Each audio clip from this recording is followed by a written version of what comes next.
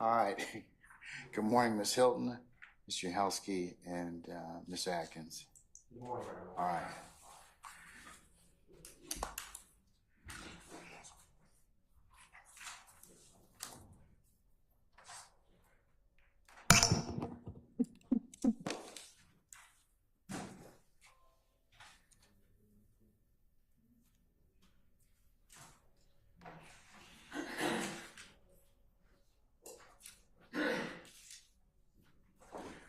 Okay, before we bring our jurors out, let me just kind of cross off my to-do list from last week. 4 things. Did you all resolve or get the portions that you were going to play, the 3 portions from the calls on 28 June of 2015 and June 13th of 2015? Yes, Your Honor. We provided on Thursday at approximately 11 a.m. The times that the state intended to introduce with the jail calls. There were 7 jail calls total, 2 that the court and defense counsel had previously heard, and then we added 5 additional jail calls and provided the relevant timestamps for those. Okay. All right. Okay, we covered the admissibility issues on that already. Number 2 was the issue of the expert witness issue or lay witness issue. You anticipate that Detective Racy is going to testify. The court is of the opinion that in order for him to testify about some of the things you wish him to testify to, he would have to be qualified as an expert. The court relied on Moody versus the state, 316 Georgia at 490. Did you come up with anything who specifically says that that is not of expert testimony? Yes, Your Honor, we did. Your Honor, first... Let me have the case law. So I have a couple of things, Your Honor. Well, the case law, the 11th Circuit case that I rely on will be United States versus Feliciano, which is Feliciano, which is 300 Fed APPX 795. Spell it for me one more time and see if I can pull it. Feliciano, Felicici. One second. I'm going to see if I can get that. Okay, FELICIANO.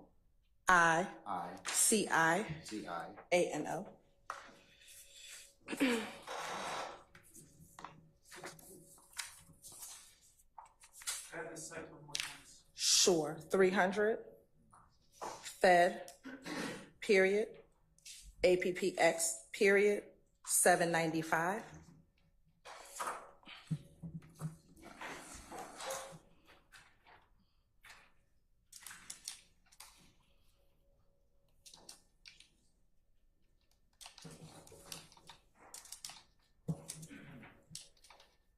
And it's going to be... Is it Feliciano Francisco? When was it decided? This was a 2008 opinion, Your Honor. 2001? 8.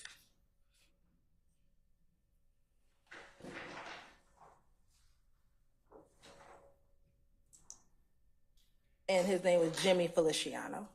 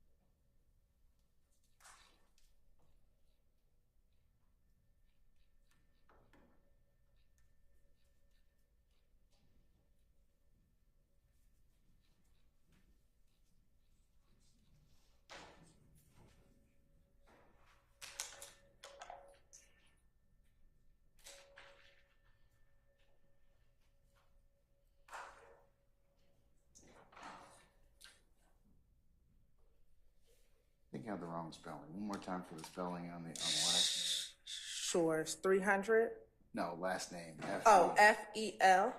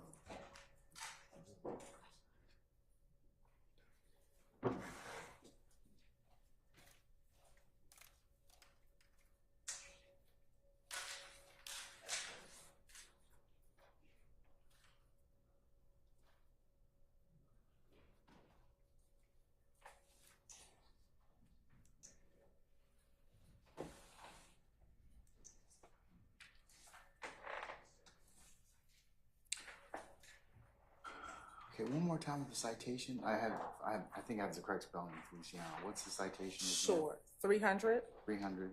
Fed. Fed. APX. PPX. 795.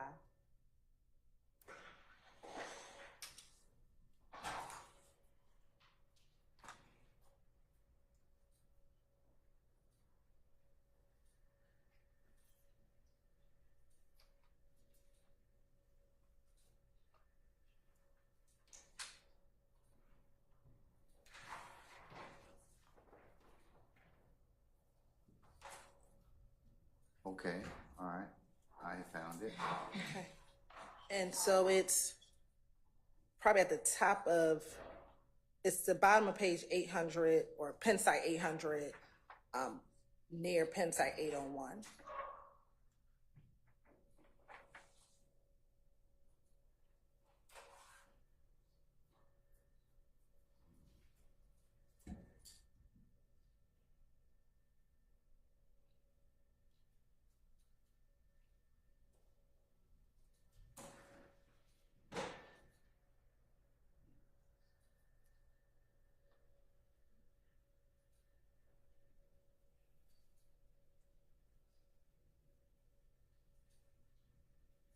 Okay.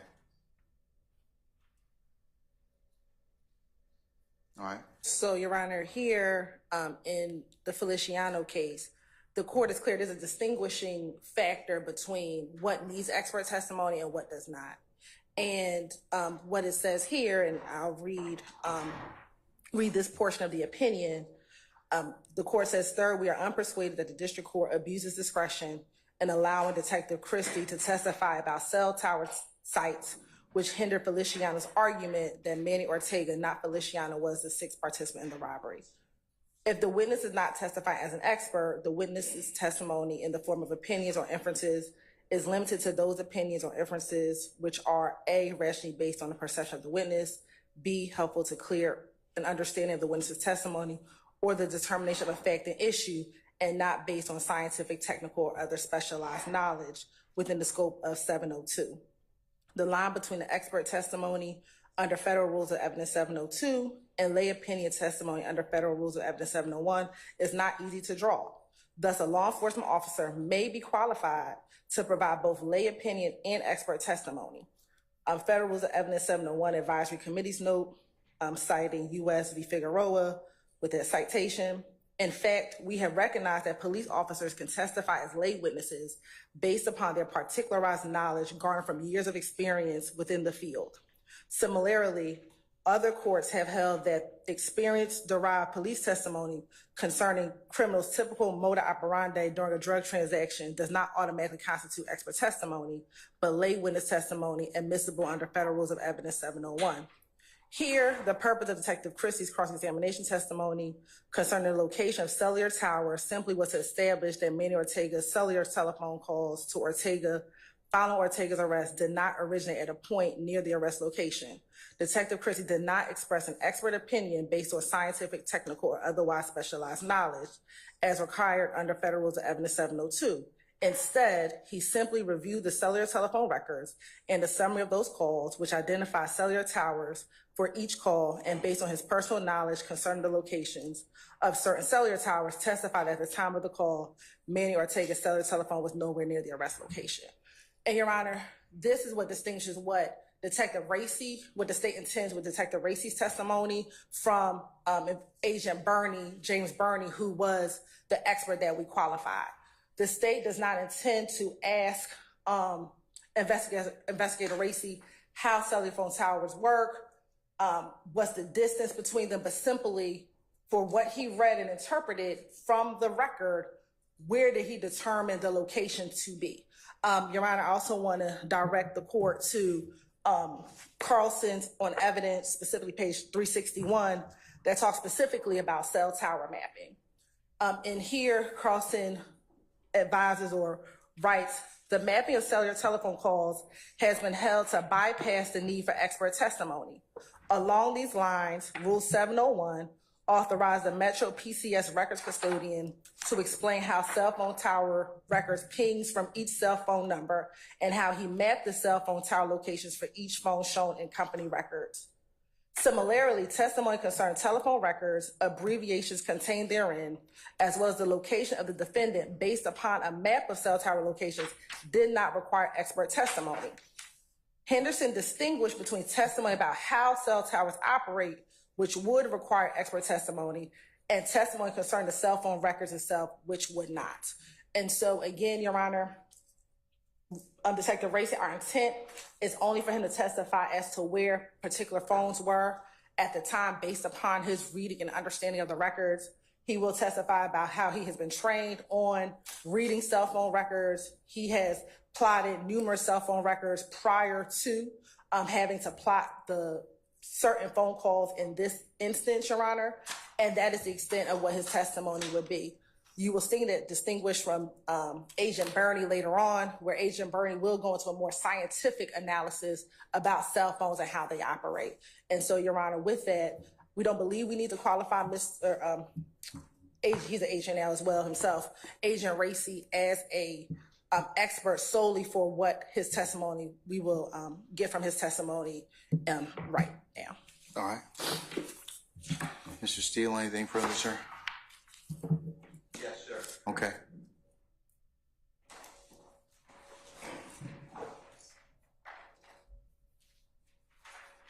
Your Honor, and good morning, sir. Good morning. To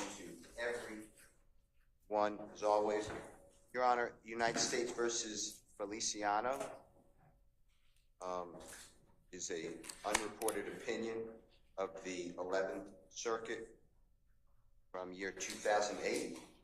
And specifically in that case has been held for and highlighted for the fact that the Detective Christie, which is Christie,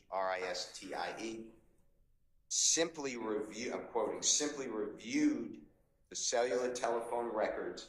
They were in evidence as cellular telephone records, and a summary of those calls, which was in evidence, which identified cellular towers for each call. So it didn't take much to say it used this tower and this tower is here from the records. And then based upon Detective Christie's personal knowledge concerning locations of certain cellular towers, he testified that at the time of the call, Manny Ortega, Manny's M-A-N-N-Y-O-R-T-E-G-A, apostrophe S, cellular telephone was nowhere near the arrest location. Here, it is my understanding that the records have to be interpreted. They don't spell out where the cell towers are. The Honorable Bruce Harvey afforded us another case for this honorable court to look at, which is United States versus Natal, N-A-T-A-L. Your Honor, it is 849 F3rd 530. It's a Second Circuit Court of Appeals case from 2017, and it specifically states that historical cell site analysis uses cellular phone records and cell tower locations to determine within some range of error a cell phone's location at a particular time. A cell phone connects to a cell phone tower in order to assess the cellular network and communicate with other phones. Each cell tower covers a particular geographic area, which depends upon a number of the antennas operating on the cell site. While the proximity of the users is a significant factor in determining the cell tower with which the cell phone connects, other factors also play a role, including structural features of the tower, the phone, as well as the geography and the topography of surrounding environments, and all this requires expert testimony.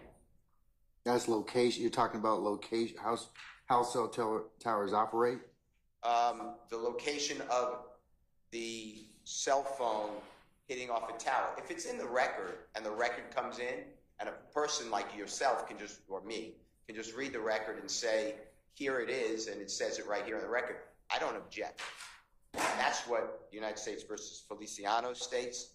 But what the state is going to do is extrapolate. As they told you, they're going to use Agent Bernie's information through Detective Racy, or Agent Racy now, and have him testify to location data, and then come in later, I guess, over objection, and now try to bolster that testimony or make it cumulative.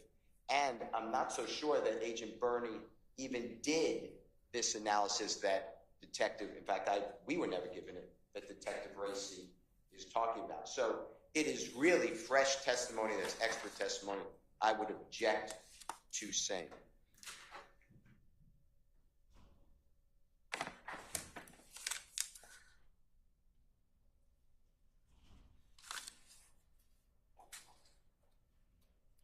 What's Racy going to testify? You all told me Thursday is cell phone records and what plotting? Yes, Your Honor, and may I respond to Mr. Steele? So Give me 1 second. Hold on. Sure.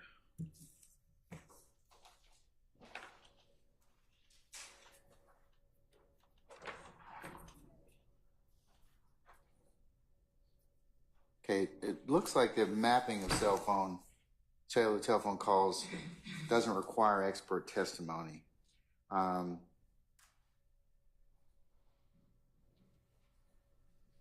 United States versus Baker covers that 496 Fed APPX 201.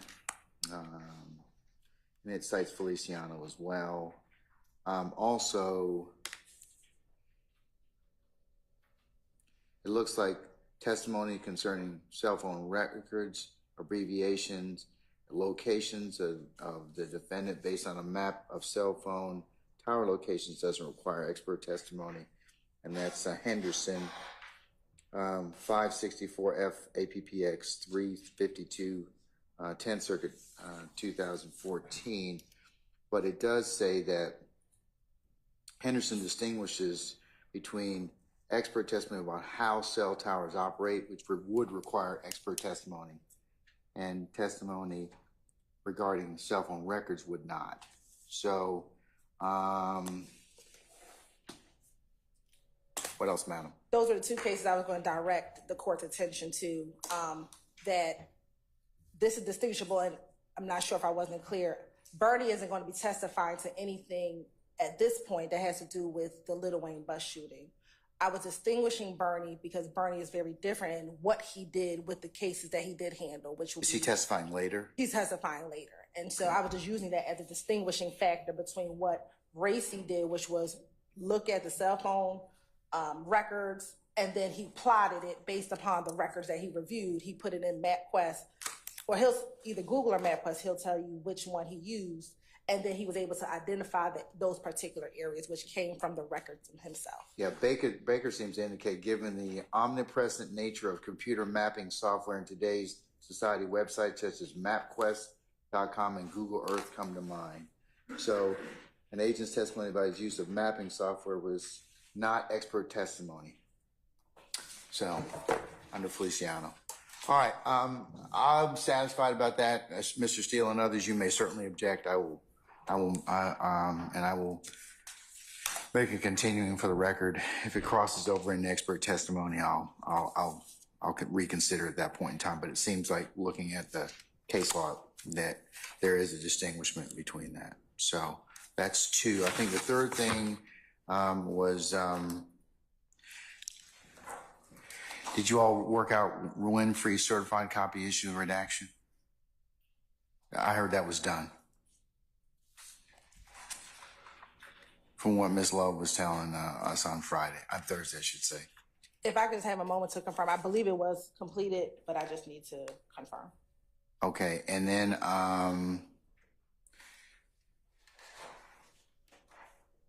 there was the July the 15th of 2015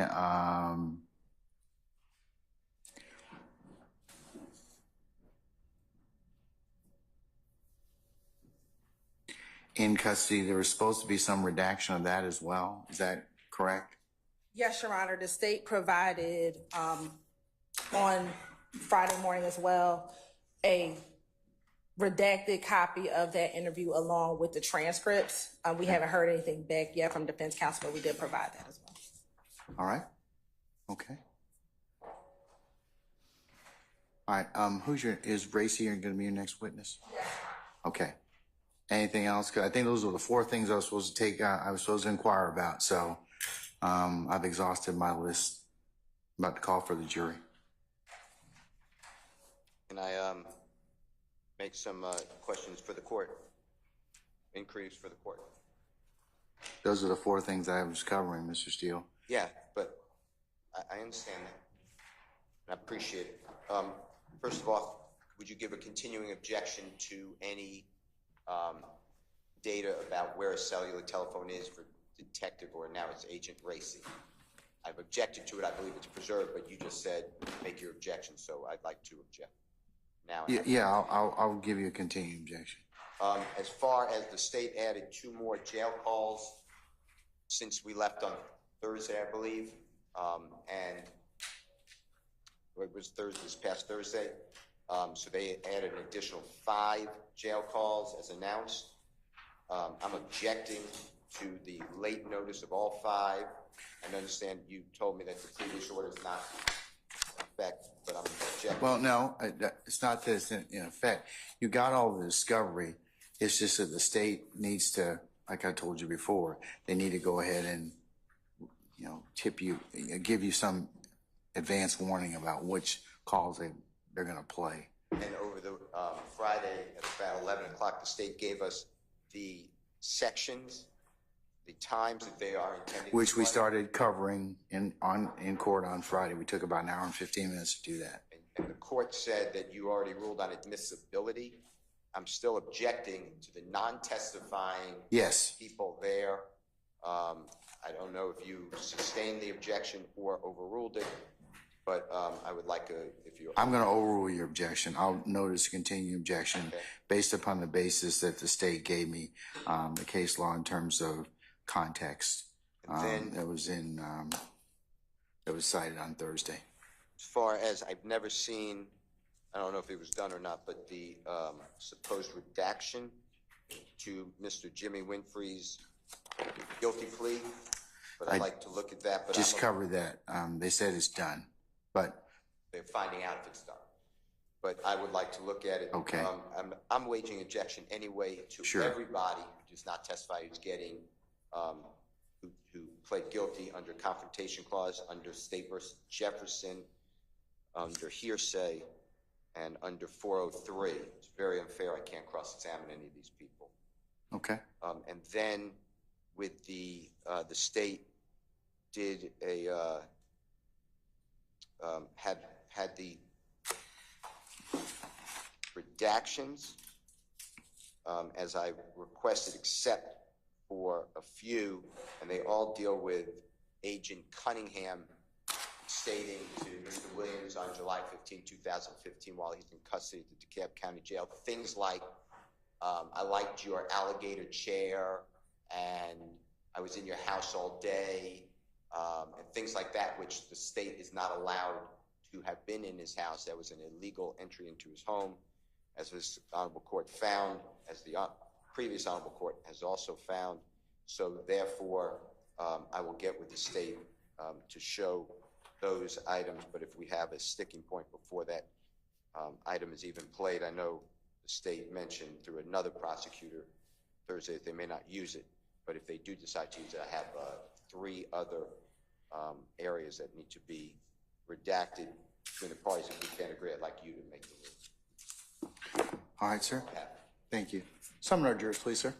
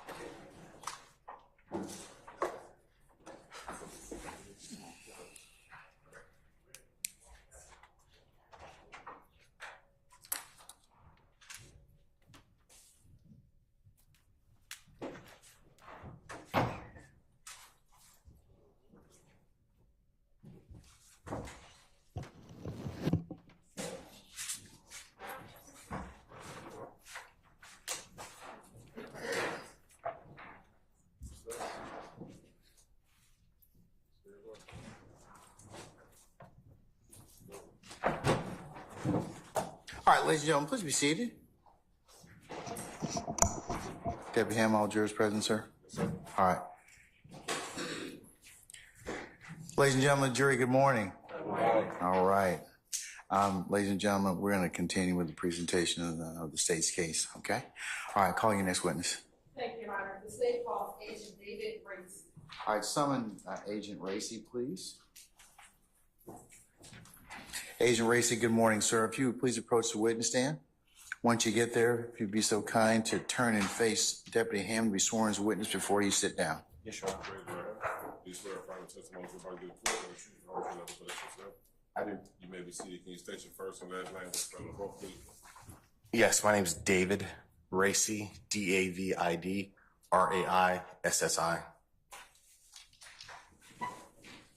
Hey, good morning, Agent Racy. How are you? Doing well, thank you. Okay. Where are you currently employed? I'm currently employed at the Bureau of Alcohol, Tobacco, Firearms, and Explosives, commonly referred to as the ATF. And how long have you been with the ATF? About 4 years now. June 2020 is when I joined the agency. And what do you do for the ATF? I'm a special agent in a criminal enforcement group, meaning just enforcing the federal criminal laws that we have jurisdiction over as the ATF. And prior to work with the ATF, were you employed? Prior to ATF, I was employed by the Cobb County Police Department here in Georgia.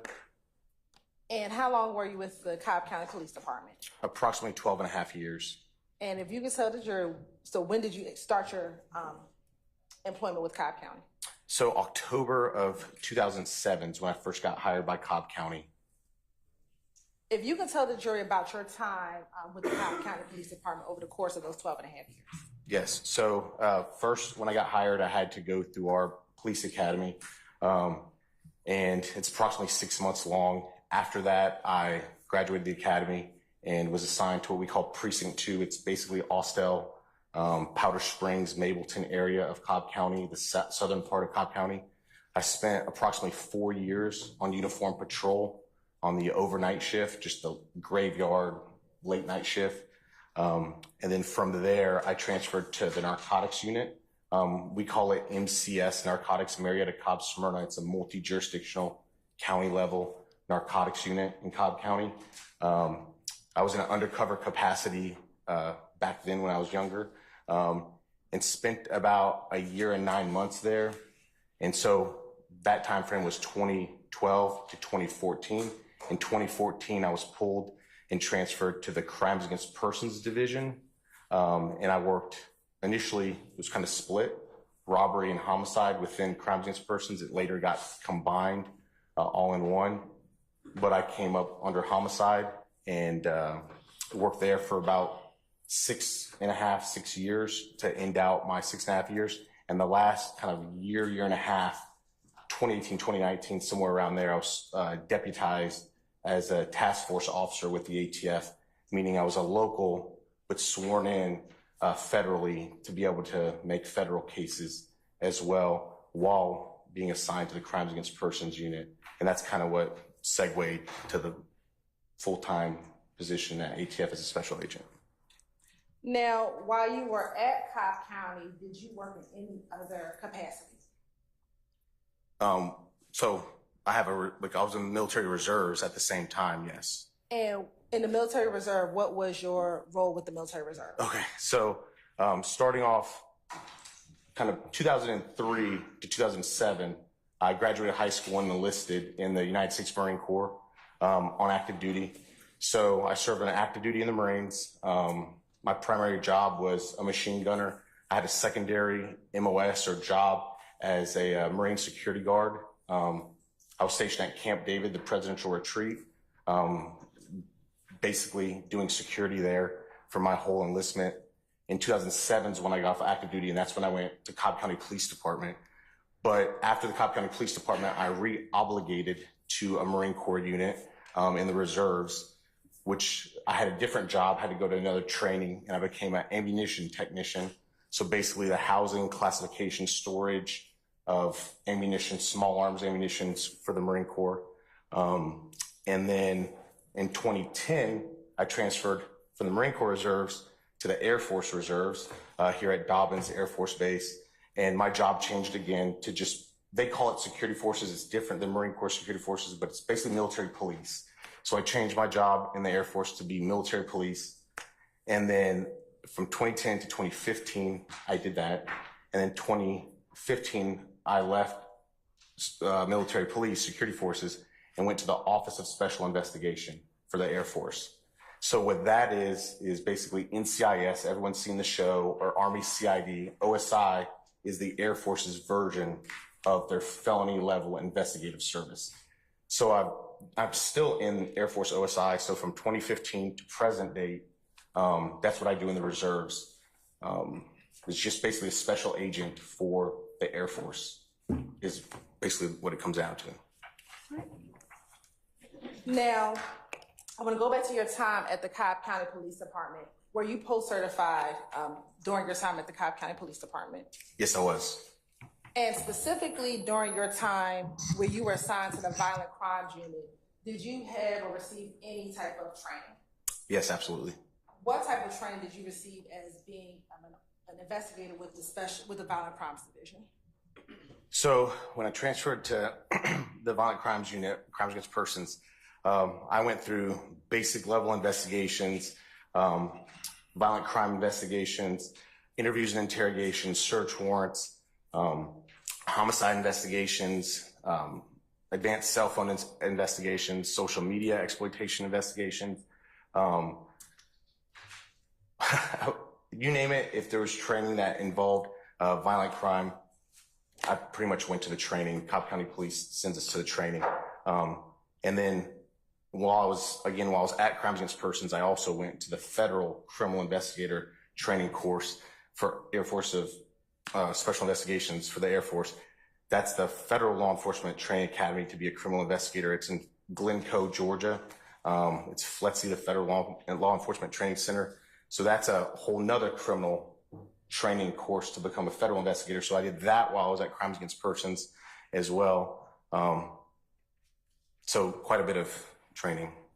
I want to specifically now focus on two areas of training that you talked about: cell phone training and social media. So first, talking about training regarding cell phones. When we talk about training regarding cell phones, what type of training did you receive regarding cell phones? So I went to two different courses that were specifically kind of geared or had a large training portion. One was an advanced cell phone training class. It was put on by Patsy, the Peace Officers Training Council. It's just a private company that hosts post-certification training classes. That was specifically for cell phones, reading CDRs, call detail records, cell phone exploitation for like search warrants on the actual device. They touched on geofence search warrants as well. Then I also went to the advanced homicide course. It as well touched on that. The FBI CAS team, the cellular analysis survey team, taught a portion of the advanced homicide course where they also taught the same thing: cell phone analysis, reading historical data, geofence search warrants, and kind of the same thing. And then, of course, like the basic investigator training courses also touch on that. At FLETC, the Federal Law Enforcement Training Center, they also touch on that. So that training is kind of continuous, but at least those two courses were specifically kind of geared towards those advanced kind of investigative techniques with cell phones. And Agent Racy, you're kind of like me. You talk real fast. Yes. So I want you to slow it down a little bit. Okay. For me? Thank you. About how many hours of formal training did you have with cell phones? So formal training, specifically geared towards it, I'd say probably 80 hours because it's two training classes, two 40-hour training classes, I believe it was, give or take somewhere around there. In addition to having classroom training, did you get any other training on how to read cell phone CDRs? Yes, absolutely. So basically on-the-job training as well. Senior detectives or analysts that we work with, kind of when you get a criminal case and you're a baby detective or baby investigator, you have a detective training officer that kind of walks you through learning your first cases. And so those first couple of like months when you're a detective, you're getting the search warrants, you're kind of cutting your teeth basically doing investigations. And so you would have the senior detective training you and showing you as well. So on the job training as well. And did you have the occasion to get call detail records in the case that you were investigating while at Cobb County? Yes. And if you can give an estimation in about how many of your cases that you handled while in the Violent Crimes Unit did you receive call detail records for? We get CDRs for the vast majority of violent crime investigations that we do in Cobb County. I can't say every single one, but certainly ones where we know a phone number, we can develop a phone number, we develop a suspect, and we have a criminal prosecution. It's kind of standard. If I turned in a case file without kind of getting a call detail record or getting a search warrant for that, I'll stand this to form. You can rephrase.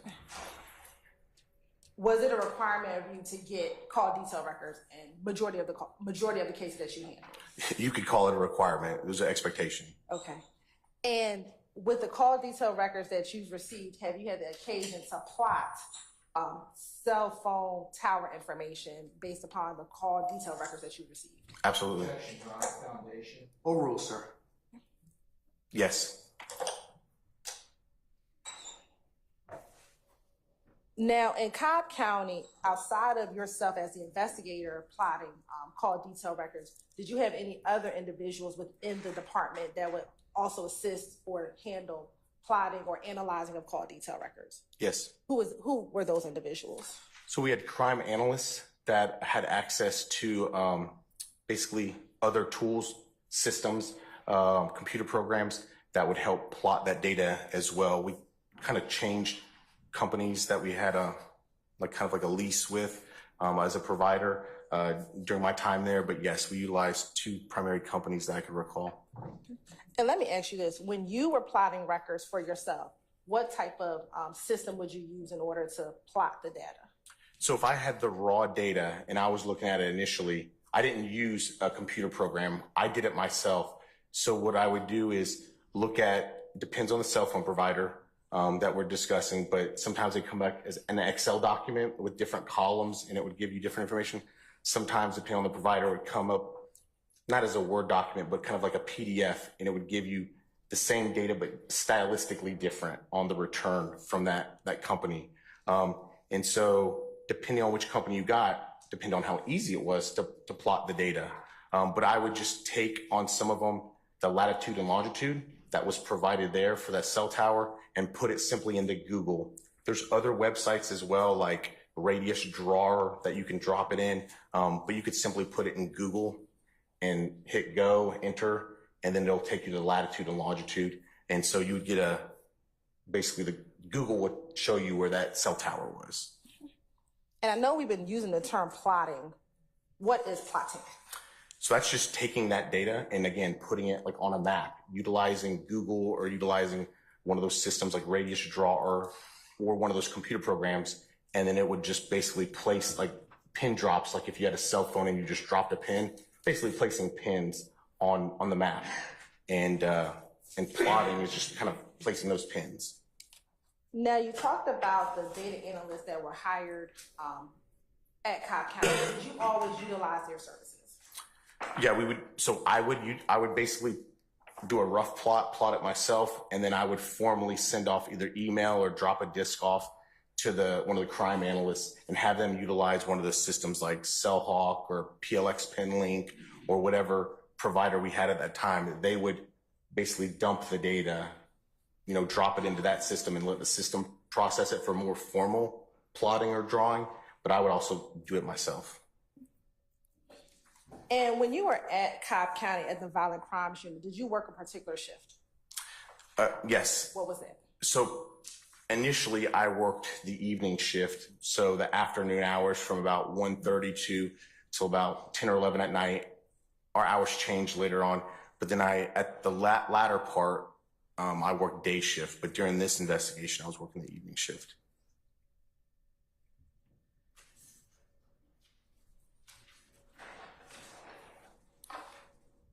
Now, you also talked about you received training on social media. Tell the jury briefly about your training that you received with social media. Very similar. So on the job training, right? We all have social media. We all know how to search things on Facebook or Instagram or one of the social media platforms. So on the job training, but then also formal training from a post-certified instructor that basically teaches you. The course covered, obviously, seeing an open profile to how to actually get a search warrant and upload it in the different programs, because every provider has a different way to upload a search warrant. So from step 1 to step Z, or A to Z, just explain the whole process of how to get search warrants, what you're looking for, what kind of information you can get out of a search warrant or subpoena to those social media platforms, and just kind of covering everything, what they are, to how to exploit them in an investigation. Okay. Now, while in the violent crimes unit, did you ever get any training as it related to gangs? Yes. What type of training did you receive? I think it was another 40-hour, or is it 3-day or 5-day gang training put on by our gang unit at Cobb County.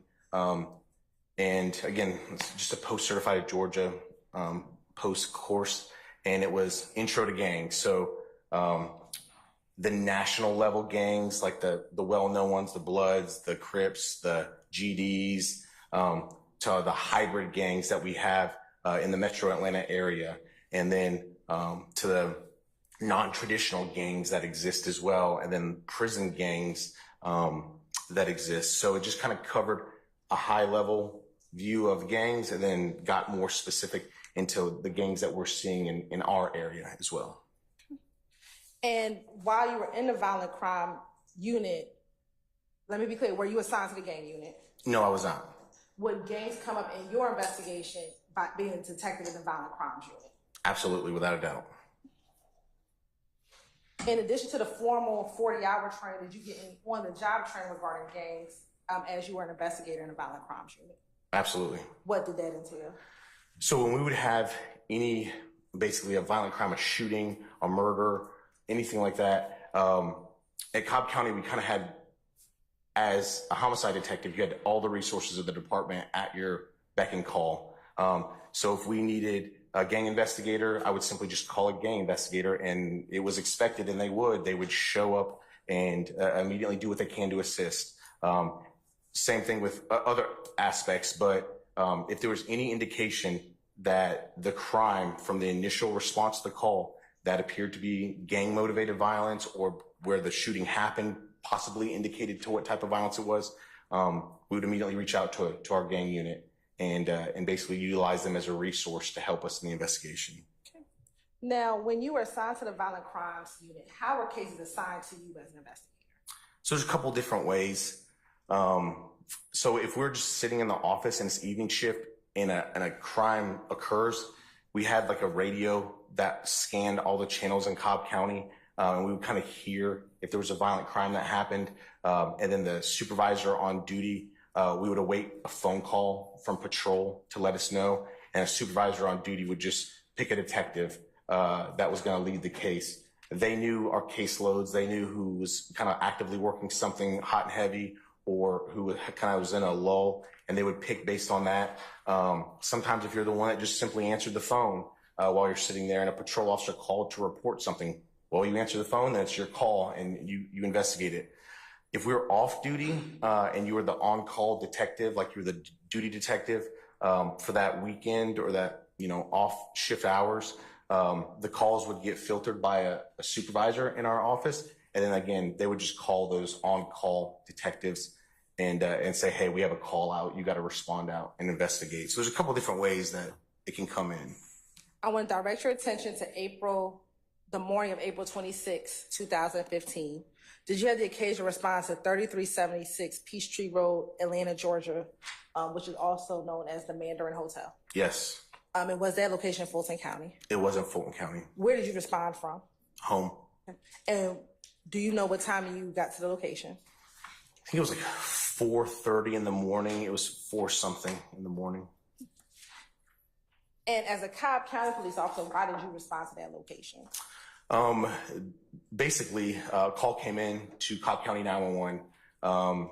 Initially, the victims of the incident traveled into Fulton County. Once at their final stop location, Atlanta police responded, and Atlanta police then also contacted Cobb County and reported that the incident happened in our jurisdiction. So then kind of the calls got initiated from there. What, if any, information did you have prior to you responding to the scene? It was very limited. The supervisor on duty called me and basically said a tour bus was shot up. We knew that there was a celebrity on board. But it was on the interstate, and there's basically no suspects, no real description other than a couple vehicles, and we had I think a vehicle description at that time.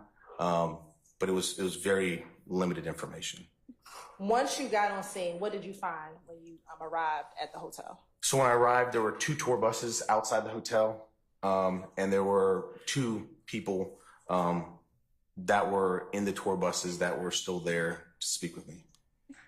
And did you immediately speak with those individuals, or did you speak with any law enforcement officers prior to talking to any potential witnesses? I spoke with Uniform Patrol first, kind of same thing in Cobb County. When we respond out, you kind of get briefed by the Uniform Patrol, what's going on, what they know, do they have any additional facts or information. So I first spoke with, I think it was a sergeant with Atlanta Police that was on the scene, and then later, spoke with those 2 individuals who remained. And who were the 2 individuals that remained that you spoke with? Alvin Lewis, who was a bus driver for the lead bus, the first tour bus, and then a James Mulvey, who was kind of like a security guard / manager for Lil Wayne, Dwayne Carter. And based on your conversations with them, not telling what they said, did you get more information to assist you in starting your investigation? Yes. What information did you receive that was helpful in your investigation? That would be compensation clause. Your Honor, direct the court to quit. I'll overrule the objection. So we had basically a limited description of a couple vehicles. One specifically was a white, it was thrown out there that could be a Corvette or sports car, but just a white vehicle that was the main offender vehicle. And there was a description of a couple other vehicles as well. I think one was like possibly a truck or SUV, and then just the other one was just like a car, like a third just car. I don't think that we actually had a description of it. And you said that you learned there was a celebrity on the bus. What celebrity was on the bus? Overrule, sir. So Lil Wayne would be his, I guess, performance or stage name. Dwayne Carter's his legal name. There was another smaller, I think, rapper who was also on board, but not going to be nearly as well known, at least to me. But yeah, those. And through your investigation, you learned outside of Mr. Carter, were there other individuals on either the first bus or the second bus? Yes. Were you ever able to identify the other individuals outside of Mr. Carter, outside of Mr. Lewis, outside of Mr. Mobley that was on the bus? Yes. How? So the Atlanta police sergeant basically had a piece of paper that he had names on, and he handed that to me. Did that list of names have any identifying information outside of their names? No. Did it have any phone numbers? No. Did it have any addresses? No. Was it just the names? It was just names. Were any of those individuals outside so that you could speak with them when you arrived? No.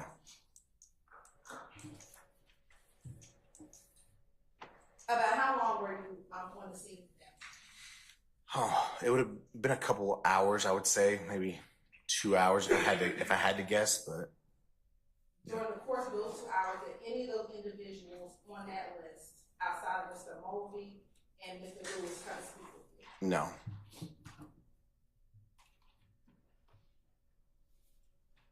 At any point during your investigation, were you ever able to speak with any of those individuals? I think I briefly spoke with one. No, I mean, nothing substantive. I think we might have spoke with one person on the phone that basically said they didn't. Don't tell me what they said. Okay. So you spoke with one person. Maybe one person.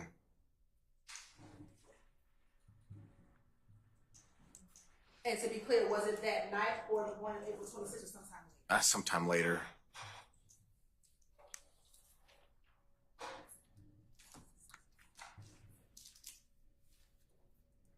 And again, don't tell me anything that you said. Was there anything that provided you any evidentiary value from that conversation? No evidentiary value, no. Now, while you were on scene, what did you do as part of your investigation? So again, interviewed the people that were involved, looked at the tour buses. A crime scene tech responded out with me. I requested a crime scene tech. I discussed what we had with that crime scene tech. She photographed the scene for me while I was standing there. We were able to walk on. Alvin Lewis gave us permission to walk on his tour bus. So we were able to view the damage on his tour bus and collect some physical evidence from his tour bus. Why did you have a crime scene technician come out to the scene? Just to, Sure. Why did you have a crime scene tech come out to the scene? I wanted formal photographs taken, and I wanted evidence collected in the best manner that could possibly be taken and collected. And you said that Mr. Lewis allowed you on his bus. Were you ever allowed to go into the interior of the other bus? No.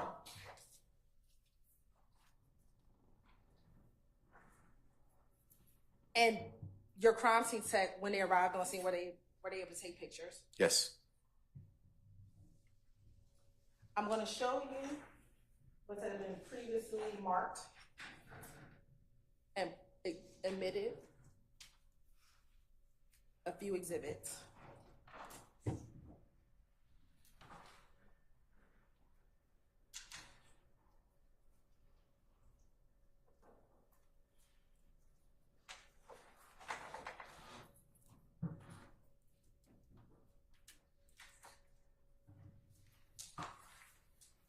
First, looking at exhibit 40E, is this one of the pictures that the crime scene tech took while there that morning? Yes. And do you recall if this was the first or the second bus? Do you remember? I think this is going to be the second bus. Looking at 40E, do you have certain types of pictures that you want to take or that you want the crime scene tech to take while she's out there? Yes. So first, crime scene tech or detective is going to take overall photos and then basically move their way in. So overall, medium, close-up photos. Why is that? I mean, you're just trying to be able to provide the totality of what happened and then also get detailed photos of kind of what happened. So just getting a perspective of from outward to inward, kind of where you're going and what you're looking at. Okay. We're going to look at 41E and 42E. Is that same concept of having the outward pictures first before you go into more detail? Correct. Looking at 43E, what was significant for you as an investigator for the crime scene tech to capture, and when we're looking at 43E? We're starting to look at defects from presumably projectiles.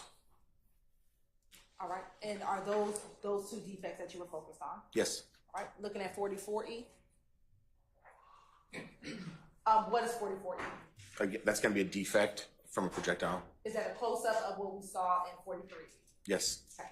And what is the purpose of taking like this close-up?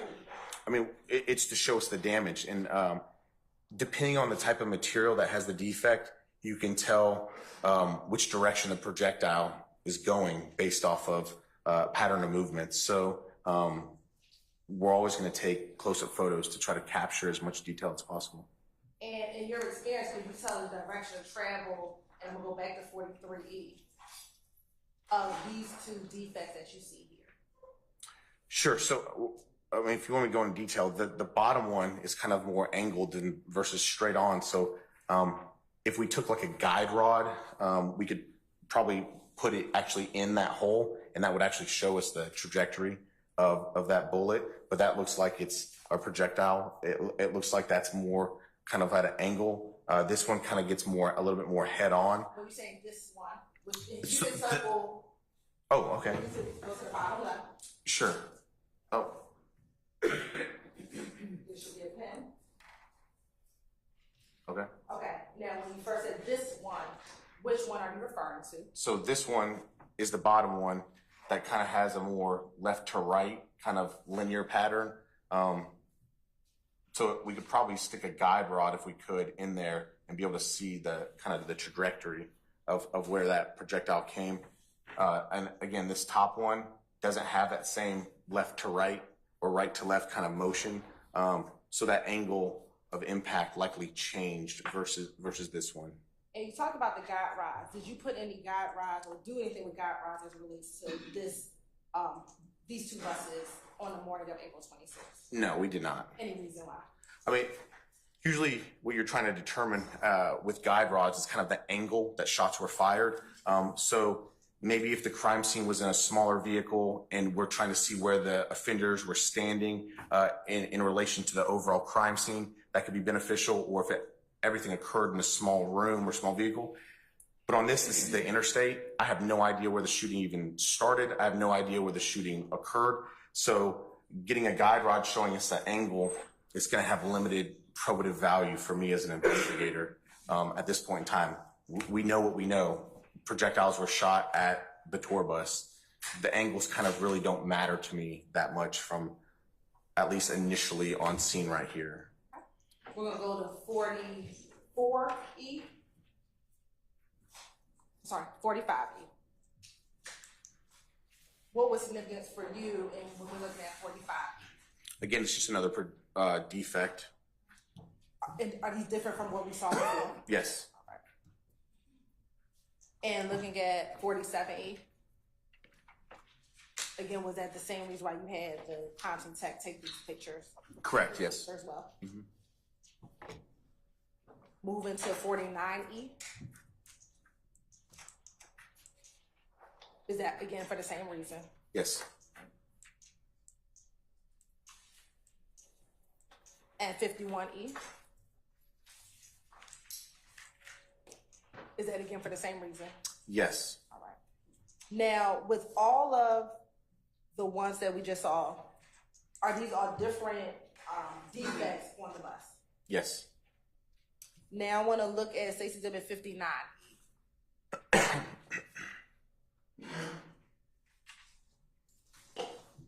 Looking at Stacy Exhibit 59E and 60E, what is depicted in 59E and 60E?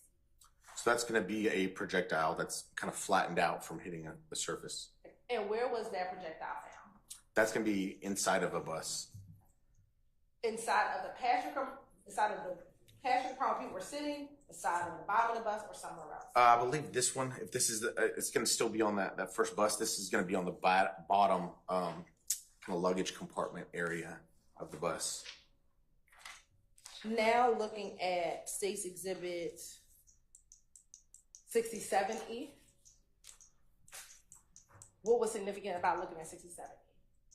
Okay, so this is going to be the rear of the bus, and this is going to be, obviously we're seeing, the state tag, and we're seeing the name of the bus, but we're going to start seeing some defects here, as we can see.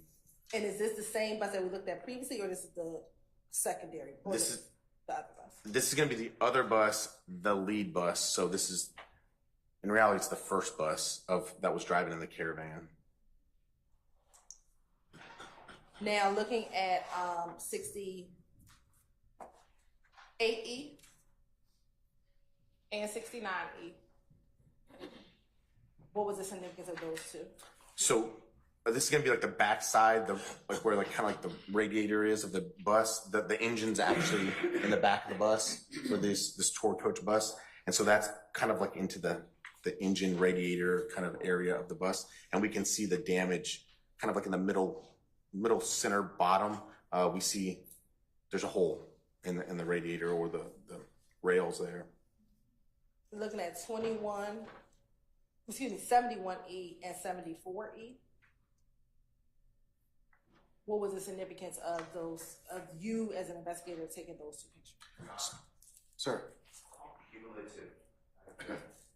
I'll overrule the objection.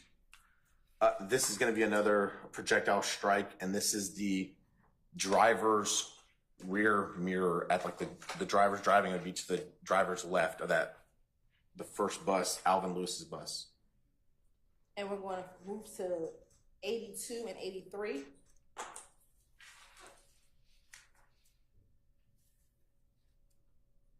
So I'm gonna overrule myself. I'm gonna sustain this objection. We have had testimony about this already, so Okay. we'll move on to something else. Sure. If we can go to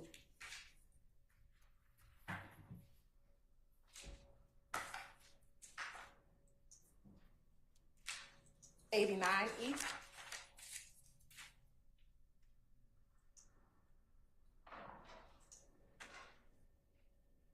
Look at 89E. Is that a projectile inside of 89? I have message on mine, so it's kind of blocking it. Do you see the item that's on the, Yes, that's a projectile. was that projectile collected in addition to the ones found in the luggage compartment? Yes. The one in the luggage compartment, how did you find the one in the luggage compartment? You just open up the little door that's there. And did you collect those two items? Yes, we did. In addition to those items, did you receive any other projectiles? Yes. How many additional projectiles did you receive? 2 additional. When did you get the first additional projectile that you received? It was like the following day, or I think it was like maybe the 28th, so like a day or 2 after the incident occurred. And from whom did you get it from? Mr. Alvin Lewis provided it to Investigator Dennis, and Investigator Dennis provided it directly to me. Okay. And then the fourth projectile that you received, from whom did you receive it from? Pioneer Coach, the actual tour bus company themselves. And how long after did you receive that fourth projectile? It was more than a week after. Okay. So. And did you place those projectiles into evidence? Yes. You're on permission to approach? Yes, ma'am. You've already shown that to the defense counsel? I believe they've seen them previously.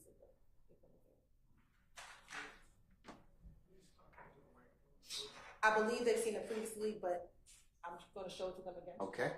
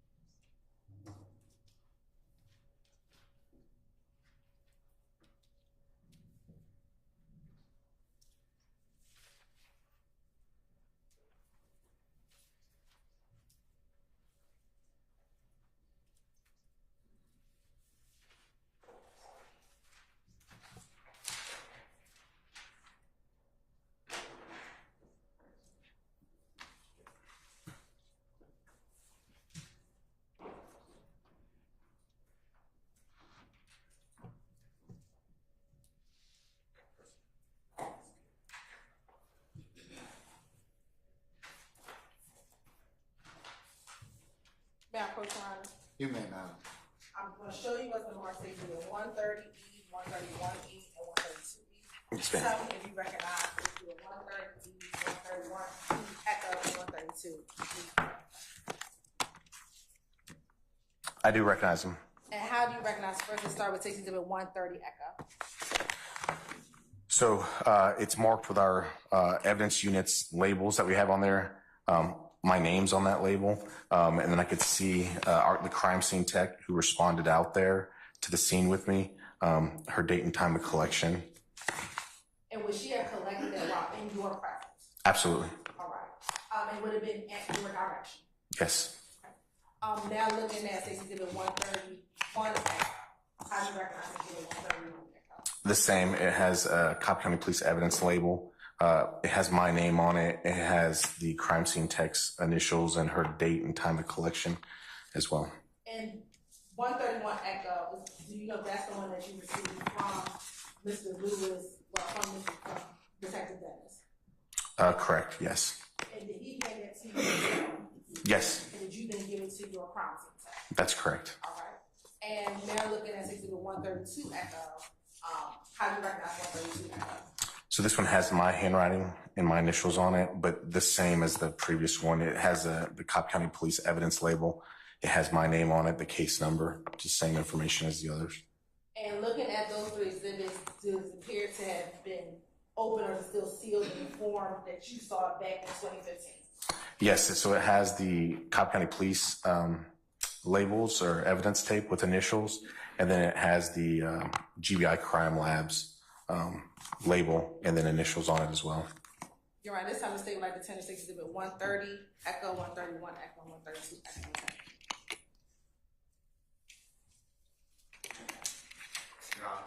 Sir, any objections to states 130, 131, or 132 echo? Your Honor, just 130 and 131 and 132. I object to the envelopes. There's writing on the envelopes. If you could take that up. And then 132E, I don't believe there's been a chain of custody. May I see him, please?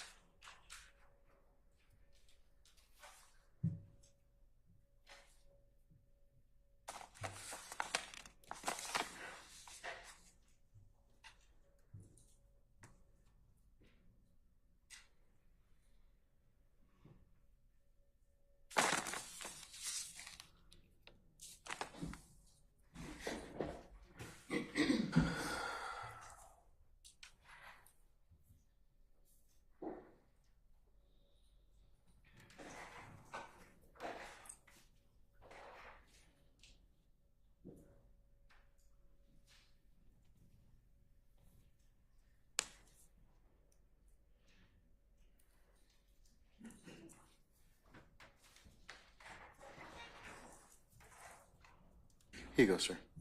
Yes, Your Honor.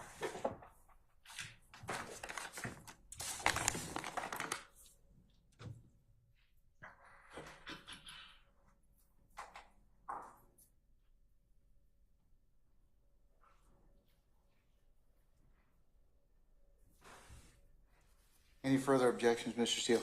No. All right, I'm going to overrule your objections, sir. Right, permission to publish. You may publish.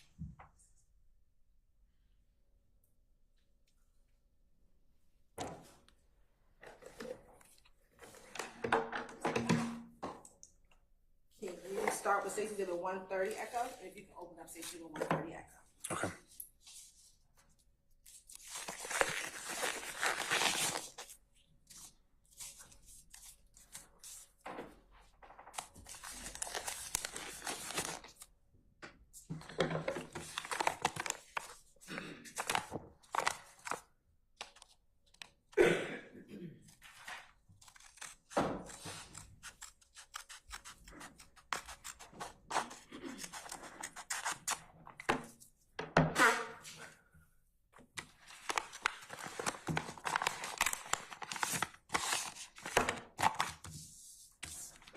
Would you like me to open the interior? Yeah, so first, let's start with the first item. What is contained in this first item? Okay, so this one is going to be, It's going to be 130. We'll make it echo alpha and echo beta. I think it's, sorry, Bravo. So first, we're going to look at one echo alpha. okay, so this first one that you handed me is the projectile that was collected from the interior of bus number 1. So Alvin Lewis is the lead bus. And you can open up first, 130 echo alpha.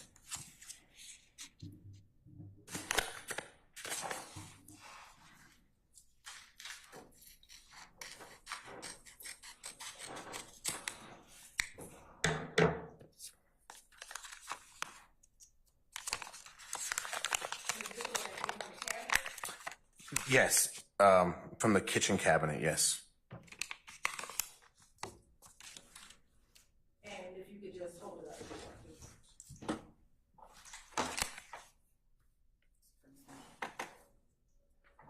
And would that be the same one that's in State's Exhibit 89? Yes, it appears to be the same one. Now we can open up 130 echo Bravo.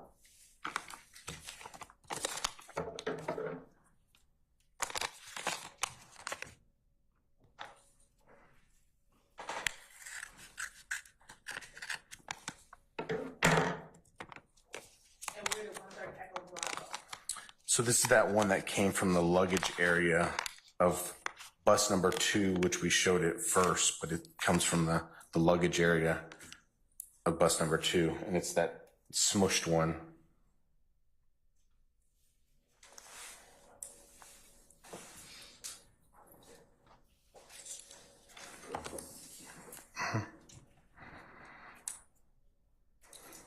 All right, and now you can put a, open up 131.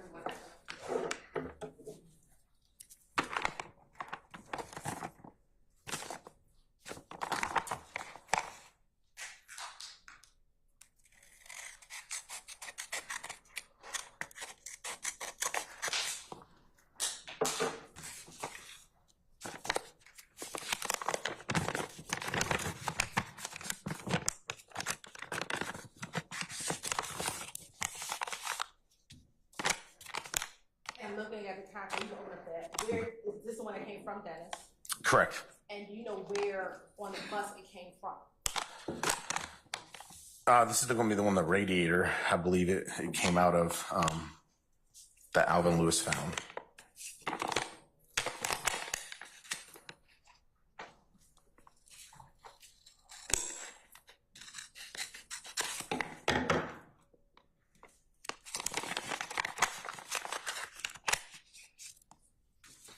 Oops.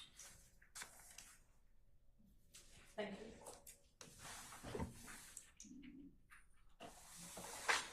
And then Stacy given 132. Sticker. No. And then 132. Okay.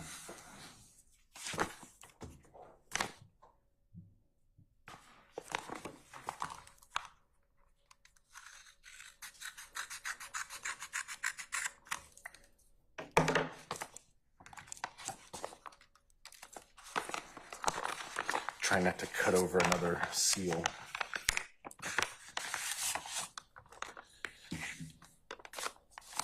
Cut it open as well.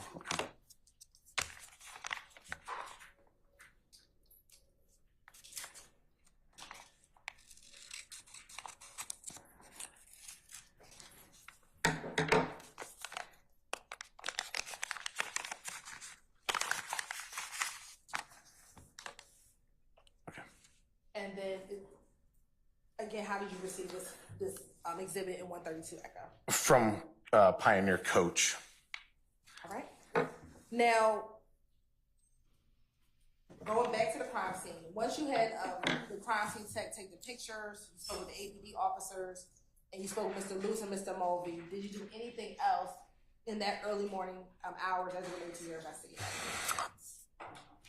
I don't think so. I think we just spoke with Uniform Patrol, those 2 witnesses, victims, and then photographed the scene. And I returned to Cobb County Police Headquarters. And then, of course, we placed into evidence and then sent out our necessary notifications that were required to do so.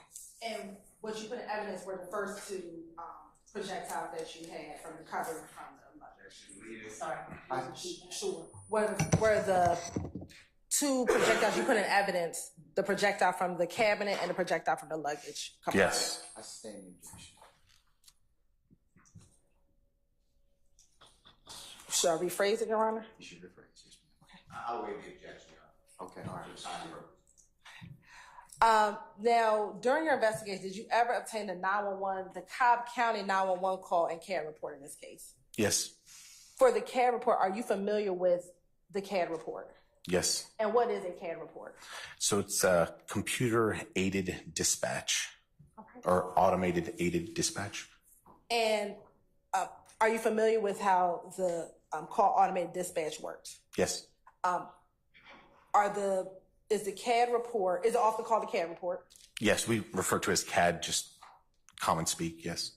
Is the CAD kept in a regular ordinary course of business with the Cobb County Communication Center?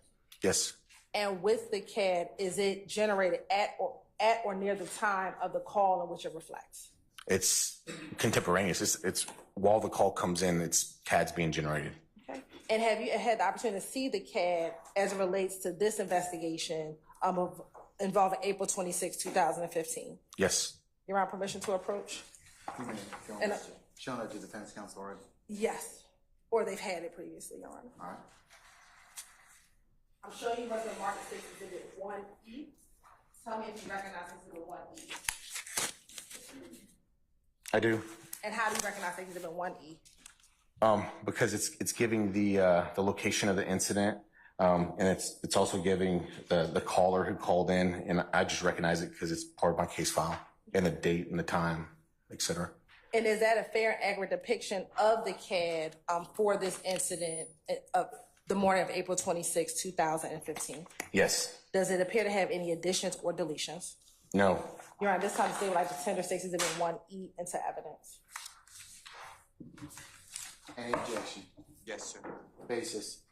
It's not the proper witness for foundation purposes, plus its confrontation clause and hearsay. We'll sustain the objection.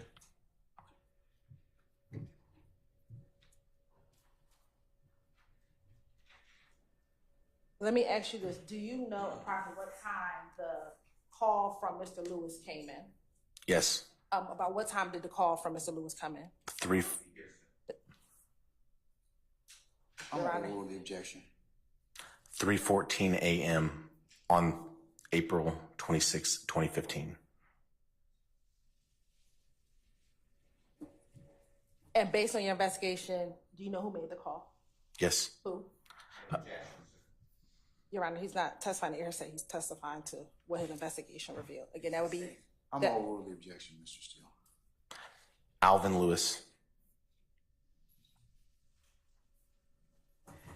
And based on your investigation, do you know approximately where the call was made? Overrule, sir. It was made on 285 North between Atlanta Road and I-75. Now, during the course of your investigation, were you ever able to determine the route that the buses took to get to 285? Yes. What did you determine that route to be? So club compounds off Brady Avenue in Atlanta, Fulton County, they basically turned right onto Marietta Street. You have an objection, sir? Basis?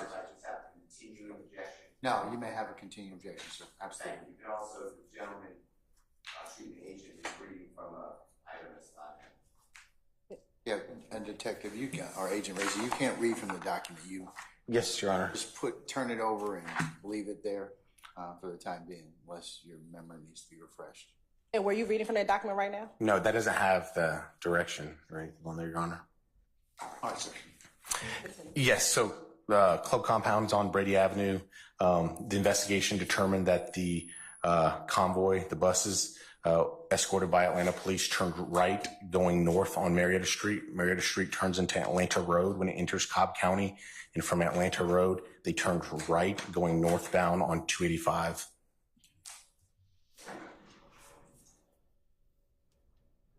Now, once you left the Mandarin Hotel the morning of April 26th, what, if any, information did you have to move forward with your investigation? Not much at all. We had a basic vehicle description, and that was it.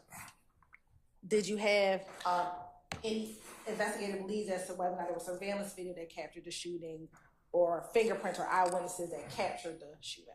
We had nothing, and by the nature of this crime, we did not have fingerprints or DNA or anything like that. How did that impact your initial investigation?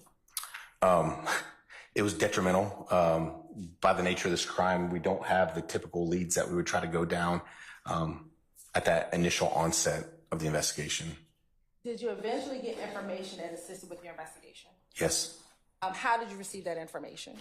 A gang investigator from Atlanta Police Department, Investigator Tyrone Dennis, contacted me and advised that he potentially had information that could assist in the Confrontation clause also accused who was testified to last week. And your mind, if I can respond. He has to tell you how he got the information. The reason why we brought Dennis first is so. I'll rule the objection. Okay, continue. Investigator Dennis contacted me and advised he might have some information that could assist in the investigation. When did he first make contact with you? It was either the day after the incident or that Monday. So either going into the Sunday, he either contacted me Sunday or that Monday, the first work day. And how did you all first interact with each other? Over the phone, in person, or something else? He called. It was over the phone. Once he called and you spoke with him, did you ever meet him in person? Yes. When did you meet him in person? immediately thereafter. It was either that same exact day or the following day. There's really no delay. Where did you all meet? The Atlanta Police Headquarters. And when you met with him, did you go with anyone from Cobb County? Yes. Who? One of my supervisors, Lieutenant Cassinda. When you got to APD, did you only meet with Investigator Dennis? No. Who all was present when you met with Investigator Dennis? We met multiple times, but on that initial time, Investigator Gaither, a TFO, task force officer, she's with the Sheriff's Department, but it was Kimberly Underwood, I believe, was there. An ATF special agent, Tyra Cunningham, may have been there. There may have been one or two other task force officers or gang investigators that were there. I met multiple times, so it's kind of hard to remember that one particular time. And you said gang investigators. Did you know what unit Investigator Dennis was a part of? Yes. Okay, and what unit was that? It was the gang unit. I think they changed names at some point in time to the intel unit, but I just refer to them as the gang unit. Out of the other individuals who were there, did you know of any of them, any of the other people, specifically Gaither, did you know if she was a part of the gang unit? I learned that at the meeting. On this initial encounter with these individuals, Gaither, Dennis, about how long did you meet with them?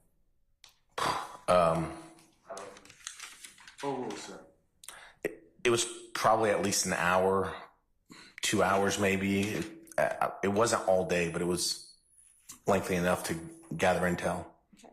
And did that meeting with these individuals provide you information that assisted with your investigation? Yes.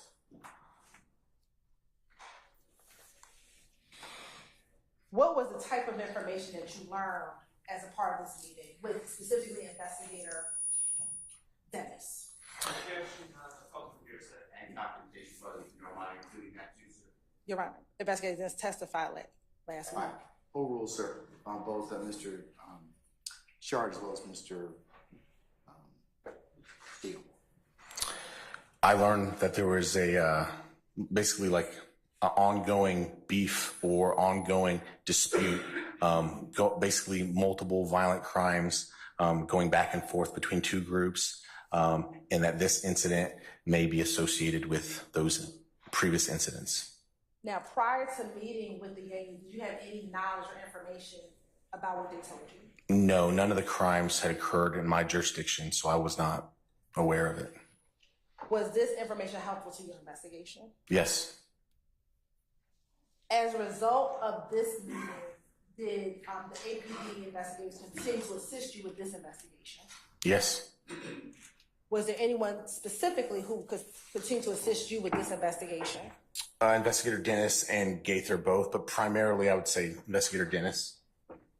And after leaving this meeting, did you develop a potential suspect in this case? Yes, we did. Who was that suspect? Mr. Jimmy Winfrey.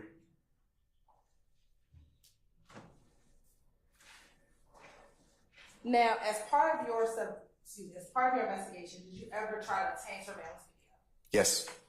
When did you attempt to go look for surveillance video? I think it was on like the 28th, so that Monday or Tuesday, basically like the next work day or two. Where did you go? So we went to Club Compound, Brady Avenue, and that area. When you went, did you go with anyone? Yes. Who? There's another Crimes Against Persons detective, Tracy Ritchie. And when you went to the compound, did you meet with anyone? We spoke with I believe it was like the owner or manager of the club at the time. Do you recall his name? Oof, no, not off the top of my head right now. I'd have to look at my report. We'll look at a copy for help. It would, yes. You have permission to approach? He's shown that copy to defense counsels already. Yes, I'll direct him to a page. I'm going to show you once again, Marty States Exhibit 171E.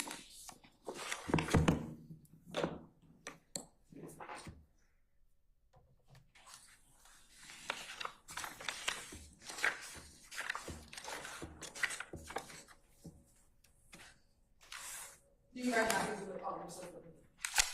I do recognize it. I can answer that, yes. How do you recognize This appears to be our prosecution checklist. It's a prosecution packet that we basically build to turn over to the district attorney's office. And does that appear to be a fair and complete portion of your reporting portion of that? It does. Your Honor, to refresh, Detective Racy, the statement of intended for the purpose of refreshing recollection, takes me to 171. It will just be noted for purpose of the record. It states 171? Yes. Okay. And we'll come back to that in a moment, who you went with. Were you able to find, where did you go look to go find a surveillance video?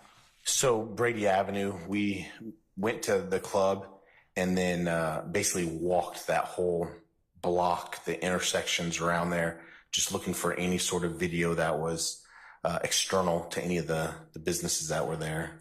And did you find any surveillance video that would assist in your investigation? No. Okay. Outside looking at the compound, as you walk up and down Brady, did you find any surveillance video on any of the businesses up, down there? And did they have surveillance video that would assist in your investigation? I'm sorry. You talked about going to the compound and you talked about walking up Brady Avenue. Did you see any businesses that had surveillance video that would assist in your investigation? Oh, objection. No, I didn't see any businesses with surveillance cameras that would assist, no.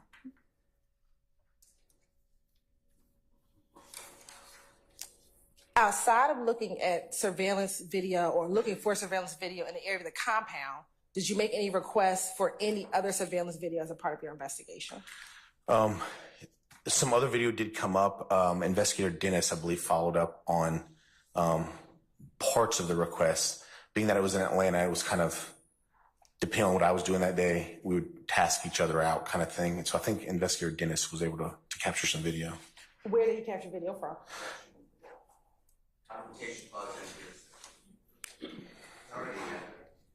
Your Honor, he has talked about his investigation, which comes from. Oh, the objection. Where did he get the that video from? We called it the Vault, like a recording studio, but it was on Metropolitan Avenue. I don't remember the numbers, but Metropolitan Avenue in Atlanta. Okay. And did that video assist in your investigation? Yes. How? So the video depicted vehicles that were possibly involved in this incident, basically kind of meeting up and traveling together in a group. Yes. Okay. And now I want to go back to the individual you met with. If you could look at page 56 of your report. Okay.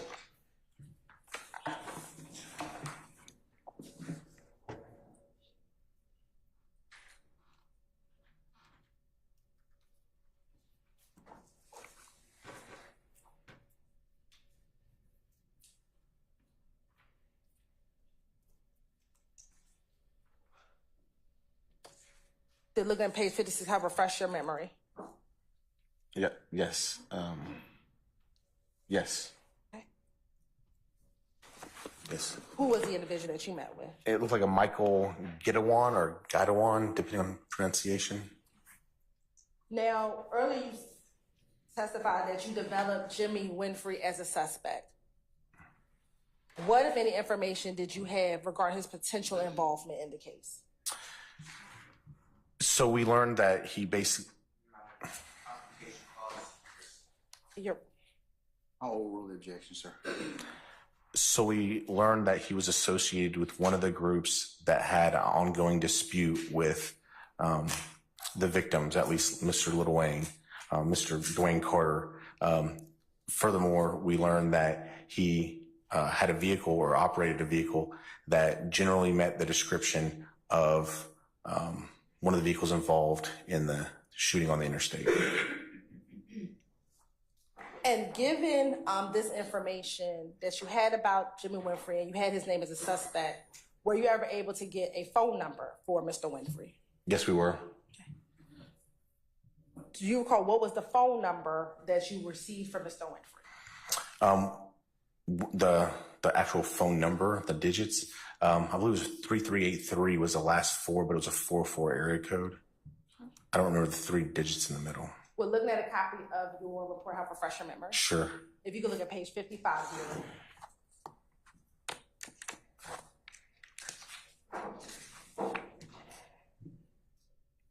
Okay. Yes. Look at page 55, help refresh your memory as to the phone number. Yes, ma'am. What was the phone number? 404-644-664, excuse me, 404-664-3383. And once you received his phone number, what, if anything, did you do with that information? At that point in time, I was authored and applied for a search warrant for call detail record and historical cell site data. Why did you want to obtain his call detail records?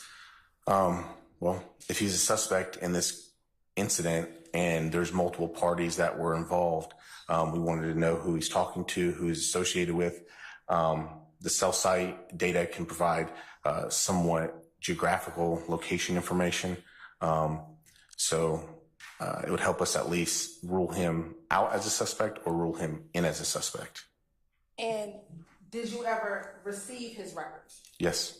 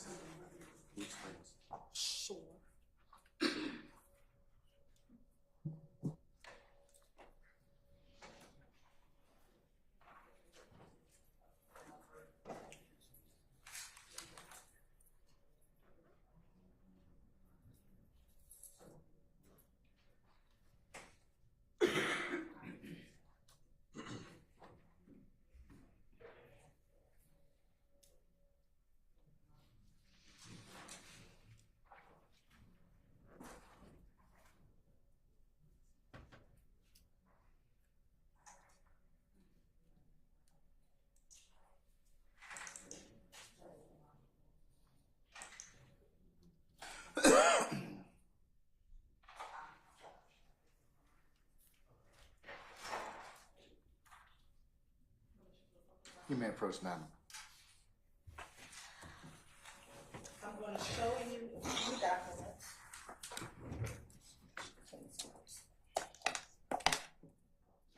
gonna show you what's marked as Stacy with 133A, 133 Echo, 133 Echo Alpha, 133 Echo Beta, and 133 Echo Charlie. And I think I should have said Bravo, not Beta. Bravo, yes, ma'am. If you could take a moment and look at those and tell me if you recognize it.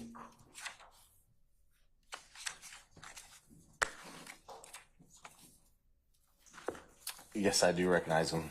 First, starting with 133 Echo. How do you recognize Exhibit 133 Echo?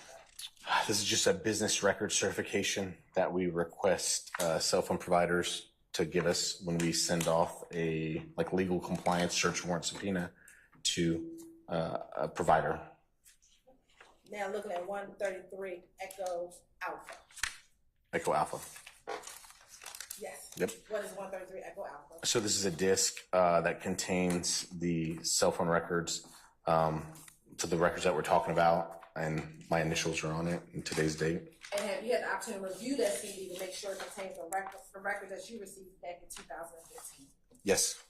And does that appear to be a fair and accurate depiction of the records that you received back in 2015 as it relates to this case? It does. All right, now looking at 133 Echo Charlie. Oh, excuse me, Echo Beta, I apologize. Bravo. Bravo. Yes. What is 133 Echo Bravo? So this is basically like the subscriber information page. It's just some information from Sprint. But yeah, mostly subscriber information and data about the device and the account that the legal process was on. And then lastly, looking at 133 Echo Charlie. Yes, this is just going to be an Excel document of one of the files that was provided to us by Sprint. And looking at 133 Echo Charlie, does it have some highlights on 133 Echo Charlie? It does. And is that, when you initially receive the data from Sprint, does the initial data have any highlights on it? No, that doesn't. Is 133 Echo Charlie a demonstrative of what's contained on 130 Echo Alpha? Yes. You're right, this time the state would like to attend the first state exhibit 133 Echo, 133 Echo Alpha, 133 Echo Bravo as evidence in this case. Council's any objection to states 133 Echo, Echo Alpha, or Echo Bravo? I don't object to the records are on a CD. I do object to the authentication from another person, just the authentication that would be under continued witness, and the demonstrative going back to the jury under continued witness. All right, first, we have a certification? We do have a All right, I'm gonna overrule your objection. I have not done 130 Echo Charlie yet. Yeah, so.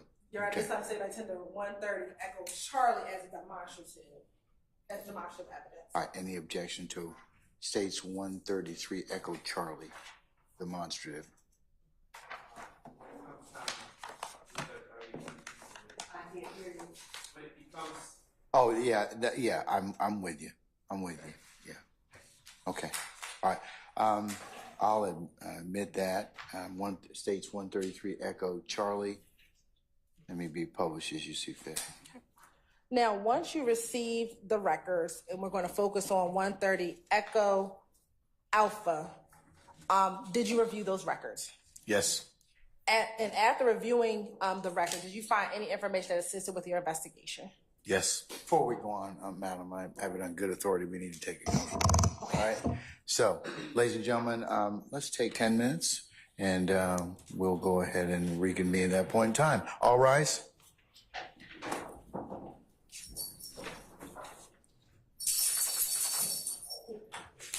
It's my dog. It's my dog. All right. Detective Racer, you may take your break at this point in time, too, sir. All right. All right.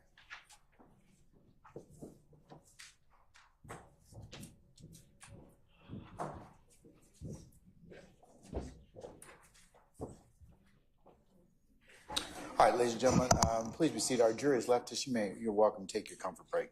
We're in recess.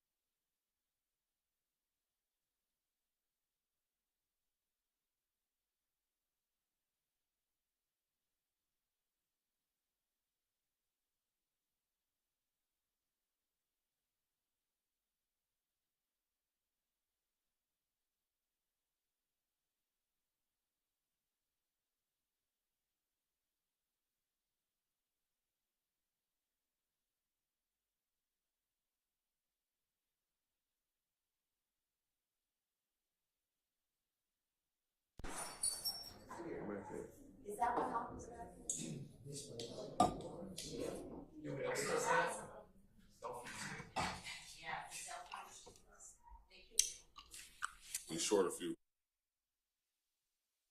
Crowd, please come back. Yep, please, thank you.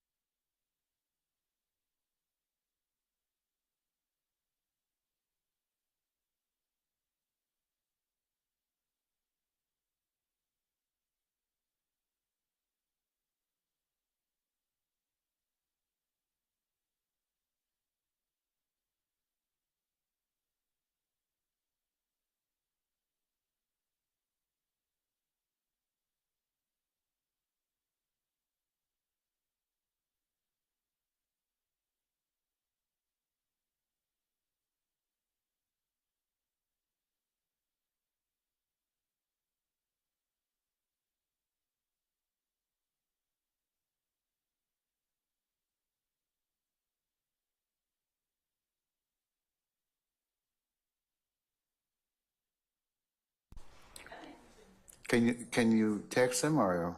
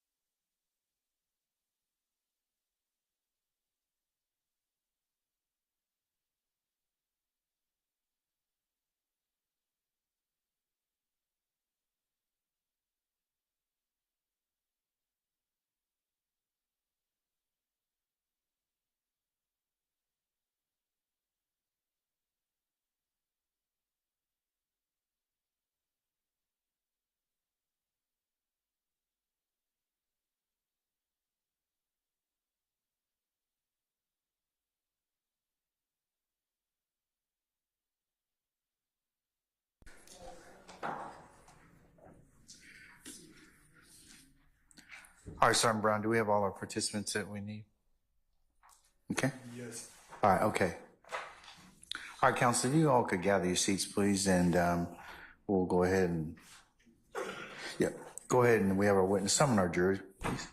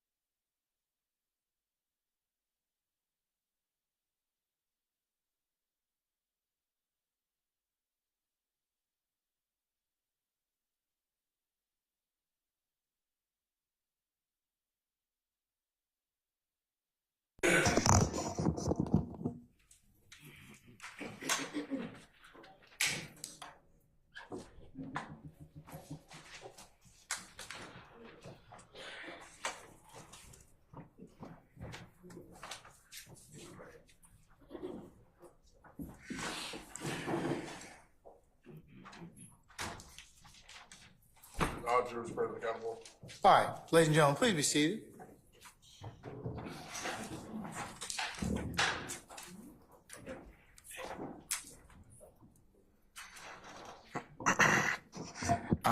Ms. Hilton, before you continue, just to make it clear for purpose of the record, the court did admit, or I did, was asked that I admit 133 Echo, 133 Echo Alpha, Echo Bravo, and Echo Charlie.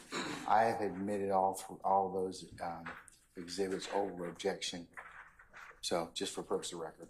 Thank you, Your Honor. Once you received those cell phone records, did you review them? I did.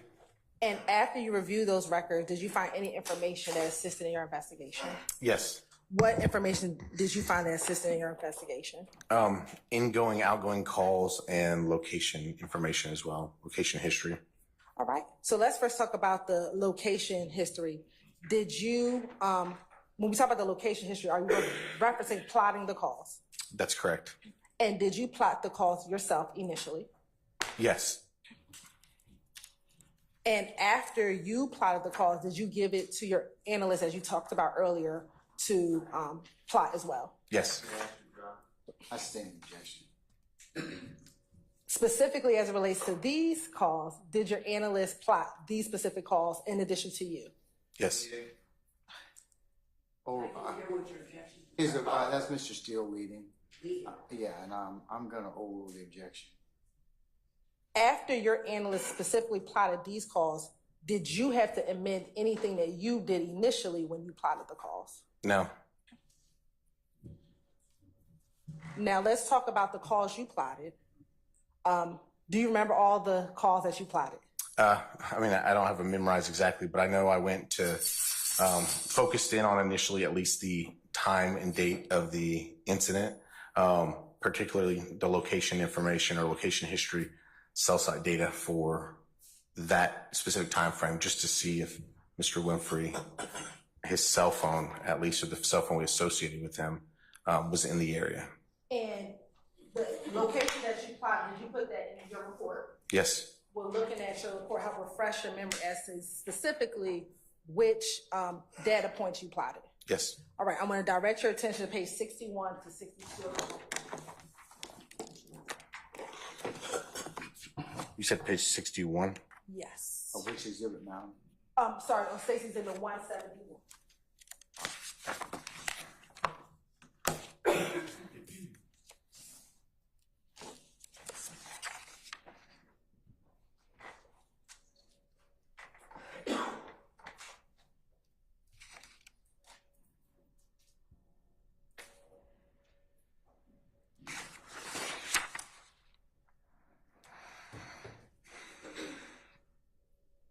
Yes, my report has the lat and the long in the time in which the record shows that latitude and longitude for the specific cell towers. And about how many plots did you plot initially when you did it yourself? Oh, okay. If you don't mind.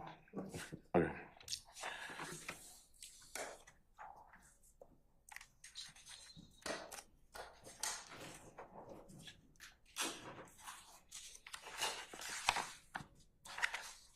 Roughly 11 cell tower locations with dates and times. Now I want to start with the first plot.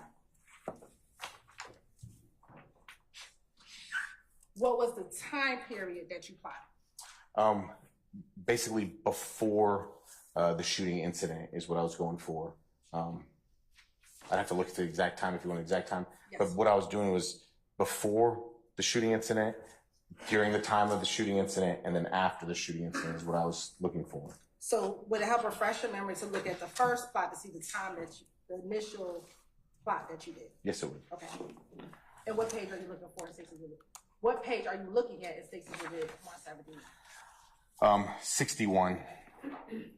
So it's going to be at 0038 hours, it appears, is my first plot. So that's like 12:38 in plain time, the 12-hour time versus the 24-hour time. 0038 is the 24-hour like military time. All right. Was there a time frame that you looked at when this first plot, from 12:30 until when? I'd have to look again, ma'am. There's a That's fine. lot of record. Okay. Refresh your memory. 138. So it's 0138 if you go military. And what day is this? This is the 26th.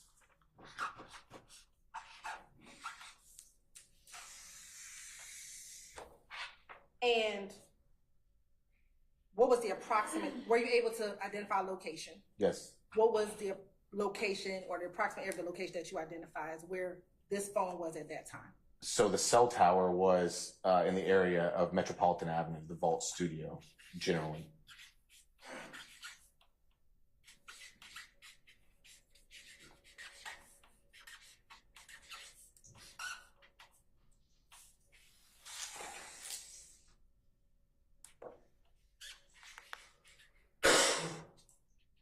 You said the Vault Studio? Correct. And in looking at the actual record, so State's Exhibit 133 Echo Charlie, are you able to determine, is he calling multiple phone numbers in this time frame or just one specific number? I'd have to look, ma'am. And we'll look at 133 Echo Charlie help you to answer that question? It would. Okay.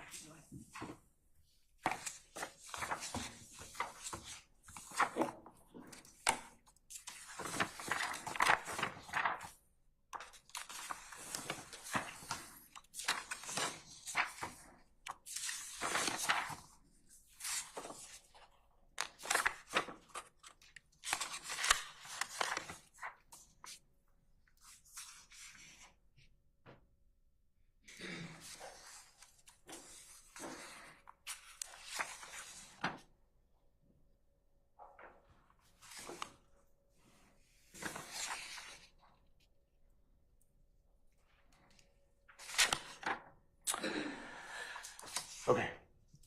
Go ahead. It looks like it's primarily calling one other number, but there's another number in there. But the vast majority of calls are to one number, is what it appears to be. What's the one number? It ends in 1990. I'd have to look again and refresh my memory for the full, like, 9-digit phone number. That's in evidence, so you can read from it. Okay. So what's the phone number? 404-583-1990. And what's the other number that he's calling? So the one other number, it appears to be a 702-626-8730. But the primary number is in 1990? That's correct. I'm over the objection. Okay. What is the second time frame that you plotted?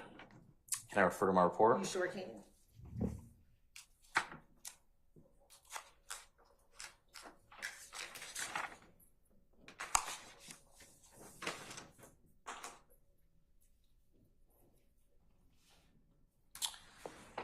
Okay, 0201, so 201, and then 0308, I believe, or 04.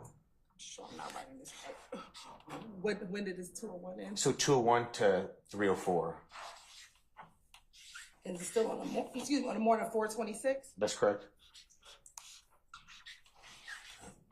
Where was the area that it plotted generally, like the address? Where was the address area that it plotted to generally? Generally, the cell tower is in the area of Brady Avenue, so club compound.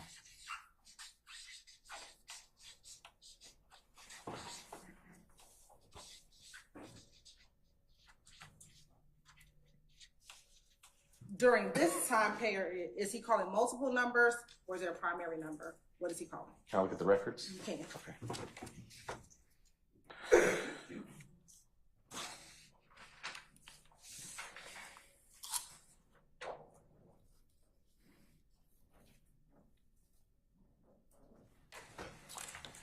So he's calling multiple numbers, but I'd say half are that same 1990 phone number that we're dealing with.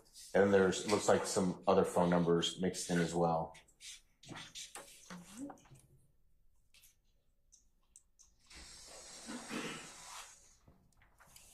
What's the third area that you plotted? What's the time frame there? Can I look at my report? Yes, you can.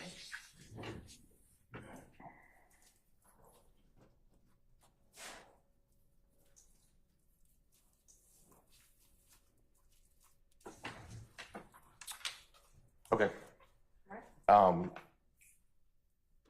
To make sure I'm right. So it's 0307, so 307 to 308, so a 1 minute time frame, Still on 426. correct?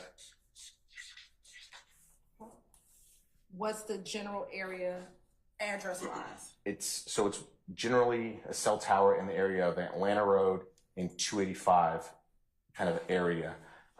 So it's kind of like basically getting away from Brady Avenue, the club compound, going towards 285.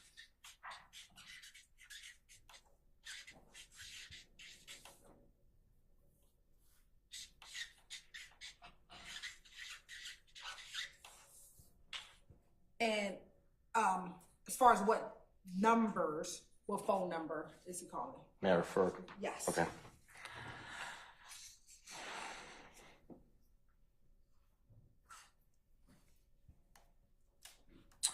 You said I could read from this because it's in evidence? Yes. Okay.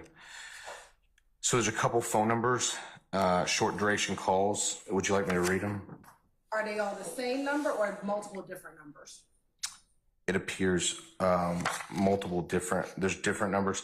Looks like there's 3 numbers is what it's going to be from that 0307 to 0308.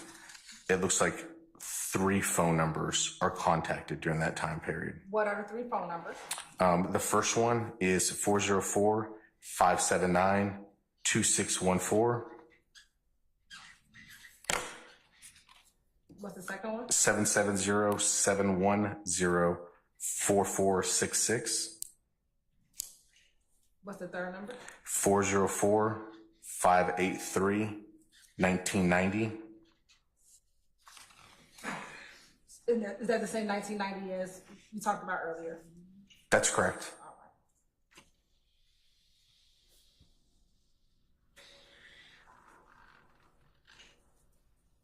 And this Atlanta Road and I-285, based on your investigation, that route that the bus was taking to get back to their hotel.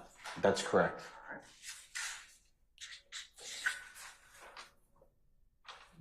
What is the plot that you do after that? May I refer to my report? Yes.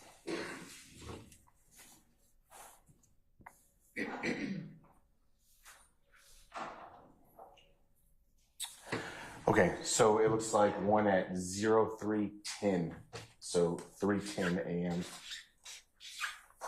Still on 426. Correct. Okay. Where's that? Where's the general area that call is? So the cell tower is located at 285 in Atlanta Road. So just the other one was Atlanta Road near 285. This one is a little bit more towards the intersection, 285 and Atlanta Road. And is this in Cobb County? We're in Cobb County now. Okay. And do we have any phone numbers? What are the numbers that he's calling at that time? I'll refer to the call detail records.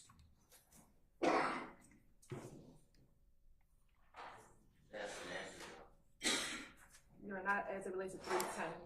I'll rule the objection. So the phone call is a phone call that goes from 308 to 310, and that phone number is the 404-583-1990. So it's that same 1990. Same 1990. Now, what is the next area, or excuse me, time that you plotted? May I refer to my report? Yeah. All right, we're getting this. So 314 hours is what it appears to be. Now, looking at your report, did you have the location of that call? No, it looks like I didn't put the location. Do you know where that is sitting here today? Yes. Okay.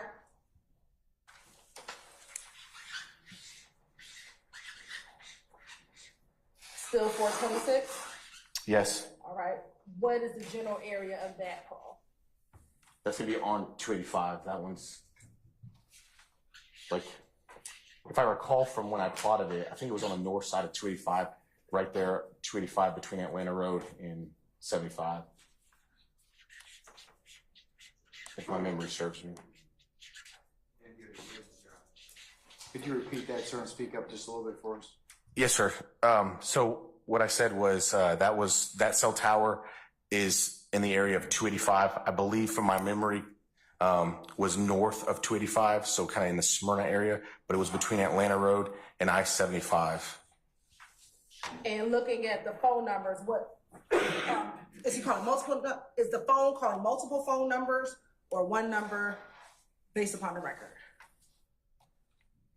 So at 314, he's at 314 specifically, 314 to 315, he's calling one number. What number is it? It's going to be that same 1990. So the 404-583-1990.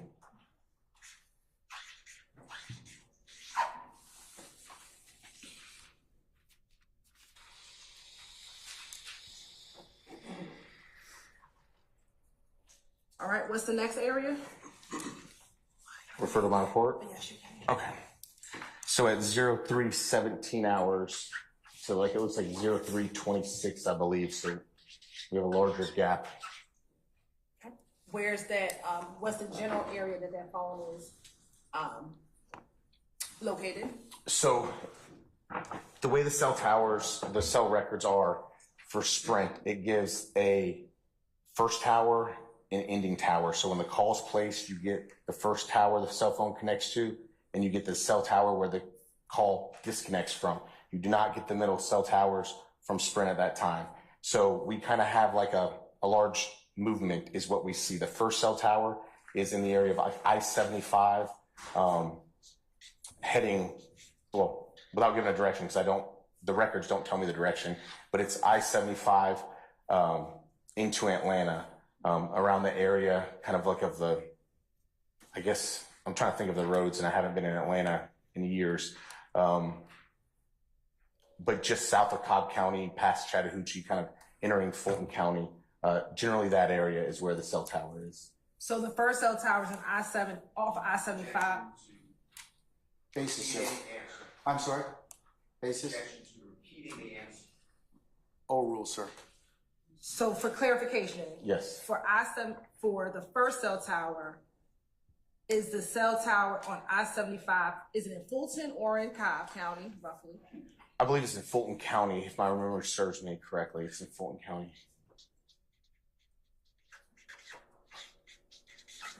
Where does that call end? Where's that tower? It's down south towards Brady Avenue. I'm sorry, not Brady Avenue. I'm sorry. Metropolitan Avenue, I believe, is what I have in my report. So the ending is at near Metropolitan Avenue. That's correct, yes. I'm sorry, I was refreshing my memory.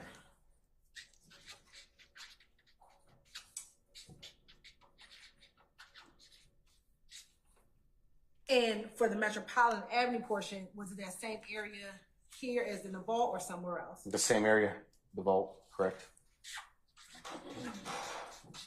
And what's the phone? What phone number is the phone connecting to for this time period? Okay, I'm gonna refresh my memory with the CDRs, if you don't mind. So 317.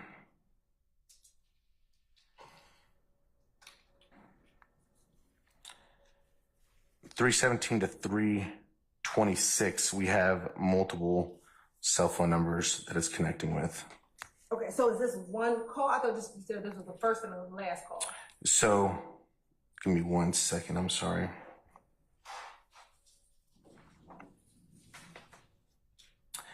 So we have, basically what occurs is when it's on the same towers, it zeroes out below where it has the cell tower. So it looks like it's going to be on the same pattern of cell towers.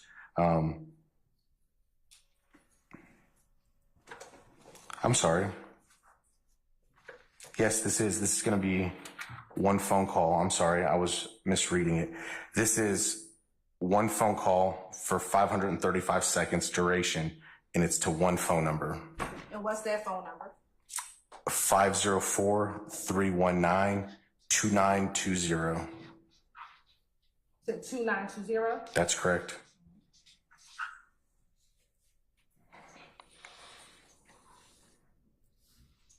Does it make any other calls after this call at 317? So what we're seeing is there's a few like routed calls, like maybe it was a three-way call or call 40 kind of deal, but yes. So after 326, we do have some more phone calls, yes. Okay. Let's go back to after the 317 call that you plotted. What's the next call that you plotted? Okay.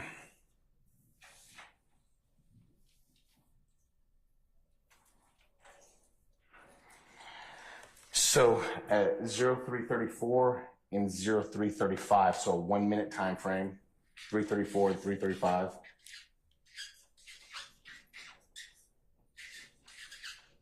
And again, both of these are still on 426. That's correct. And I'm sorry, were all these in 2015? They're 2015.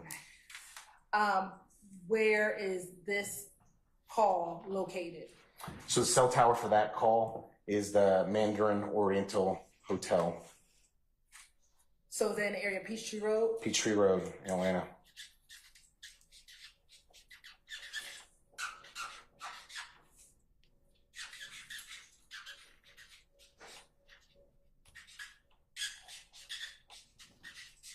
And is there a specific number he's called?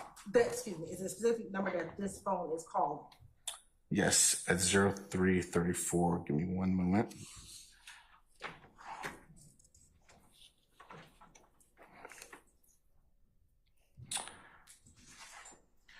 So that number is 678-382-9019.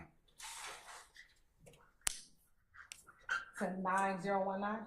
Correct. Do you plot anything else after 335? Yes. What time is that? 0358 to 0426, it looked like. I'm sorry, it's 427, I believe. I'd have to look again, but it's 427. You wanna look? It's 427. I spoke incorrectly. And is it the same date? Correct. Where's the area that this phone is paying to? Metropolitan Avenue, the vault.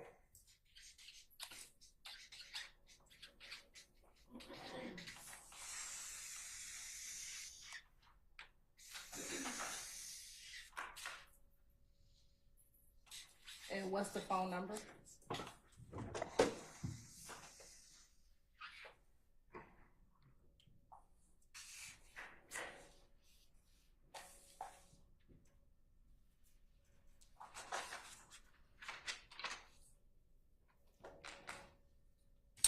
So that specific one from 0358 to 0, well, I'm sorry, it looks like there's two phone calls there during that time period.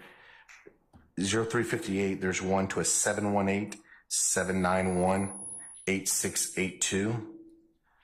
That phone call goes from 0358 to 0407. And then there's another one at the 0427, and that's a short duration call.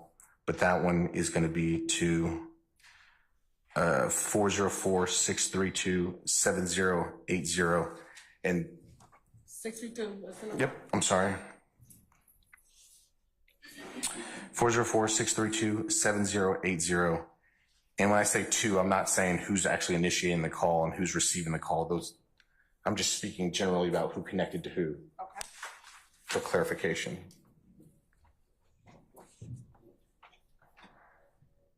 And did you plot anything else after this 358 to 427 time frame? No, I think I completed my plotting at that point in time for that specific phone number. Okay, so I know earlier you said 11, but was it about 8 calls that you plotted? That's correct. There's multiple plots, but that's the time frame, yes. And when you say there's multiple plots, what do you mean? So I plotted different Latin longs, but that consists of the movement. That's the total body of movement. But I plotted a couple more phone calls or information. All right. And so starting about 12:30 in the morning, start at the vault, and then do they end at the vault? Basis, sir. A summary question. Please, if you're an answer. I'll sustain the objection, sir. And did you plot anything after this last one here? Objection, ask and answer. I'll sustain the objection on other grounds. You rephrase that vague. Okay. Was this last call before something said? For this particular portion, was that the last call that you plotted when you received the records? Objection, ask and answer. Oral, sir. That is the last set of phone calls for that phone number at that period of time I was plotting, yes. Now, you said that in addition to plotting calls, you also looked at identify certain phone numbers. Correct. What stood out to you about these phone numbers that you identified? So the timing in which the phone calls took place, but then also I was looking at the frequency in which numbers kept reoccurring or reappearing in the records. And about how many calls did you phone numbers did you identify as notable to you? I think there was maybe 8, it was 6 to 8 phone numbers that kind of stood out as like multiple repeat callers and specific to the time frame, somewhere around there. Did you put those phone numbers, identify those numbers in your police report? I would have, yes. We're looking at your police report on refresher memory. Sure, certainly. 1, how many, and 2, what the phone numbers are? Yes. May I look? Yes. Okay. You wouldn't happen to have a page to direct me to? Yes, page 60.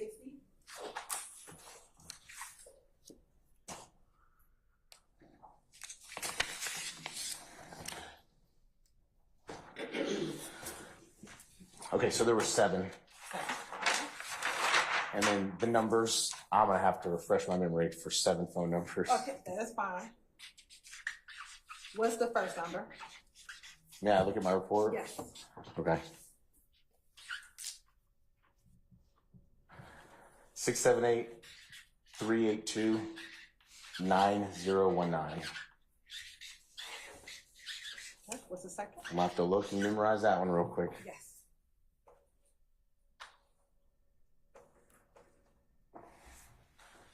470. I'm gonna have to look because I'm trying to do this memorization game. 257 4889. What's the third one? 404 579 2614. 2614. You got it. What's the next one? 770 710 4466. Okay. 404 583 1990.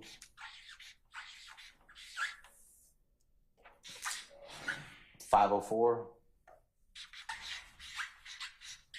319 2920.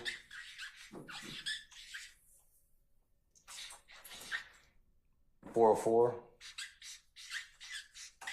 578 9444. Is that the last one? That is.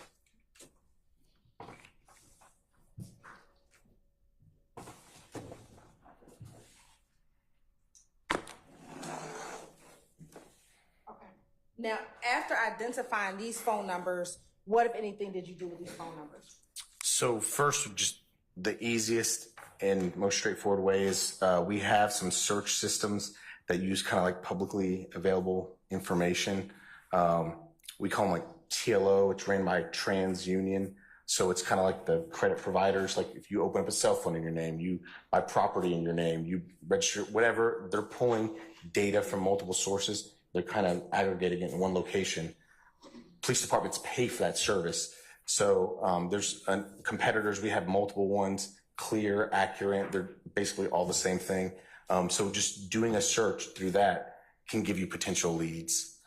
Searching police databases, such as like our records management systems, whether it's Cobb's or giving it to Atlanta, that could provide us with people who've listed that phone number in an accident report or an incident report. Doing a simple Google search on a phone number can sometimes yield who the owner of the phone is. And then beyond that, we can get legal process such as a subpoena or search warrant on the phone numbers to try to get actual subscriber data from the providers. And did you get search warrants for any of these phone numbers listed on the board? For some of the phone numbers, not all the phone numbers. Okay. What phone number did you not get a search warrant for? The one ending with 9444. And why didn't you get a search warrant for that number? I identified it as an attorney's phone number.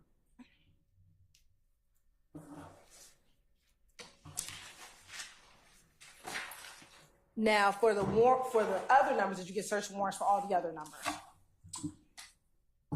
I don't know for all of those. I did subpoenas for some, and I know I did subpoenas and search warrants for others. But depending on how much information I could deem relevant, and then what I felt that I could articulate probable cause and articulate an investigative need for, then I.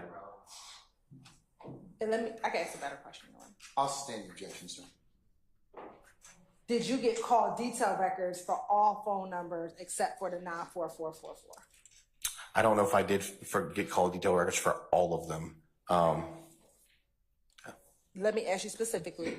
Did you get call detail records for the number ending in 1990? Yes. What about 2920? Yes.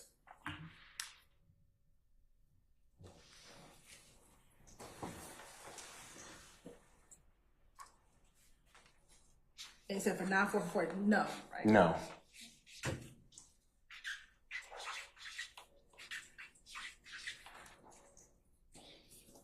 Were you able to get records back for the number ending in 1990 and the number ending in 2920? Yes. All right.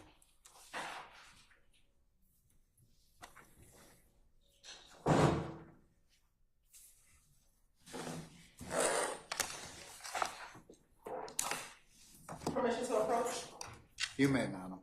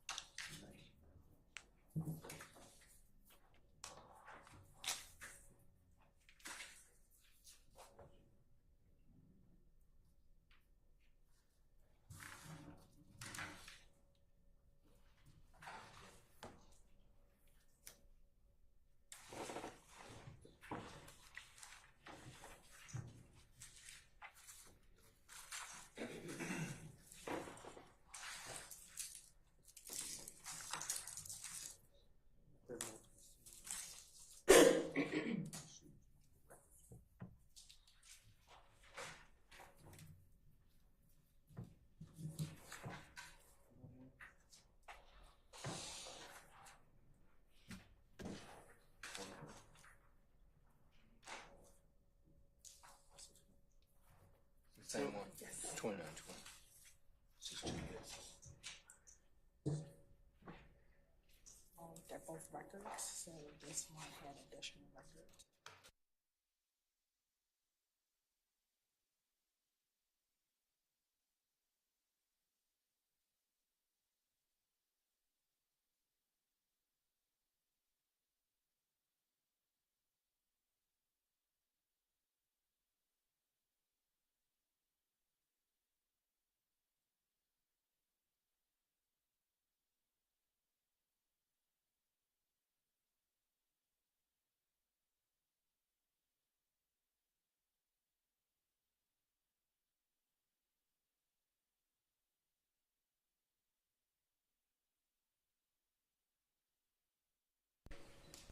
I'm going to show you what's been first marked as Exhibit 134 Echo, 134 Echo Alpha, and 134 Echo Bravo. And then 135 Echo, 135 Echo Alpha, 135 Echo Bravo, and 135 Echo Charlie. And tell me if you recognize. First start with Exhibit 134 Echo. You recognize Exhibit 134 Echo? I do. And how do you recognize Exhibit 134 Echo? So this is the business record cert, and then the subscriber information. So 134E is the business record cert. 134 Echo Alpha is going to be the disc. I reviewed it this morning. My initials are on it with the date. And then 134 Echo Bravo is going to be the subscriber information provided by AT&T. And looking at Exhibit 134 Echo, Echo Alpha, and Echo Bravo, do they appear to be fair and accurate depictions of the records that you received back in 2015? Yes. Around this time, I say like 260, 134 Echo, 134 Echo Alpha, 134 Echo Bravo into evidence. Any objection to states 134 Echo, 134 Echo Alpha, or Echo Bravo? Anyone? Okay. Okay. They're admitted. Maybe publish as you see fit. Thank you, Your Honor. Now looking at Exhibit 135 Echo, if you can look at Echo, 135 Echo, 135 Echo Alpha, 135 Echo Bravo, and 135 Echo Charlie, do you recognize those items?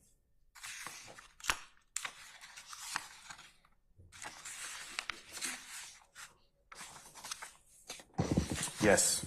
Okay, first starting with 135 Echo. What is 135 Echo? That's going to be a business record certification from Sprint. And for what phone number? I'm so sorry. That's going to be the 504-319-2920. And 135 Echo Alpha. What is 135 Echo Alpha? That's going to be a disc with the returns from the provider. And did you have the opportunity to review those today? I did. Did they appear to be a fair and accurate depiction of what you received back in 2015? Yes. All right. And 135 Echo Bravo.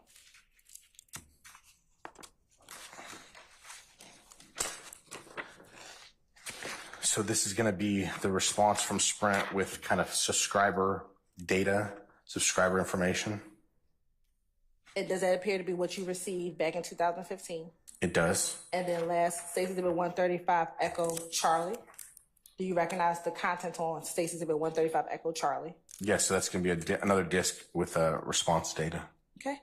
Your Honor, at this time, the state would like to tender Stacey Exhibit 135 Echo, 135 Echo Alpha, 135 Echo Bravo, and 135 Echo Charlie. Any objection to states 135 Echo, Echo Alpha, Echo Bravo, Echo Charlie? Only on the certification again for the continuing. That's later, Mr. Steele. I'll go ahead and admit them. So states 135 Echo, Echo Alpha, Echo Bravo, and Echo Charlie to be admitted. Maybe publish as you see fit. Thank you, Your Honor. We're going to first start with Stacey Exhibit 134 Echo. Who was the cell phone provider? AT&T.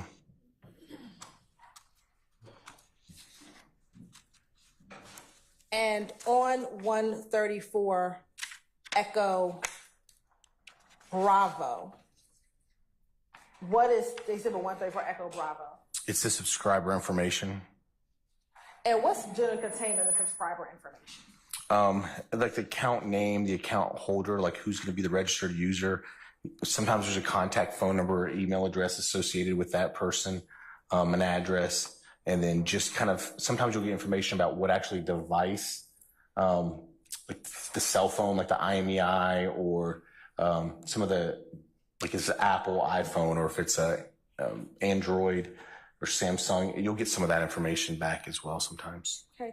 And for the phone number ended in 1990, who was the subscriber? So the first name listed is YSL Enterprises.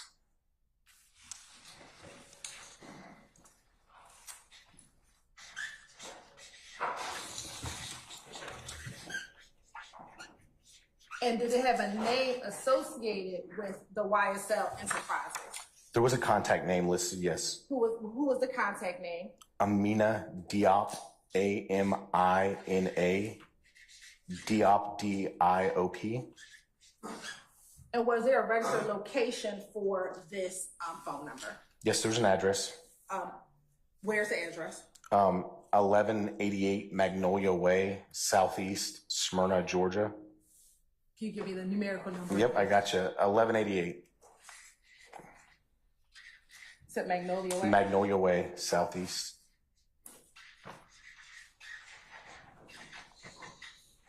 Smyrna.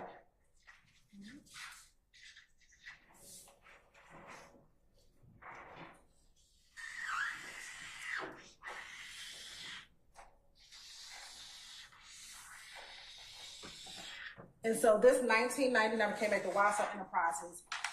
Is that the same phone number that we talked about? The phone number belonging to Jimmy Winfrey contacting the night in the morning of the shooting. Correct.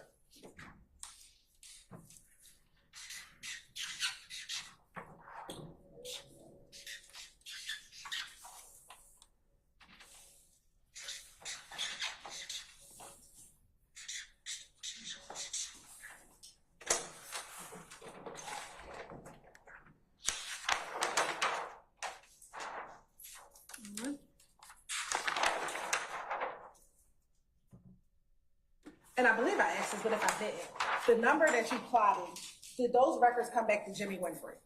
Was the subscriber on those records Jimmy Winfrey? You did not ask, and yes, the numbers for the 3383 phone number, the subscriber name on it was Jimmy Winfrey and had his address associated with his aunt in Atlanta.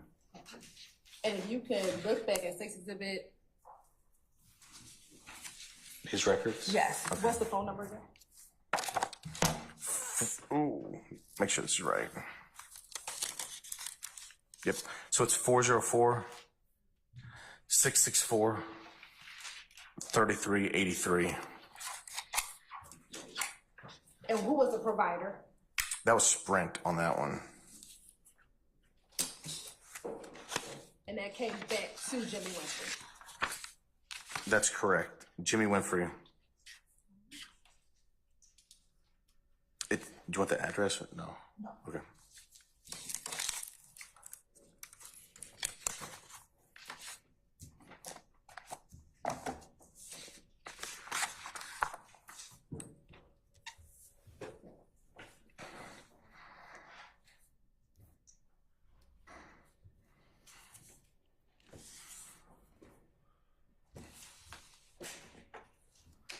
And we're going to put up State's Exhibit 135, Echo Bravo. 135 Echo Bravo.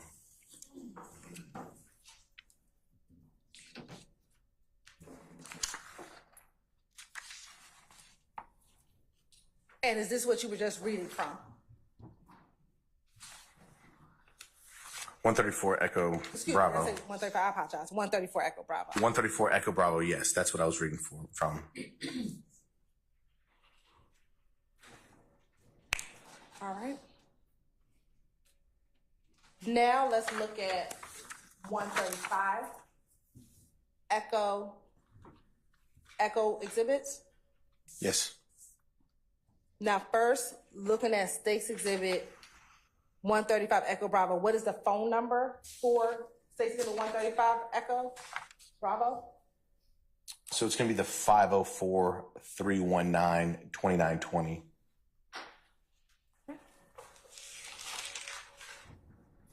And in Echo Bravo, does it provide who was the subscriber? Yes. So the subscriber of the 2920 is Cash Money.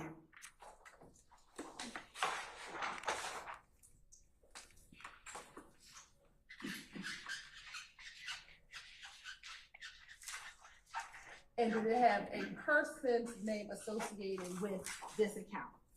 So through some of the records, we did recover a name that was associated with it. And what was that name? Brian Williams. And in your investigation, did you learn of a Brian Williams? Yes. Did Brian Williams have a nickname? He did. What was that? Birdman.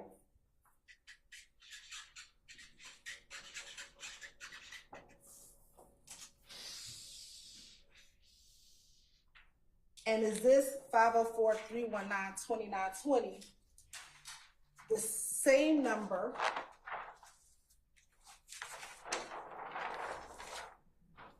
that makes contact with the Jimmy Winfrey phone number at 317 to 326 on April 26, 2015? That's correct. That after the time of the shooting at 317, that number calls Jimmy Winfrey's phone number. And again, what time did the 911 call come in? 314 is when the 911 call comes in. Okay. And then, so 911 call comes at 314. Is there also a call at 314 to that YSL phone number? That is correct.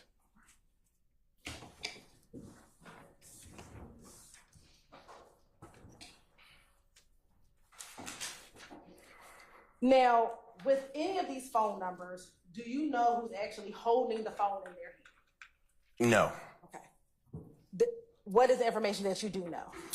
We have information who the subscriber is provided from the cell phone provider. And then we also have whatever other information, circumstantial or direct, from the investigation that informs us who's in possession of the phones. Okay. And on the subscriber information for the phone number ending 2920, so 135 Echo Bravo, did it have an address associated with the subscriber? It did. And what was the city and state of that? Miami, Florida. And through your investigation, did you learn if Brian Williams, also known as Birdman, lived in Miami, Florida? Yes. Did he live in Miami, Florida? Yes.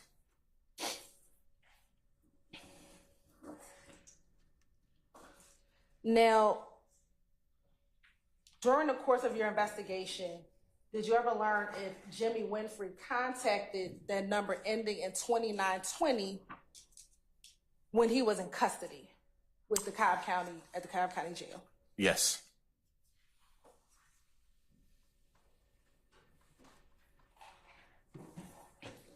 Do you know how many times, standing here now, that he tried to contact that phone number while in custody? I believe it was like 2 or 3 times. He requested to be like a 3-way phone call. I think at least one was unsuccessful, but I think 1 or 2, I think 2 others were successful based off the jail phone calls.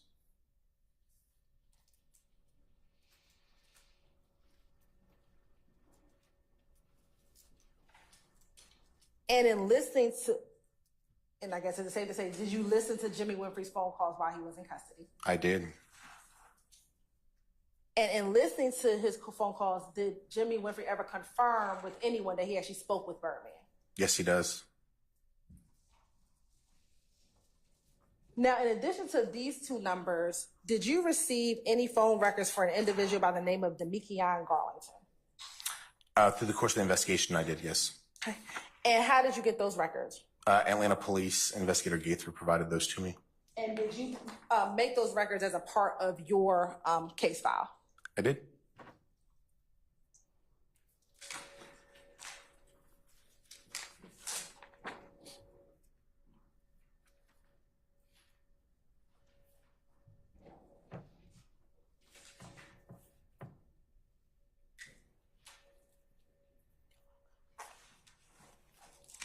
know what? I'm going to give you all of them so you don't have to keep coming.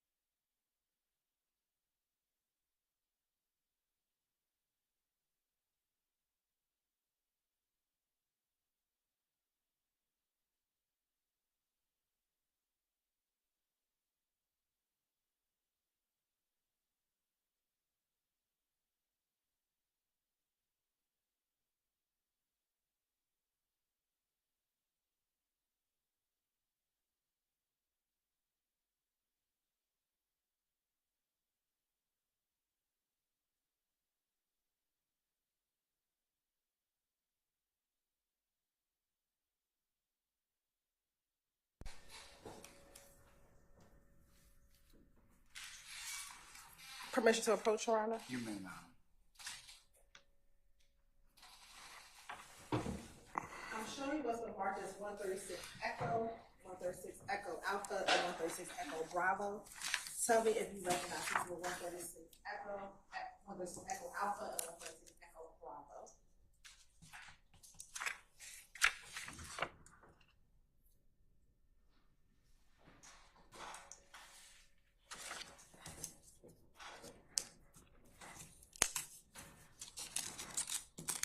Yes, I recognize it.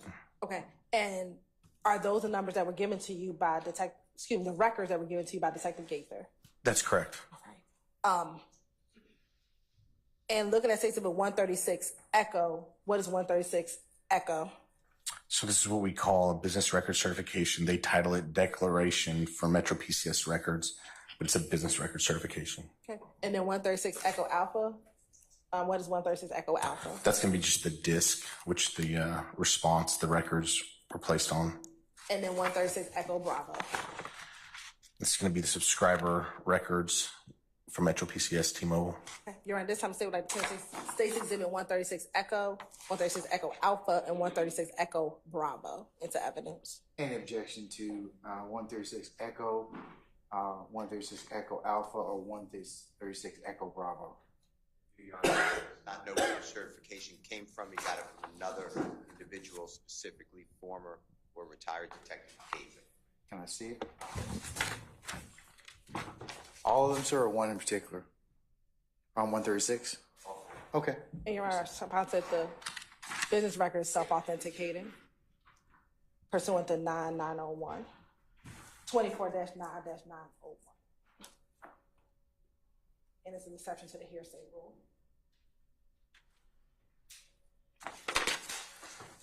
Mr. Steele, I'm going to overrule your objection. 136 Echo, 136 Echo Alpha, 136 Echo Bravo, maybe publishing. Now, looking at 136 Echo, what is the phone number for this record? They list it as a target number, but it's 678-353-9229. And that number was not a part of this initial numbers. Do you recall why she gave that to you? I can ask a better question. I'm gonna sustain the question. Did you request these records from her? Yes. Okay, why? The name came up in the investigation. And if you could just repeat the number for me.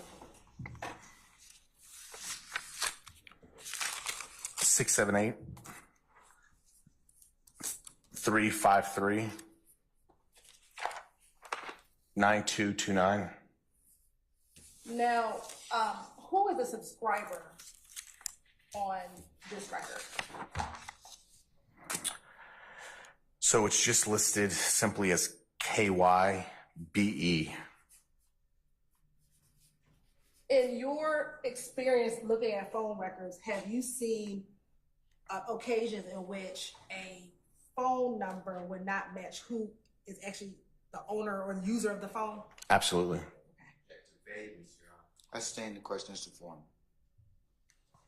You specifically asked Detective Gaither for Demekion Garland's phone number? I'll sustain as to form. You can rephrase, ma'am. As a part of your investigation, did you ask Investigator Gaither to provide you with a phone number specifically for Demekion Garland? Yes. Okay. And is this the phone records that she gave you as it relates to Demekion Garland? Yes. Is Demekion Garland the subscriber name on this record? No. Was it odd to you that Kai B was the subscriber and not Demekion Garland? One other question. I sustain the question, sir. Had you seen previously in your experience that a person who might be associated with the phone number is not the subscriber? Same question, just I objected to. Same objection. I'll overrule the objection. Can you ask it, please? Sure. In your experience, have you seen where the person whose phone number it is not the same as a subscriber? Yes, I have seen that. Is that common when you look at phone records? Basis. Vague speculation, no foundation. I'll sustain as to foundation.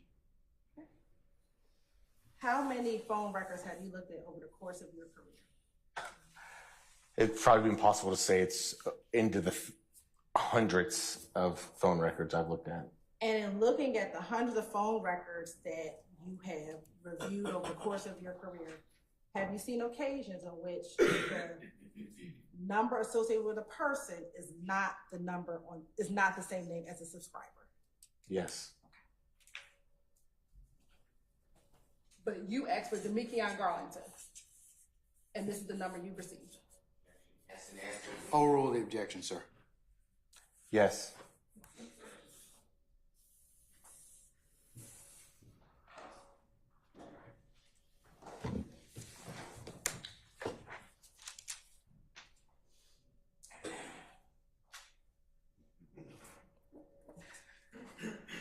Now, did you obtain cell phone records for phone number 404-823-8553? Yes. And what about for a phone number 678-815-5790? Yes. Permission to approach again, Your Honor? You may. And I've shown these to defense counsel.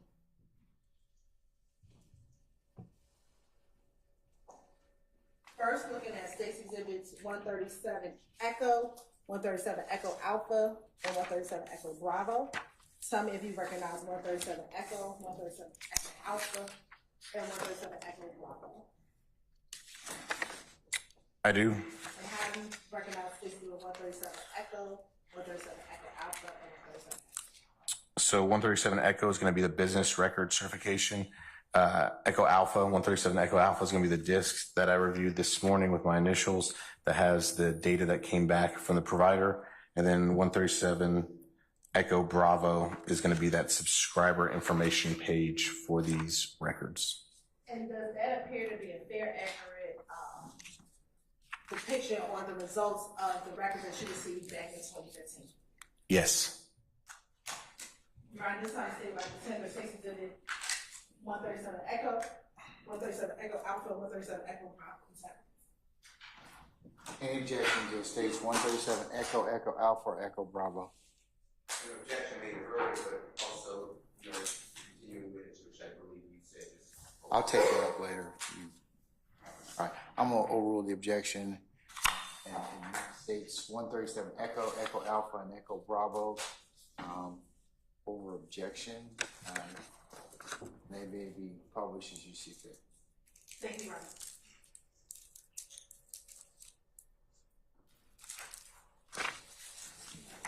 Now, look at the 138 Echo, 138 Echo Alpha, 138 Echo Bravo. Do you recognize those exhibits? I do. And how do you recognize exhibit 138 Echo, 138 Echo Alpha, 138 Echo? So this is going to be 138 Echo. It's going to be the business record certification. 138 Echo Alpha is going to be the discs I looked at this morning with my initials on it for those records that were provided from the cell phone provider.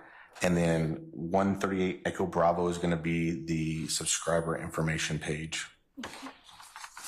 And does that appear to be the same records as you received them back in 2003?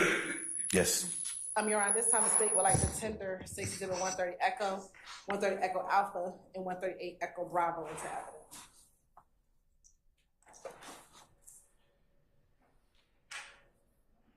Hold on one second.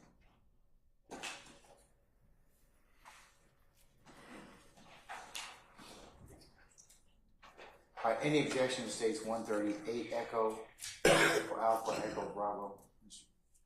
Anyone? Same objection? Okay, all right. I'll note it over objection, and it's admitted and may be published as you see fit. Thank you, Your Honor. All right, looking first at 137 Echo, Echo Alpha, and Echo Bravo, who was the provider of those records? AT&T. And who was the subscriber of those records? YSL Enterprises.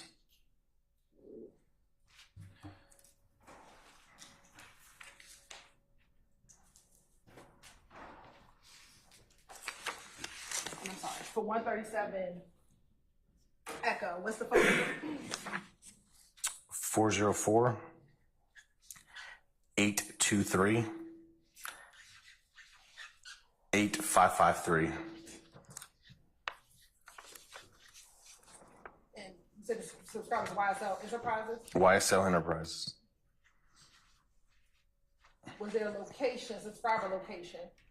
Yes, the address. It's the 1188 Magnolia Way, Southeast Smyrna, Georgia.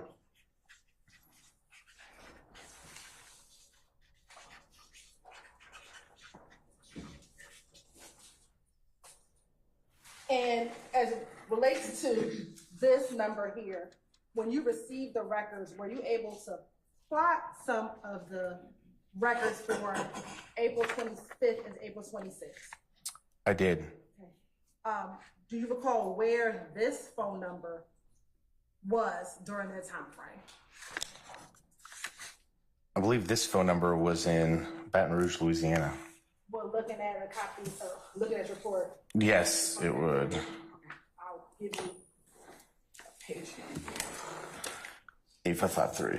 Yeah.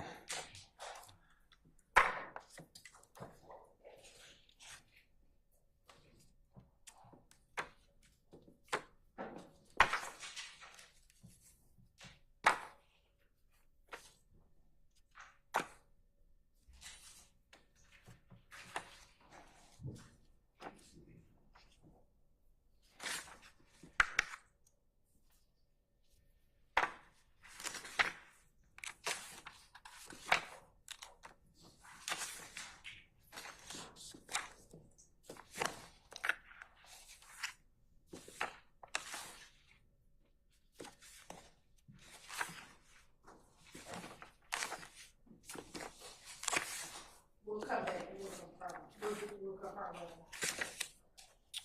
All right. Now looking Okay. at 138 Echo. Okay. And 138 Echo Alpha and Bravo. What's the phone number for 138 Echo? 678 185 185? 815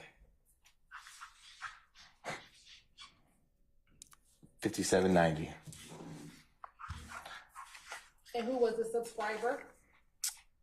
The subscriber to this one was listed. The name was YSL Duke.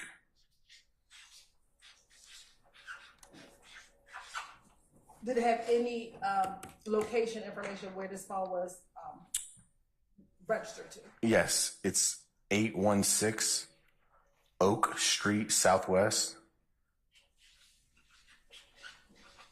Atlanta, Georgia. And did it have an email associated with this record?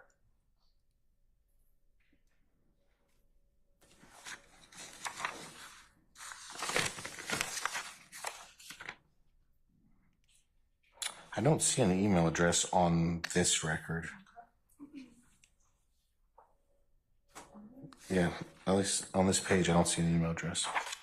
Why did you obtain the record for these two phone numbers? Just their association with phone calls made. I believe it was going to be to the 1990 phone. So diving into first Jimmy Winfrey's phone records, I then dove into the 1990 because that was the most frequent phone call made. And then going from the 1990, looking at the phone numbers that was calling, that's how it led me to these phone numbers. And when you received these phone numbers, did you review these numbers as well? Yes.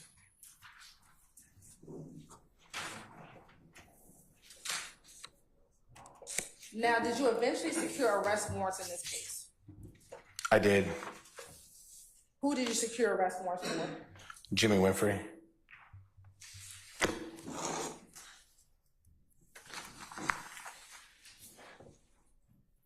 And approximately when did you take out your arrest warrant?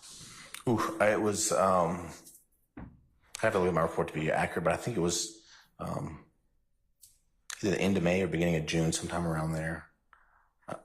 I have to refer to my report.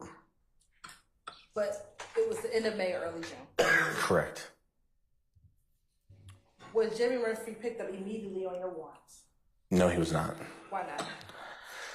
So at the time I secured the arrest warrant, we learned that Jimmy Winfrey was out of state in Miami, Florida. I got the arrest warrant, and 30 minutes later, I proceeded to the magistrate court of Cobb County to request a sealing order to have it sealed, so the arrest warrant wouldn't be made public. It was sealed. How is Mr. Steele relevant? I'm gonna overrule the objection. I attempted to so I secured the arrest warrant. Within 30 minutes, I went to the magistrate court in person to request a sealing order, received said sealing order. However, the word that the arrest warrant had been secured was leaked to the media. At the point in time when you leaked to the media, did you learn where he was? Yes. Where was he? Yeah, he was in Miami, Florida.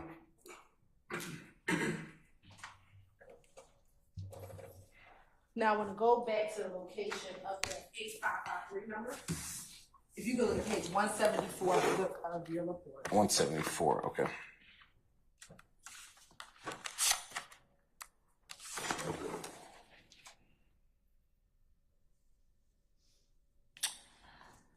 Yep, 8553. Okay.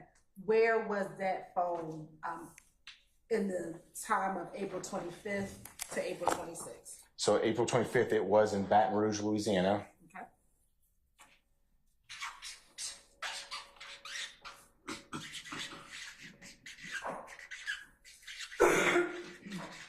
Did you plot anything else? Well, I plotted that phone number earlier late in the night of the 25th, and then I plotted it basically going into the morning of the 26th. And when you plotted it going into the morning of the 26th, was this phone still in Baton Rouge or was it somewhere else? It began moving, and yes, to answer your question, it began moving. And where did you see it start moving to? From Baton Rouge, basically moving the route of, I think it's I-85 from Mobile to Montgomery back towards Atlanta. So I call it the low route because there's a couple ways to get to New Orleans, the high route and the low route, but basically from Baton Rouge to Mobile to Montgomery back to Atlanta. And it was hitting off of cell towers along that route. So is this in the morning of 4/26? That's correct. All right. So you said the route of Baton Rouge to Mobile? Yes. So from Atlanta to New Orleans, you can either go I-20 out towards like Tuscaloosa and into Mississippi and then down, or you go to the interstate from like I-10 to basically New Orleans to Mobile, then up through Montgomery, up I-85. And it went that low route back to Atlanta. Okay. Baton Rouge, Mobile. Montgomery.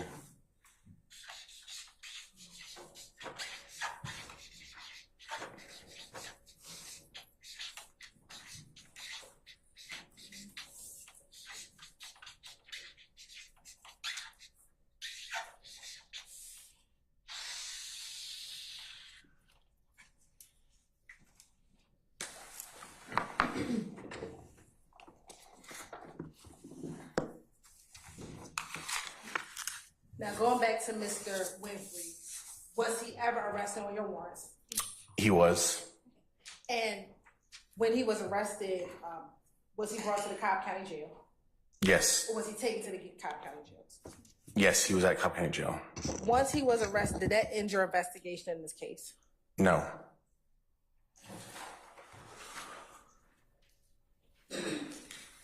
When he was arrested, did you attempt to speak with him? Yes. Did he speak with you about the facts of the case? Basis. Your Honor, he's not present in the courtroom. I'm overruled the objection, Mr. Stewart. We did not speak about the facts of the case. Okay. Did he provide you information about his attorney? He did. Okay. At the time, how many attorneys did he have? I think he had multiple, but I remember specifically one attorney for a particular reason. And who was that attorney? Manny Aurora. And earlier you talked about one of these phone numbers belonged to his attorney. Was this name the attorney that phone number you found earlier in his record? Yes, Manny Aurora. I later identified that phone number as belonging to him. And again, was that the number ending in 9444? That's correct.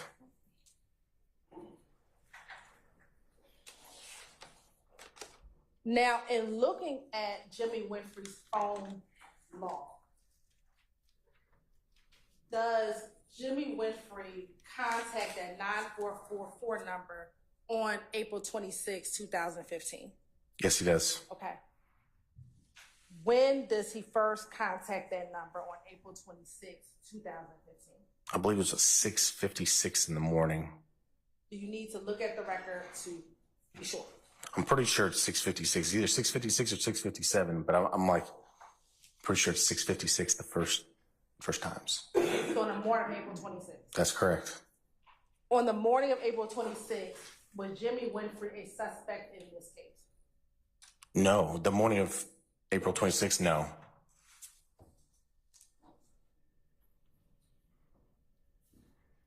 Is there only one call to that phone number on April 26th, or is there multiple calls to that phone number on April 26th? There's multiple calls. How many calls were made to that phone number on April 26th? So there's 3 that went unanswered kind of back to back at that 6:56 time frame. And then there was one, I believe, was answered at 6:57, or I'd have to look at the records, but basically 3 back to back non-answered and then 1 answered. Were those the only calls made to that number on April 26th? No, I believe there's another one later in the afternoon of the 26th. Are those the only 2 calls for the 26th? That would be, so the 2 connected calls, is that what you're saying? Yes. Yes, those are the 2 connected calls on the 26th. All right. Now, as your investigation continued, did you obtain jail calls in this case? Yes, I did. Why did you obtain jail calls in this case? It's a routine kind of investigative tool that we utilize in investigations. And from what jailing facility did you receive these jail calls from? Cobb County. And back in 2015, what system did Cobb County use for jail calls? I want to say it was like Global Tel Link. It's been years since I've worked for Cobb County, but I believe it's like Global Tel Link, something to that effect. Okay. And can you tell the jury back in 2015 how individuals who were housed in Cobb County Jail could make phone calls? Sure. So when you're initially in intake and you've never been to Cobb County Jail before, you don't have a PIN, like an inmate PIN number. So you can make phones basically for free in intake. Once you get past intake, they'll give you an individualized PIN number that associates with you, an inmate. So you have to put in that PIN prior to making a phone call. But yeah, I think that answers the question. Okay, thank you. And did you, as a law enforcement officer, have access to the jail calls? So I didn't have access to the system, but I had the ability to request those phone calls. Yes. God bless you. And how would you go about requesting or getting the phone calls? So there's 2 ways. One way that I went, one way the organized crime unit has direct access to it. I don't, but the organized crime unit did. And then the more formal way is actually requesting it from the custodian of records for the Cobb County Sheriff's Office. And taking you specifically to this case, did you receive calls from Mr. Winfrey? Yes, I did. And the calls that were received, let me ask you this. When individuals have made calls from the jail, do they have a PIN number that they use? They do have a PIN number that's supposed to be assigned to them. Before you pose any more questions, it might be appropriate for us to go ahead and take lunch. We'll be going in a little bit of time anyways. Ladies and gentlemen, how about some lunch? Yes. Okay, all right. Let's go ahead and take formal lunch, and let's just be back for 2 p.m., okay? All right. All right, all rise.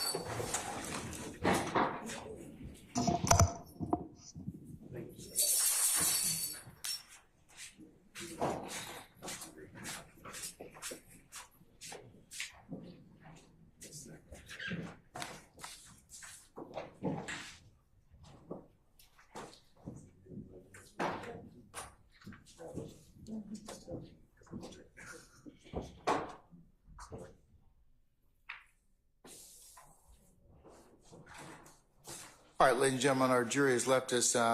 Detective, we'll see you back for 2 o'clock, okay? Don't discuss testimony of anybody except attorneys in this case. Yes, Your Honor. All right? Counsel, you're in recess until 2, okay? All right.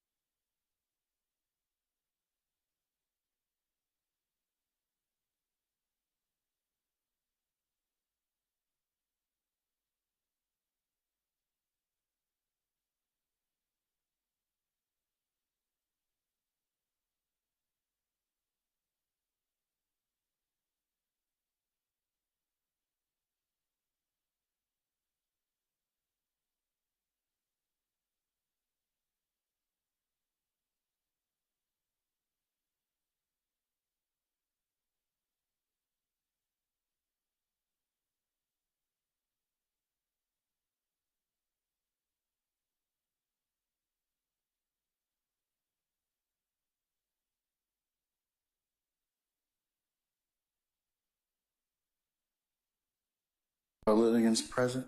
Everyone's present. Okay. All right. Where's our witness? Okay. Do I need to excuse our witness? Yes, please. Okay. All right.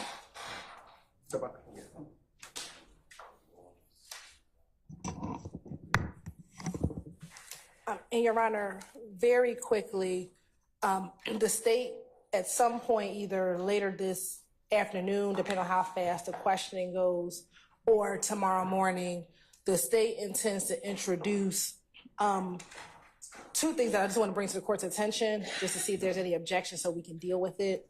The first thing is a video. It's a social media video that Detective Racy pulled. This video was provided back on April 12th as a part of the pool of evidence that we intended to introduce during this case, during this particular act. The video specifically, the relevant portion that the state intends to get into is a video of Mr. Winfrey at the gun range shooting what appears to be an AR assault rifle. We have not heard any objections to that video, but I wanted to bring it to the court's attention that we do plan on getting into that video. The entire video was about maybe 3 minutes, but it is, it has third-party commentary, so we redacted the third-party commentary and solely focused on Mr. Winfrey at the shooting range. So that's the first item that I wanted to bring to the court's attention. Okay, and when was the video purportedly made?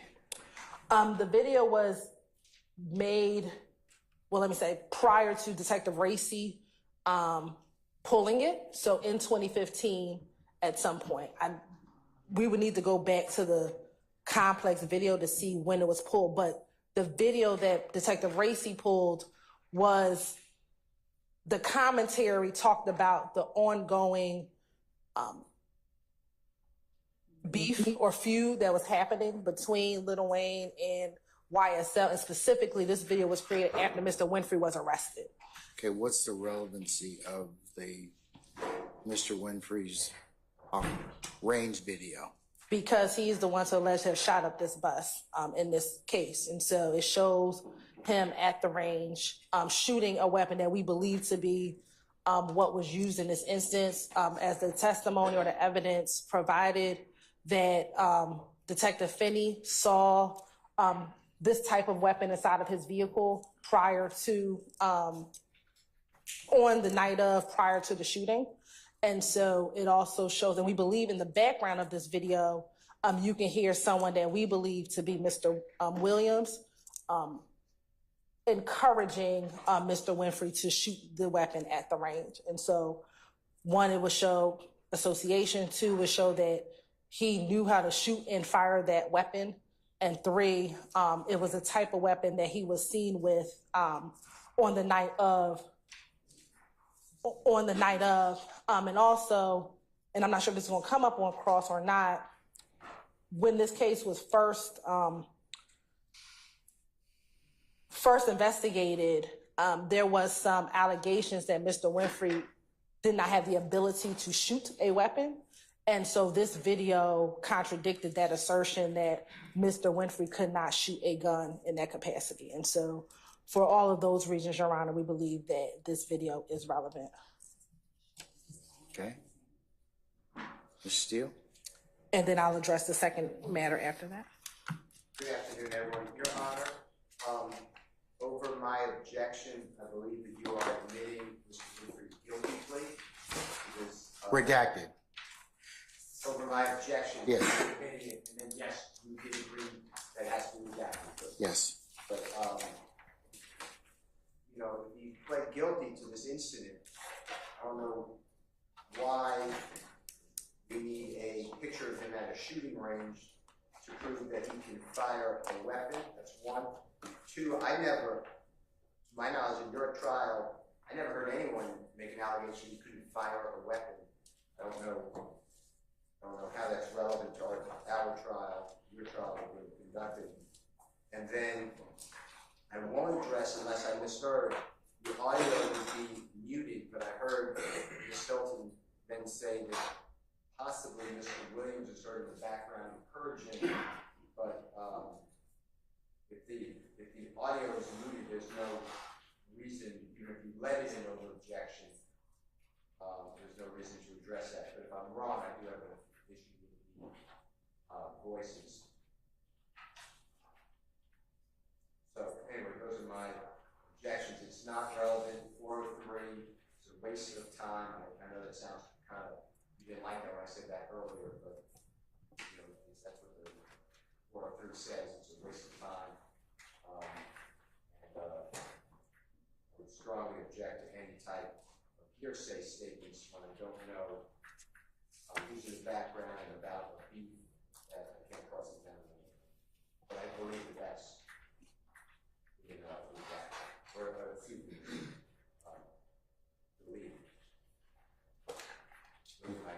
All right. I'm hearing from my colleagues that maybe last week this particular video was discussed and maybe Mr. Steele spoke of his client being in the background, but I think it'll be easier for the court to play it. It's a short couple of seconds to play so that you can hear what's going on in the background.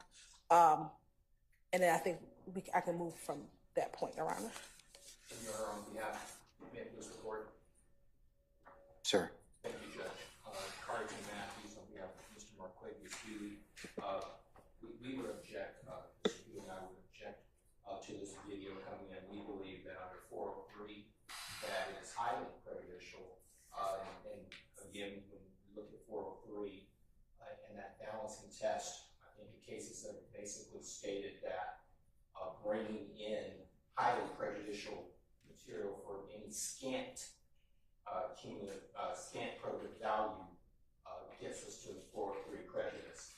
We're going to likely hear a violent weapon being fired at a gun range. It's going to be loud, it's going to be repetitive, and I just believe that that is prejudicial in itself to the extent that whatever scant probative value that it may bring would not lead us to it being so probative that it would outweigh the prejudicial impact it would have on Mr. Healy sitting here in this trial and the rest of the defendants who it does not pertain to. All right, what's it going to be marked as? This is going to be 172 Echo, Your Honor. All right, let me hear it. Let me see it, I should say.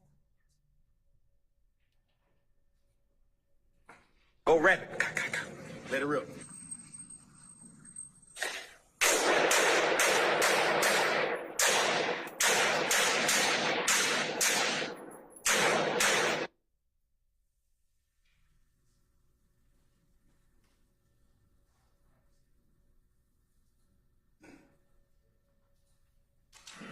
And we believe that the individual says, go rapid, let it rip, is Mr. Williams, Your Honor.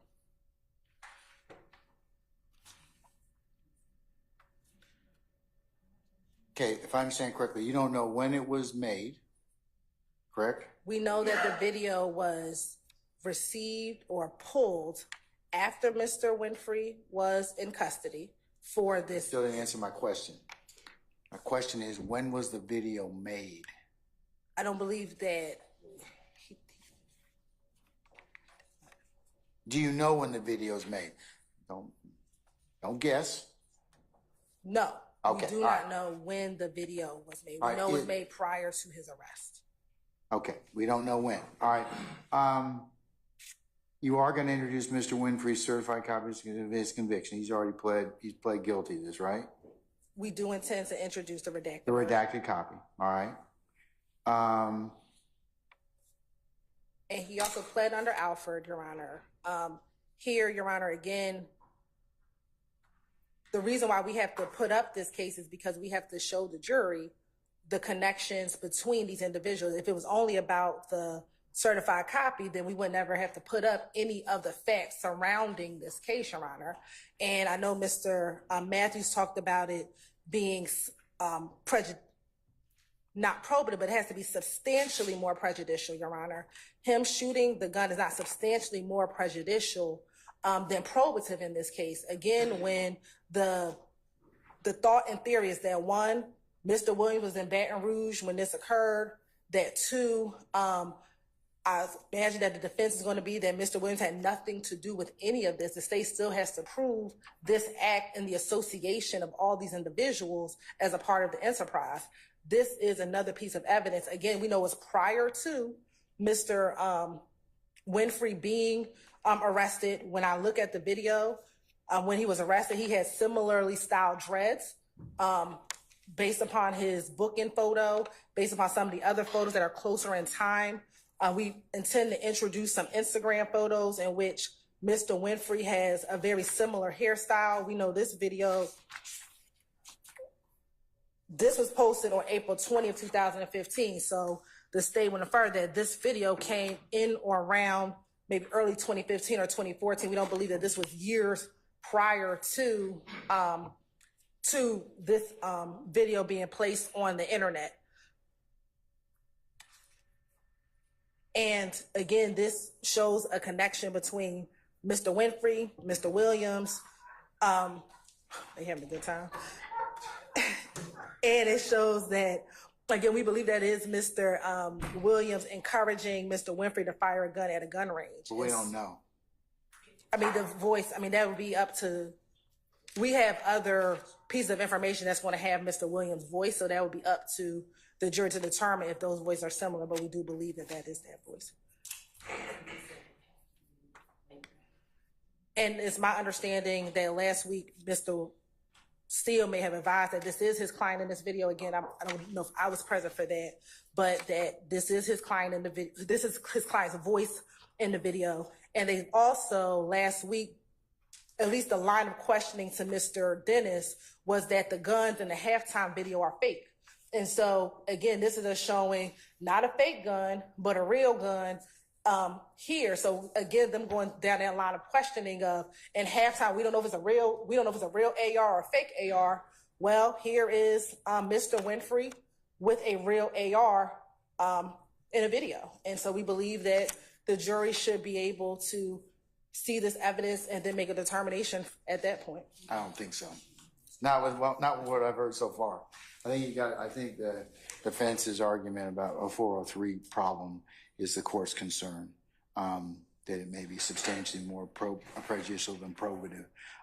Not saying that it may not be relevant for other purposes, but right now, given what I've heard so far, I would probably decline to admit it at this point. Not saying I wouldn't at some point, but not at this point.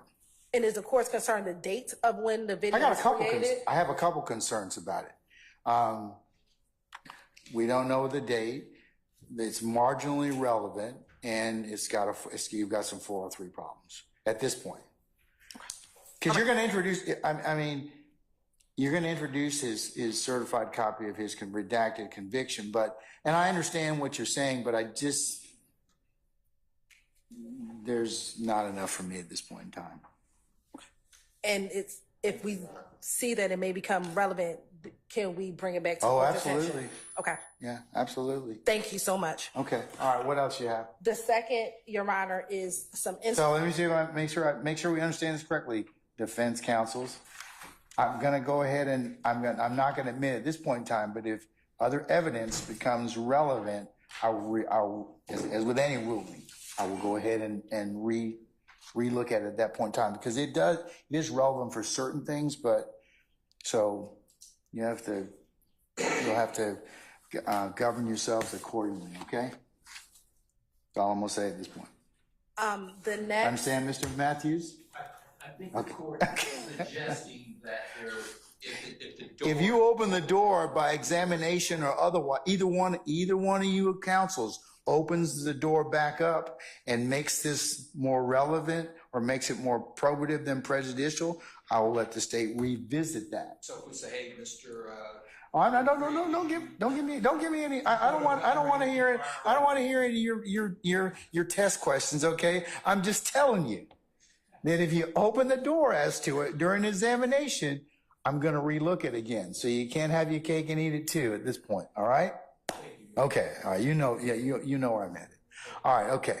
What else you have, madam? Your Honor, next very quickly, the state intends on introducing the Instagram records of Jimmy Winfrey, but it's the Instagram of Pee Wee Roscoe. We also intend on introducing the Instagram of Jeffery Williams or Thugger 1 and the return that was received for Shannon Stillwell's Instagram. Specifically, though, as it relates to the Pee Wee Roscoe Instagram, the state has at this point 4 excerpts from that Instagram return that we would like to introduce to this witness. It'll be State's Exhibit 163, B, C, D, and E. I've shown it to defense counsel in order for them to review. And so I didn't know if there would be any objections to. Can I see them, please? Yes, you can. You said 163 BC, Bravo, Charlie, Delta, and Echo? Bob? Or is there an alpha? No, alpha is the actual record itself. Okay, so 163 alpha? For the excerpts, it's going to be 163 Echo Bravo, 163 Echo Charlie, 163 Echo. I can't even figure out y'all's nomenclature. But, okay, so it's 163 what? 163 Echo Bravo. I'm not talking about that now. So for this discussion right now, we're going to talk about 163 Echo Bravo, 163 Echo Charlie, 163 Echo Delta, and 163 Echo Echo. All right, let me see those, please.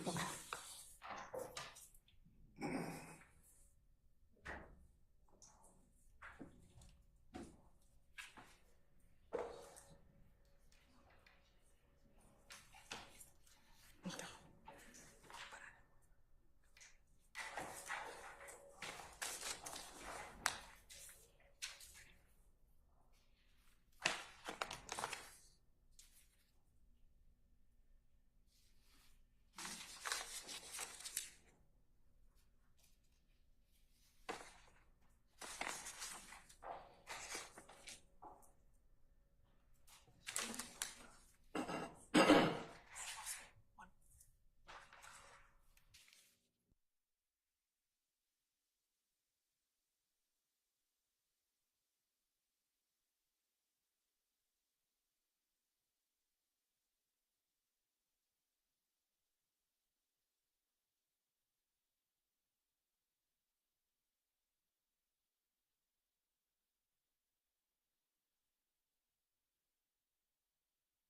Be Echo Charlie. One is page 45 and one's page 240. So which one are you using as Echo Charlie? And I have Echo Delta as well. So, but there's 2 that are named 163, unless I'm just looking at the. Can I see those? Yes, ma'am, you certainly may. Say again, sir? Absolutely, you can come up there and look at those. Oh, sorry, that's supposed to be an E. Can you make it look better, please, or at least more phonetically appropriate? Can I come up? Yes.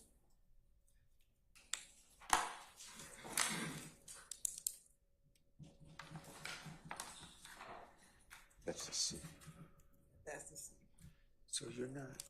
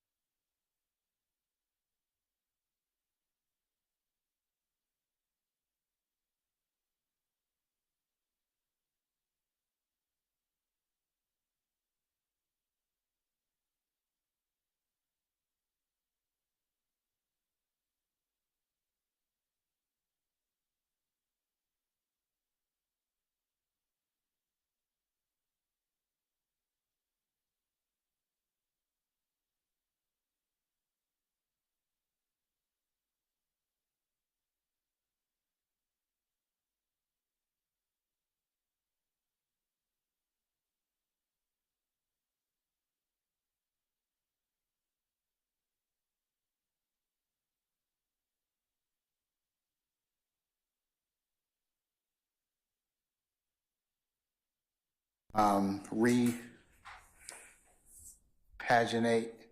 the right ones. Okay, now I have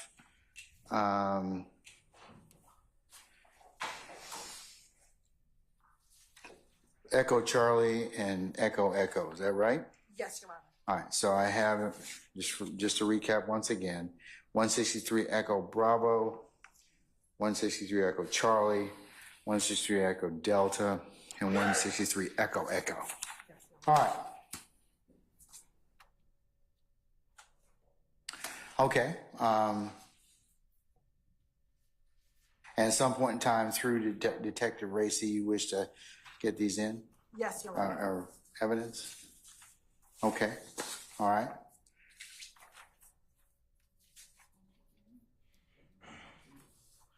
Okay.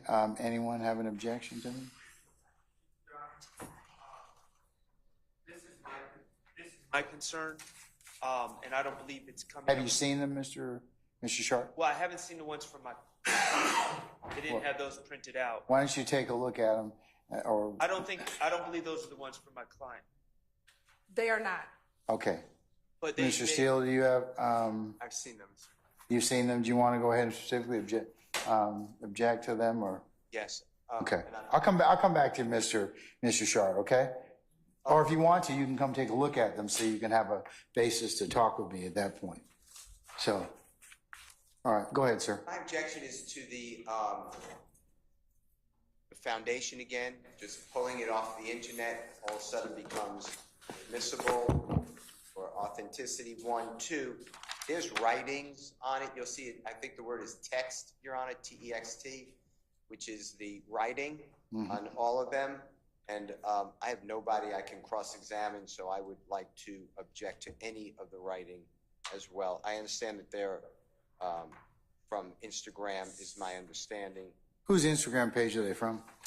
Free, I believe. And it's not just from the page, Your Honor. I want to be clear. This is from the actual company itself. Oh, it's from Instagram itself. But did you get an authenticity or certificate that came along with this? Yeah, so we have a business. Do you have that? Yes, Your Honor.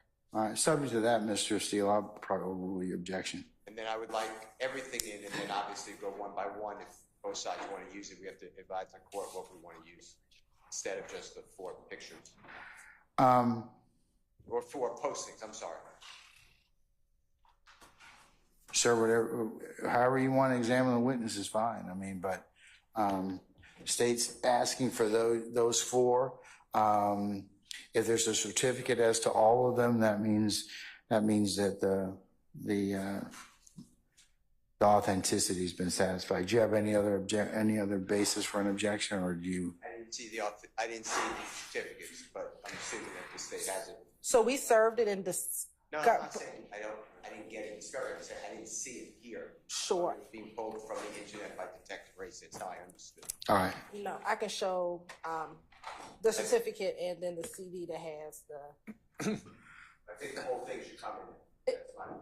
It will, Your Honor. I just was focused on the excerpts because that is what may or may not be objected to. So yes, the state has 163 Echo, which is the business record cert. We have 163A, which is the full Instagram record, and then these are going to be 4 excerpts from the record. All right. And my only other objection would be then. And I'm sorry if I keep on saying it, 163 Echo is the exhibit with Echo Alpha, Bravo, Charlie, Delta, and Echo. So 163 is the certificate. 163 Echo is the entirety of the record, and then you've got excerpts marked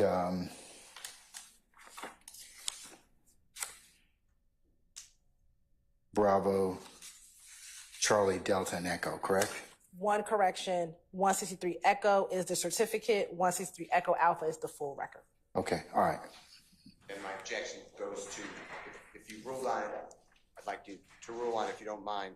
I don't want to waive anything. Is to the writings again, as hearsay. The writing is the business record itself. The text in the document. Yes, sir. That's what I'm objecting to. On what basis? Hearsay. Out of court statement offered into evidence. Are you offering any of the statements on the business record itself? So, Your Honor, I'll first start with 163 Echo Bravo. And if you look, Your Honor, on the bottom page of 163 Echo Bravo. Yes. And it says, PSA, we on tour, came from zone 3, my rounds, I'ma die. I'ma ride for them like a military mafia, you dig? You dig what I'm saying? Bankroll mafia, YSLRG, you dig, my little sisters. Your Honor, we believe the individuals in this exhibit, we believe for sure one is Ms. Dolly Greer. I think that's her. Is who, I'm sorry? Dolly Greer, or someone identified as Dolly Greer.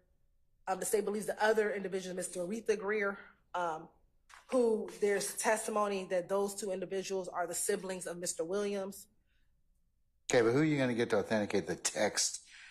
Because Mr. Steele's right. I mean, here's the thing. With a business record, you get your authenticity is satisfied. It is what it purports to be because you've gotten it directly from Instagram. It's still got objectionable hearsay in it that you need to have an exception for or some other basis. So, short of you, are you going to have anybody that is going to testify about this this text message, or you have an exception to the hearsay rule? Your Honor, Mr. Winfrey is a co-conspirator, both in the shooting that's being from April 26, 2015, as well as a co-conspirator in this in count 1 of this indictment, Your Honor. So is this a text that he made? This is a text that he posted when this. That he posted. Correct. This is the caption Okay. that he All would right. have posted when he posted this. So you're saying it's a statement by a party opponent or party opponent? And he would be a party opponent as well, Your Honor. All right. I'm going to overrule your objection, Mr. Steele. I will admit the 163 Echo Bravo over your objection, as well as Echo Charlie over your objection, Echo Delta over your objection, and Echo over your objection. All right, Mr. Harvey, sir. 105 again, and a motion for severance? Certainly the motion for severance, yes. Okay, all right, okay. And a couple of other things. The motion for severance, number 1. Number 2, the fact that it's admissible as a statement of a party opponent means that it is just admissible against that person, not everybody else, and not Mr. Nichols. But what if it's also admissible as since it's a co-conspirator, since they're charged in count 1? That's great. Remember at the beginning of this trial, the state was supposed to give us everything they were going to admit as an 801D2E statement. They gave us 3. This isn't one of them, and I would object to this being admitted as a co-conspirator statement under 801D2E. I do not think it is in furtherance of any conspiracy, number 1, and we weren't provided with this. We didn't litigate it before, and the whole purpose for you. Okay, and assume you're correct. I would give that limiting instruction, but just not now. I would probably give it as part of the course instructions at the end,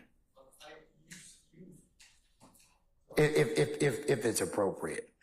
Well, it certainly is appropriate. I mean, think because remember, you haven't presented any evidence at this point in time, and the law doesn't require it. In fact, you reserved your right to open and to present any evidence. That's correct. So it's not even something I need to take up at this point in time. Well, I disagree with you respectfully. Of course. Because it's being admitted under the state's theory against everybody here, even though it's a statement particularly. Well, it's being admitted against Mr. Winfrey, and he's a but he's a conspirator. But the jury doesn't know that. The jury doesn't know that it's being admitted against Mr. Winfrey because it's his statement as a party opponent, even though he is not here, or that it's just being admitted, if it is being admitted over objection, against Mr. Williams. And that's the purpose of a 105 instruction. All right, ladies from the state, sir. Your Honor, if an instruction is to be given, we agree with the court that it can be given at the conclusion of when you give the instructions to the court at the to the jury at the appropriate time. All right. Mr. Harvey, I will overrule your request at this point in time for a limiting instruction at this point. But however, I will take it up and I will give you continue to give you a continuing objection as to that issue. Okay? All right. And I'm going to deny your motion for severance at this point in time. But I'll give you a continue your objection as to that. All right, Mr. Sharp. Thank you, Your Honor. So my understanding is the state, through, I believe this witness, is going to seek to admit my client, Shannon Stillwell's Instagram records as well. My concern, I don't believe that they have any specific pictures or anything or postings regarding this overt act, but they're going to seek to admit the records in totality. My concern, Your Honor, a couple of weeks ago, maybe a month ago, I was observing Court of Appeals, Federal Court of Appeals, and there's an 11th Circuit case, U.S. v. Quentin Simmons, that's being considered right now. And the issue in that case is when records, in this case... It hasn't been decided yet, right? Well, but just answer my question. Has it been decided yet? Been decided. Okay, all right. Okay, but the issue is when, whether it's records or surveillance tape, when it's admitted in totality, it's in evidence at that point. And even if we are just focusing on one or two pictures, say, of my client's Instagram photos, if we admit the records in totality, that puts it all in evidence, and that makes it all fair game for closing and fair game for arguments, whether those individual excerpts or pictures are prejudicial, whether they're relevant, and the like. Well, I disagree with you. I respectfully disagree with you, sir, because just like these particular photos have writings on them, remember, it's just because a certificate just gives you admissibility of the records or authentication of the records, they're still subject to other objections. But there's going to come a time where the state's going to walk up with a thick pile of papers and say, we move to admit state whatever 153 EQZ into evidence, and then you're going to look at me as if I have an objection. And the problem is, if they're just being admitted in their totality, even if we know that the only thing that's been discussed is one or two things within those records as a whole are in evidence and become potentially fair game for argument later on. So if we're going to move to admit my client's Instagram records or anything else, I'm going to ask that we be specific about what we're admitting as opposed to just admitting the entire record. Because that's my concern. Once it's admitted into evidence, it's in evidence. And that's what the Simmons case is all about, is once it's in evidence, is it subject to argument and things of that nature, even if it was never even discussed in the case. Okay, but I have no visibility on Simmons. It was argued, so no opinion's been released, correct? Well, it's my concern. No, but I'm asking you, but there's no appellate opinion from, it's an 11th Circuit case? Right, the defense admitted and played in closing parts of the surveillance video that was never discussed in trial, and the state objected, and the question was, Okay. when you put the entire surveillance video, say it's 2 hours in evidence, and you only discuss at trial 1 minute of that surveillance video, whether the defense was allowed to... Well, it's kind of the catch-22 things, okay? Because the rule of completeness allows you to admit the entirety of the document. Now, there may be other pitfalls of admitting that document. So that's why you, as the advocate, I'm sure probably need to make sure that if you decide, hey, I want that whole thing in there, it's going to cut for and against you. So you need to be careful, and you need to make sure you have a great understanding of the entirety of that document so you don't have issues that kind of come up. And since I haven't, just listen, since I haven't seen Simmons, and I don't know kind of the parameters or left or right limits of that, I can't really give you any more guidance on it. Well, I'm really going under the 4-1 judge is a happy judge, because when the state, I'm just letting Your Honor know, when the state brings forth hundreds of pages of my client's Instagram records, and they're saying, well, we just want to get it in for this one particular purpose, I'm going to have to halt proceedings and say, well, let's have an inspection of every single piece of paper. Well, that's up to you. Here's the thing. I'm telling you that you either can do one or two things. You can either acquiesce to the state and say, okay, those four are fine. Or you can say, under the rule of completeness, Judge, we want it all in.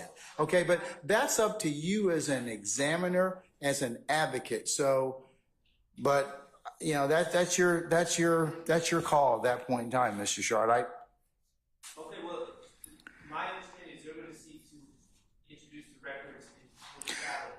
I don't know. Are you going to admit Mr. Stillwell's entirety of his Instagram, or are you looking to do kind of what you similarly did here, which is just, you know, the relevant portions? Yeah, I think that that's the part that's missing here, Your Honor. When we introduce the entire record, we have to introduce the entire record to say what excerpts we come from, what excerpts came from those records.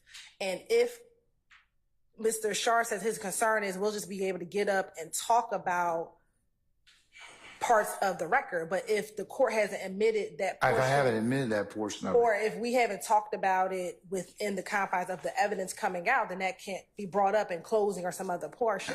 The state's intention with any of the records is to excerpt out what we intend to introduce and share that with defense counsel, similar to what we did today. So moving forward, that is the state's intention to identify what we plan on introducing, providing that to defense counsel so that if there are any objections, they can. It's only says binding on the state, and I'm fine. I'm just letting. I think it seems to be that that's what, you know, that's what they're asking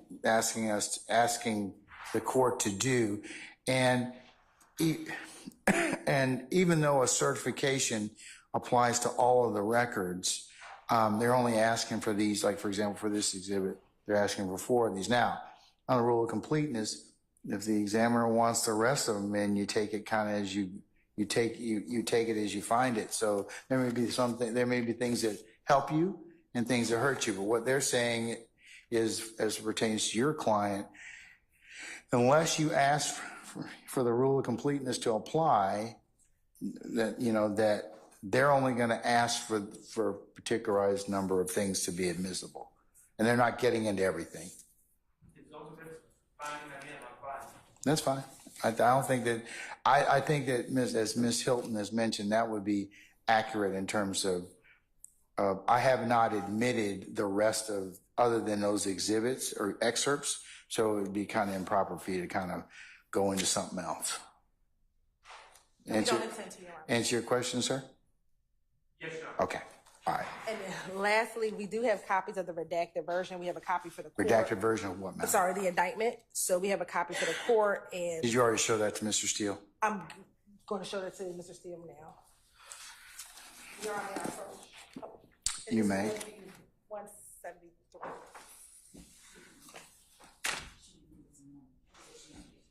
Okay. I believe it's going to be 173, Echo, Your Honor. And Mr. Steele.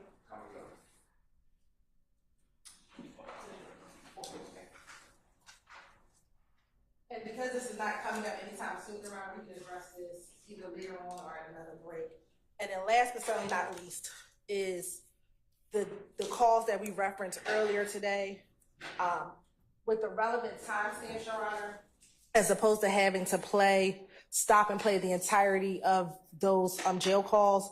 We did redact each of those jail calls to the relevant portions.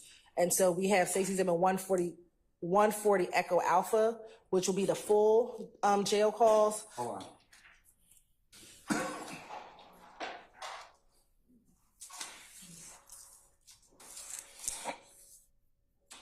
Okay, and which is the redaction?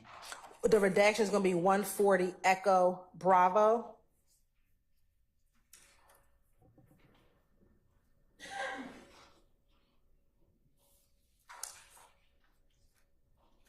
And those calls were just emailed to defense counsel, but it is the timestamps that we provided in the email, Your Honor. Are they all, are both series of calls on there from both dates that you're going to seek to admit Mr. Winfrey's call on the 28th of June and the 13th of June?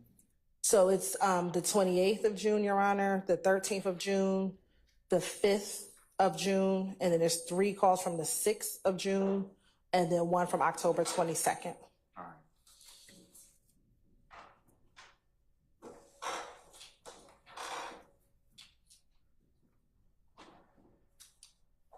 Okay. Hold on one second.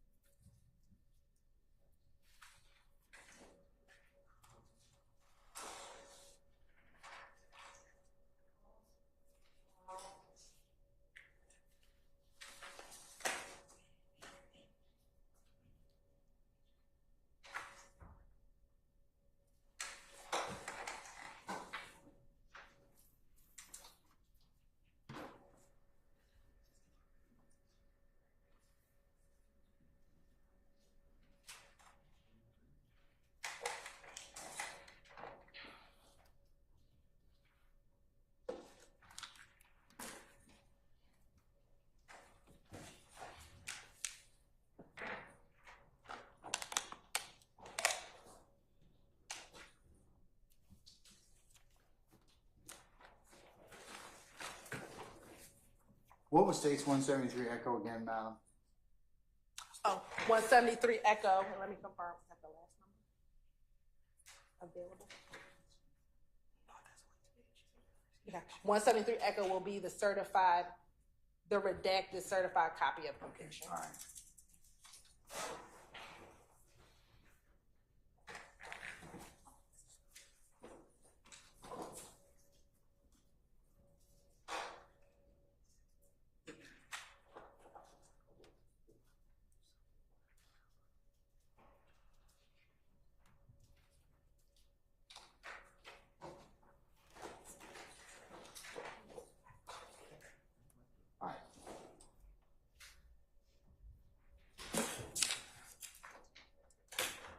Okay, can we call for our witness now? Yes, Your Honor. All right. Do I have time to study, would you mind if I study the indictment? There's some items that we'd like you to consider. Hey, Your Honor, that's not coming in right now, so. That's fine, Mr. Steele. All right. Sergeant Ingram, summon our jurors, please.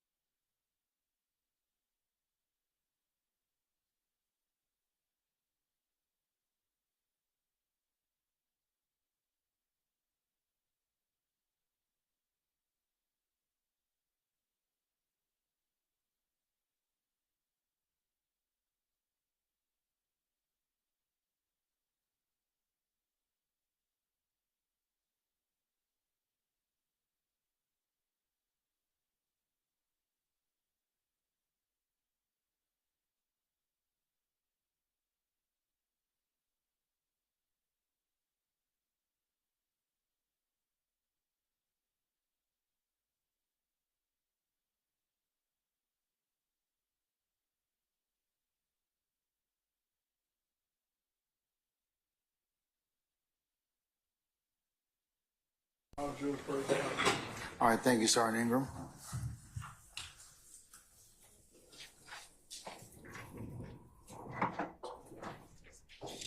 All right, Ms. Hilton, you can continue with the examination, madam.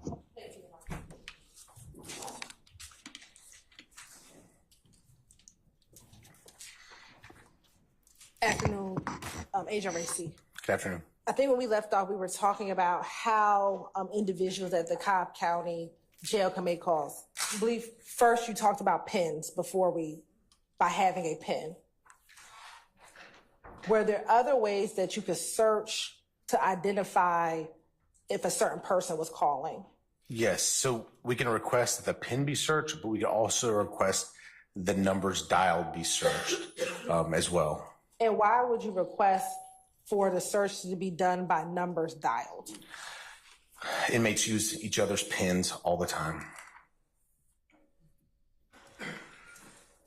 Now, as it relates to Jimmy Winfrey, the calls that you received, were they solely from his PIN, or did you search from using phone numbers and get other calls that were not on his PIN? I did both. And about how many times did you obtain jail calls regarding Mr. Winfrey? I did it in batches. Again, I didn't have like live access to the system, like some systems, some counties have.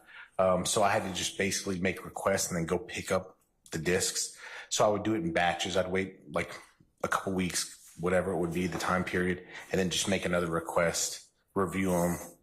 Time would go on, make another request. So I think probably 4 or 5 times during the life cycle of the case.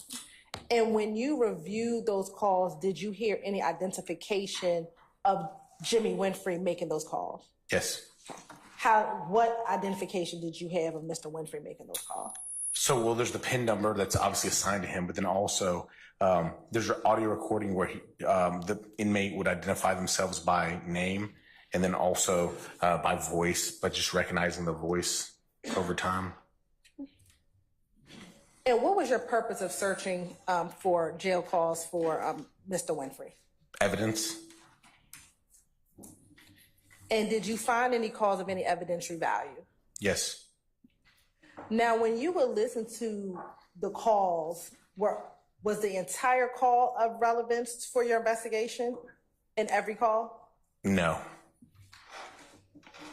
Were you able to identify portions of the jail calls that were relevant to your investigation? Yes. And once you received those calls, did those calls become part of your case file? Yes. If you can give a number, about how many jail calls did you obtain? Oh, there'd probably be hundreds in the case. And in preparation for your testimony here today, have you listened to a sampling of those calls? Yes. How many calls have you listened to in preparation today? I want to say 7 that were relevant.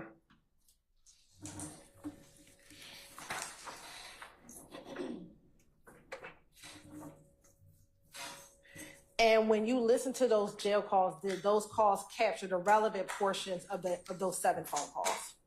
Yes. Yes.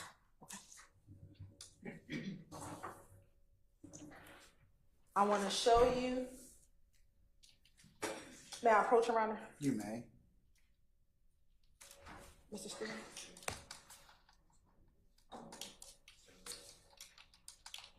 I'm going to show you what's going to mark Exhibit 140 Echo Bravo.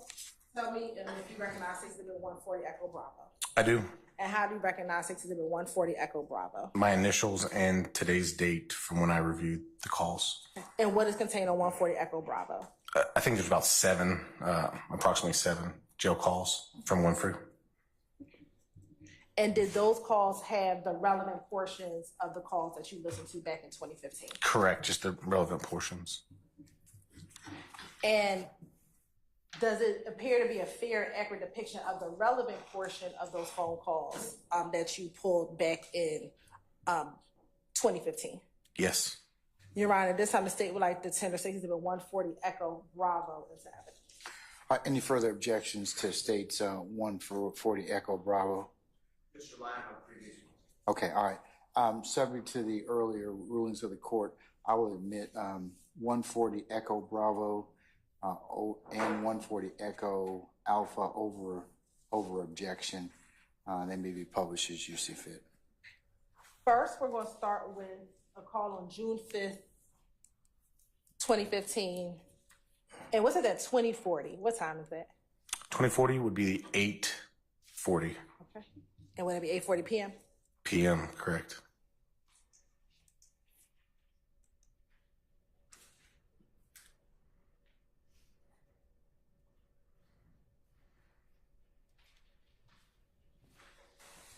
What's been going on? I'm trying to find over there where the car is. They want it moved.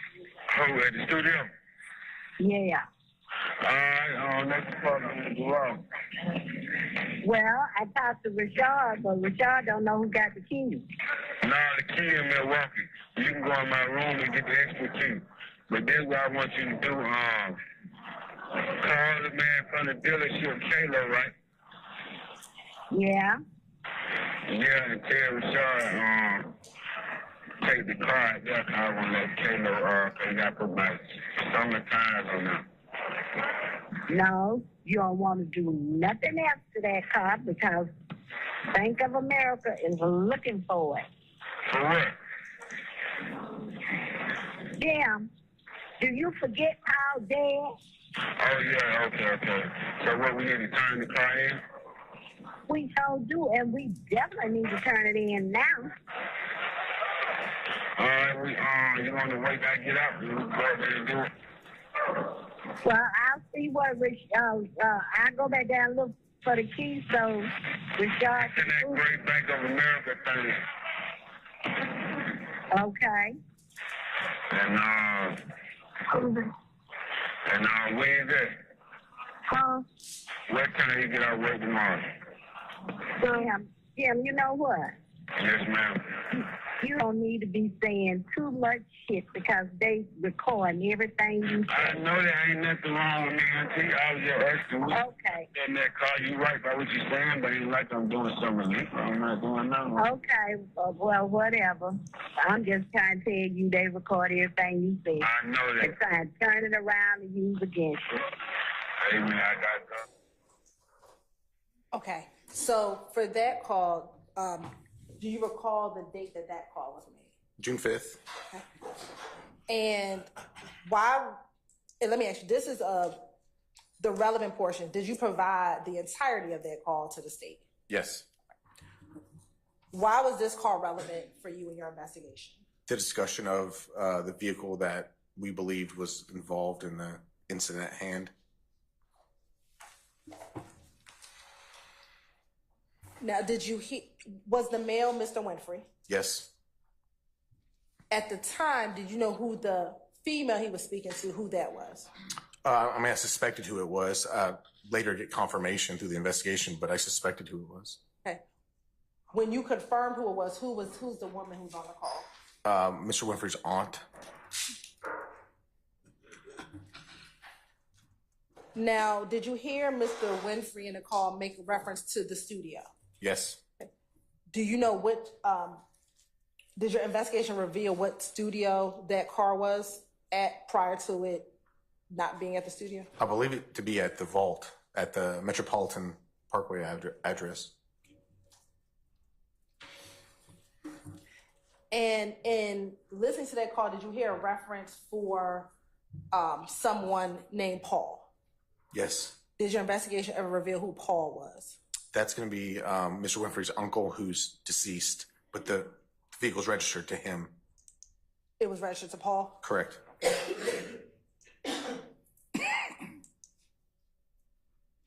Now, I know we talked about the dates of the call. Do you remember the time of this call? We said it was at 8:40 p.m. And this is in 2015? Correct, 2015.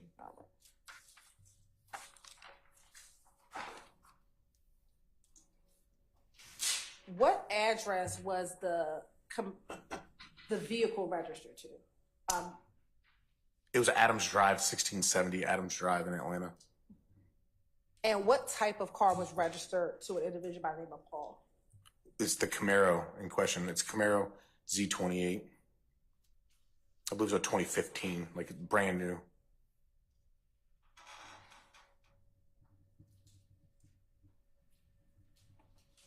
And did you hear them speak of the Bank of America? Yes, I did. Did you learn if Bank of America financed this vehicle? They did. It was financed by Bank of America, correct?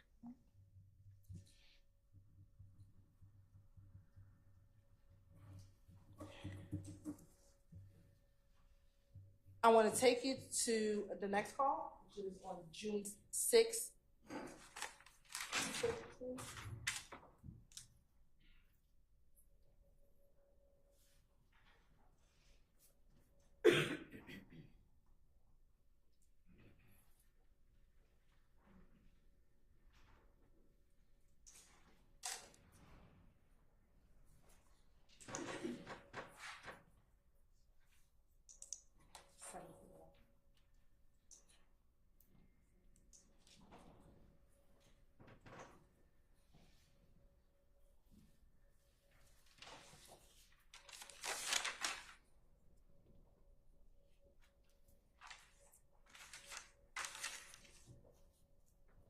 And for the record, what is the date and time of this call?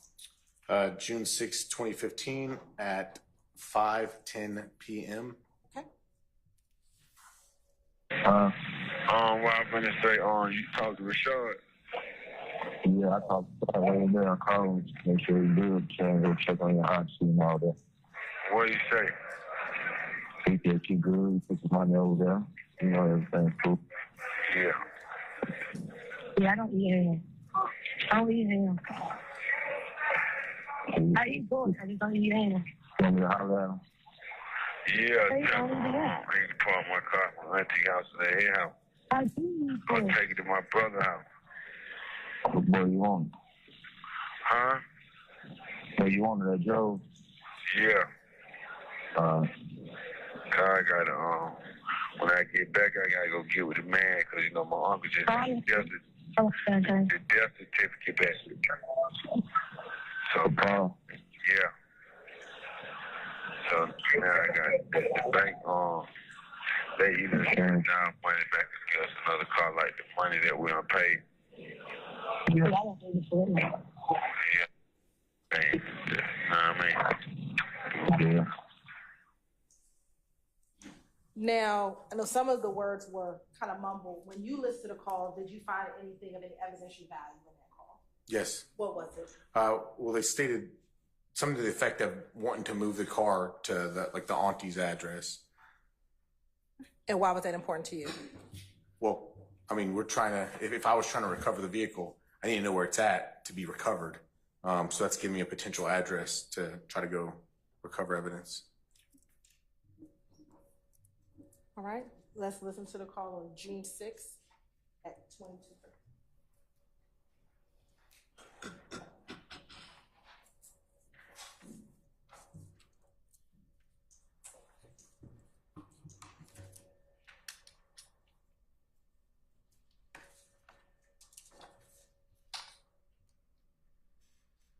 And for the record, what is the date and time of the call?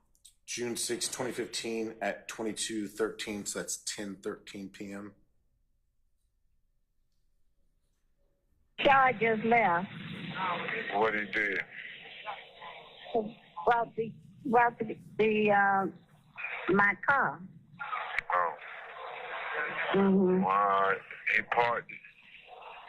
Yeah, it's in the garage. They brought it over on a tow truck. He said he needs to know how to get them minutes so you can call him. I'm gonna call him when I get on the phone with you. What time is it, Auntie? It's after 10. It's 10:18. What time you supposed to be out the phone? 10:15, right? No, 11 o'clock, they say tonight, or 10:30. I'm in the car with Rashad, and I'm going to call you back. I'm making my last call. Oh, okay. I love you. Love you too. Bye. Where you at, call Rashad? Okay, hold on. I ain't saying your number in the phone. Huh? I ain't saying. What up, God? What's the word you doing, man? Appreciate that, brother. Oh, yeah, man. I just dropped that on there, too. You get what I'm saying? They were acting lame, I guess so. Slim called me, told me to go get it. Yeah, so I go get it. And somebody, told me to go get it and whip it. I said, nah, I ain't gonna whip the ball. I'm gonna do it the other way. Yeah, gotta get it right. You dig what I'm saying? So I just did that. Hello. Hey. Yeah, auntie. Yeah. Yeah. Yeah, the car is in the garage. I know. Now, when you heard this call, was it significant for you in your investigation? It was. Why? They're now stating that the vehicle is in Auntie's garage at her address.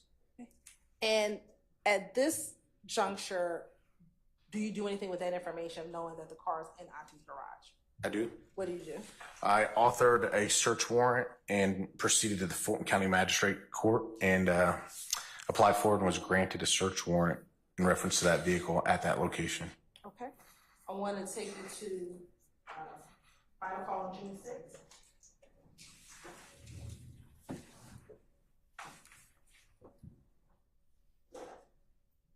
And for the record, what is the date and time of that call? June 6, 2015, 19:58 hours. Okay. So that would be 7:58 p.m. Yeah. Yeah, Roscoe, you did what the fuck I'm saying. I ain't doing shit, man. Just holding it down. Just got us there on all these niggas. Yeah, I go to court on the 16th or the 17th. But my lawyer, what the lawyer say, William? They were going to try to get it dismissed this week. They on file for a motion. I was just calling and checking on your ass. What you got going, baby? Huh? Tell everybody I said what it motherfucking do. Hey, man, you won't believe this shit, dude. Motherfucker got down yak. Know that this nigga got about 50 pictures of yak and Malik on that bunk, man. Little young nigga. He got a picture with yak. What's his name? Hey, what little buddy name, man? Little light-skinned boy. He be with little Bastard Simpson. The light skin. What that light skin boy name with the dread? Peso. Yeah, Peso. Yeah, little young nigga. Yeah, we partied up, man. They got the town turned. Huh? What you say, bro? You understand? You understand? You dig what the fuck I'm saying? Hey, boy, you sure got the town on lock, kid. D4 ripping in here, boy. You hear me, man? D4 ripping. Man, no bullshit, man. D4 love that little motherfucker. Ain't no Jeff, no gotta slide. Man, they treat nigga like the Pope in here, man. Yeah, you know, your main motherfucker, man. You understand? That's your dude, but oh man, the whole joint, blood out. Everybody got stars right here. Now, you know we paying the wage, right? Yeah, hey man, it's still good. He for love your motherfucking head down here, man. No Jeff, we were better for the justice. I was for the justice. You see what I'm saying? Then we ended up winning. So I was out there. Hey, folks, know your motherfucking ass, boy. Listen, dog, the whole motherfucking joint, brother. These folks slime out. Everybody slime, bro. He said they keep it like the guard. Yeah, man, for real. Hey, listen, man, everything in here slime out, boy. Everything. Man, them folks ain't going back and forth about your motherfucking ass down here. Say, look here, man. Everything in here slime out, man. Everything. Listen, man. A nigga got a picture of Yak, Malik, the whole motherfucking crew on one of their beds. The little nigga, little peso. He got a picture called Yak and Malik, the big homie. They call you the real big homie. That's my little homie. Yeah. Hey, peso. He 100, RICO. Yeah, the little nigga, hey, Yak, the nigga folk, he strong. He got, the man got the YSL on his back and everything. He hurt up. These folks got the YSL in the star, in the 5-star. The man got a picture. When I see your picture, I'm like, hell, no, this can't be Yak. He like, but this is my folks. I ain't going. Oh, tell him that out there. Man, listen, this Yak right here. Hey, what's up? Yo. What do? Come on, where's the show, man? I said, you wish what the hell they come out? Shit, I ain't talking about nothing, bro. Got nothing real. They just got nothing rhyme. I got a court date for that month at the beginning of the month. So shit, hopefully by then they let me out of something. Hey, like, Yeah. hey, make sure Roscoe good, man. I've been trying to get in touch with you anyway, so. Yeah. You know, I got him, man. That's my boy, man. You know, I got him. Well, I'm gonna roll y'all nigga ass up, man. What's this thing? Roscoe. That what's up. What is? Hey, yeah, you got your hey, yeah. These folks singing y'all music, bro. It's on God, man. These folks singing the music, man. The folks beating the whole wall down from 11 to 5 in the morning, man. I ain't singing none of that slide shit, boy. The whole dorm. The whole dorm slide out. Straight up. Man, what? These folks love y'all, boy. No Jeff, no cap. Hey, I keep being around this town. Cap like that. You the last motherfucker I expect to see, man. Folks got a picture of your motherfucking ass on the bed, man. Yeah. Man, that's my big brother, man. You know, he got a picture of you, Malik. I think you was at the Found Blue, yeah, we had that weed outfit on. The stone outfit, you had on the stone outfit. Yeah, man, nigga holding it down, nigga be out there, motherfucker, man, no time. Step back for a major comeback, you did. Okay. And that concludes at 5:20. Now, did you hear them reference a person named Yak? Yes. Do you know who that individual is? The names came up in the investigation, but I don't recall like his real government name. Okay. At this point in time. Did you hear the term or them discuss people slimed out? Yes. Did the course of your investigation, did the word slime become significant? Yes. How? Objection on our foundation. Oh.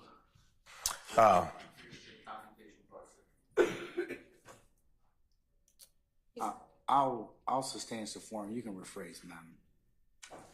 Or you can lay on your foundation. During the course of your investigation, did you learn of a gang called YSL? Yes. And what was your understanding of what YSL stood for? Your Honor, this is any testimony that I don't believe is under 701 or 702, and also competition was accurate. But we're not. I'll overrule your objection, sir. You can have a continued objection, yes, sir. Yes, through the course of the investigation, and prior to this investigation, I knew what YSL was, and I knew it to be Young Slime Life. And so, when you heard the term in this call, is this one of the calls that you pulled? Yes, it was. Did you make note of what they were speaking about inside of that call? Yes. And what was significant for you out of that call? So then, of course, referencing the names, referencing multiple people with stars, 5-point stars, saying everyone in the jail, Cobb County, is slime. Just referencing Yachty, Duke, I think I might have mentioned that. And then someone having a YSL tattoo on their back. Yeah, that was just a number of the things that I heard. Did you hear a portion of the call where the individual Yak gets on the phone and tells someone to roll out the red carpet for Roscoe? Yes.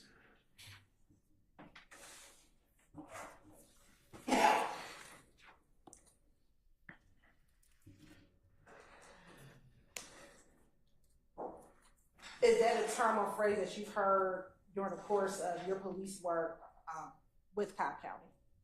Well, yes. I mean, rolling out the red carpet isn't just in law enforcement. That's used in common vernacular as well. And what was your understanding of what rolling out the red carpet? Objection calls for hearsay.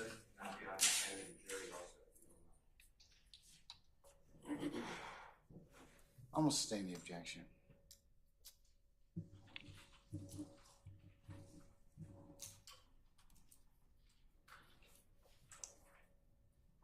Outside of what we already discussed, was there anything else of significance in this call?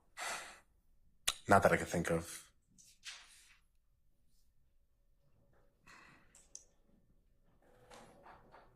Now, you talked about the 5-point star. Why was that significant to you?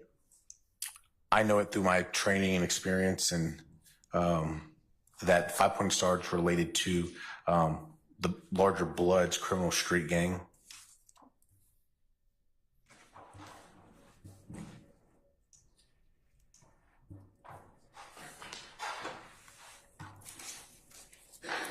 Now, after hearing these calls on June 6, 2015, you talked earlier about getting a search warrant in order to go look for the vehicle. Did you ever go to the home and go to try to find the vehicle? Yes, I did. Do you recall when did you execute that search warrant? I mean, it was as soon as I listened to these calls and as soon as I got the information, I pretty much immediately acted on it. So this call was June 6th, so it would have been within a couple weeks, a couple days after June 6th. Okay. And where did you go to execute the search warrant? The address of the aunt's house, the 1670 Adams Drive in Atlanta. And Baker, do you recall the time of day that you went to the home? It was nighttime.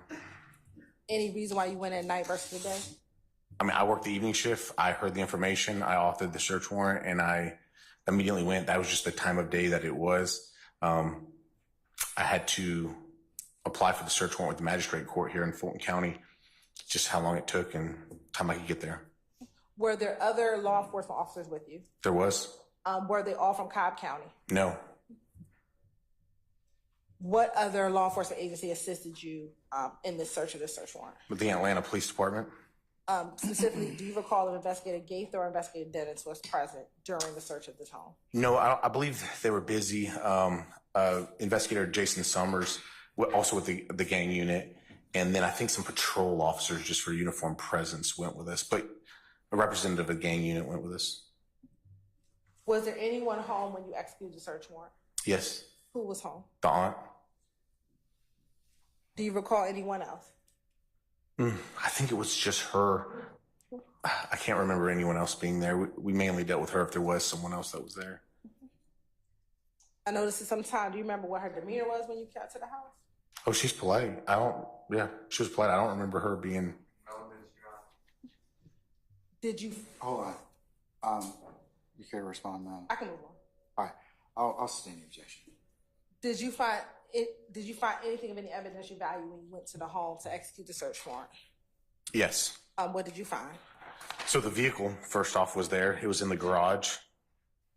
All right. Did you take any pictures of the vehicle? Yes, we did. Have you taken pictures of where you found the vehicle? Yes, I did.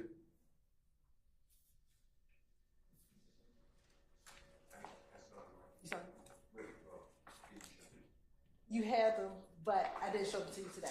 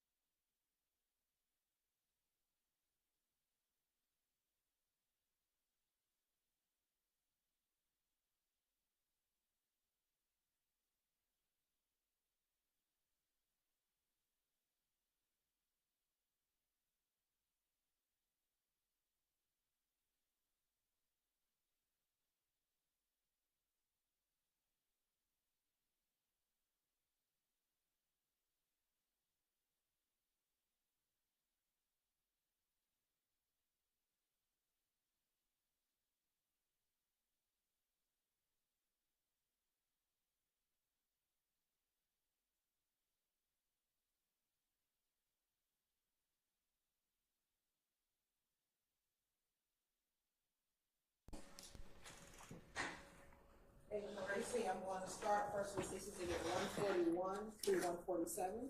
Sure. If you look at the Exhibit 141 through 147,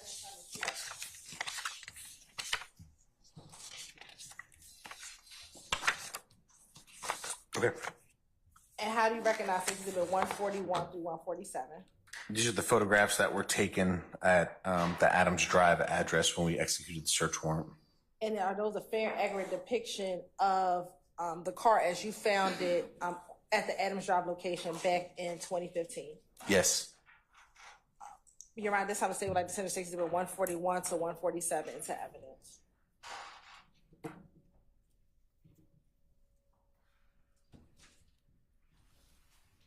You said 141? I'm sorry, let me tell you, 141 echo to 147 echo. All right.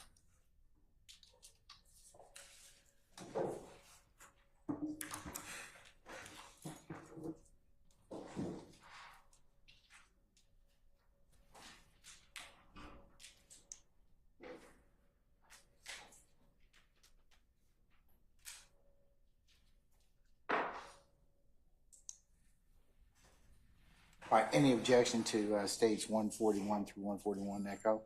Your Honor, as to 141, 142, and 143, I do pose an objection. I do not have an objection to the others. If you can look at them when you get a chance, they are photographs of a court document, purportedly search warrant. That's all they are. The other ones are what's depicted in the garage. So that's why I'm objecting to the first three.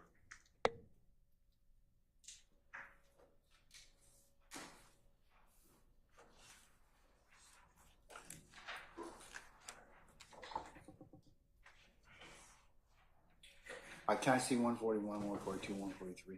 Yes, Your Honor. Agent Racy is here. Thank you, sir.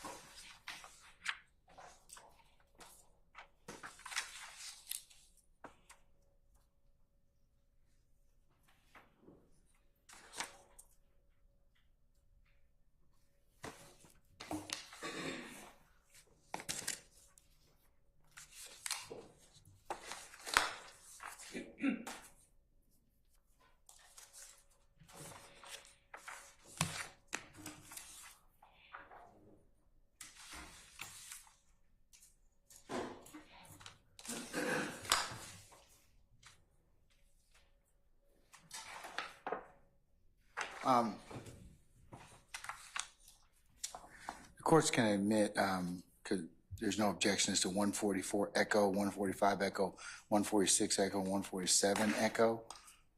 They're admitted may be published as you see fit.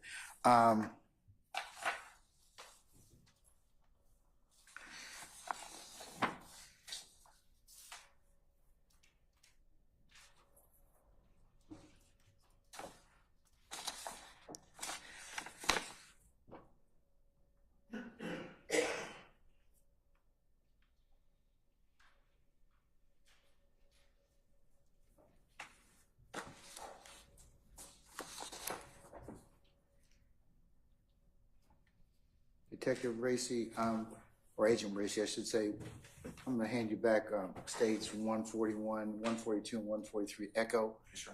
When you were executing the search warrant, did you take those pictures? I did, Your Honor. Are those pictures of the search warrant that you left at the residence? They are, Your Honor. All right, I'm going to admit them over your objection, Mr. Steele.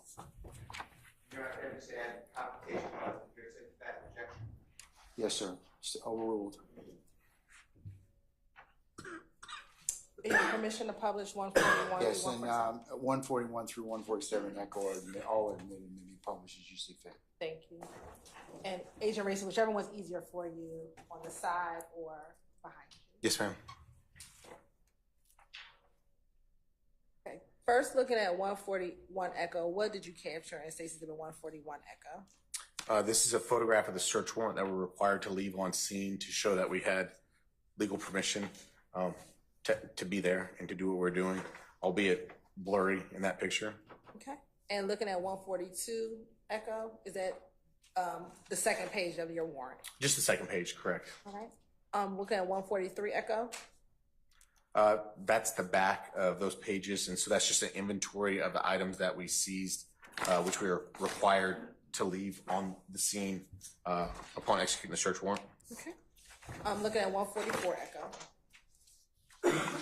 So that's just going to be a picture of the outside of the residence with the garage open and the vehicle there in the garage in question.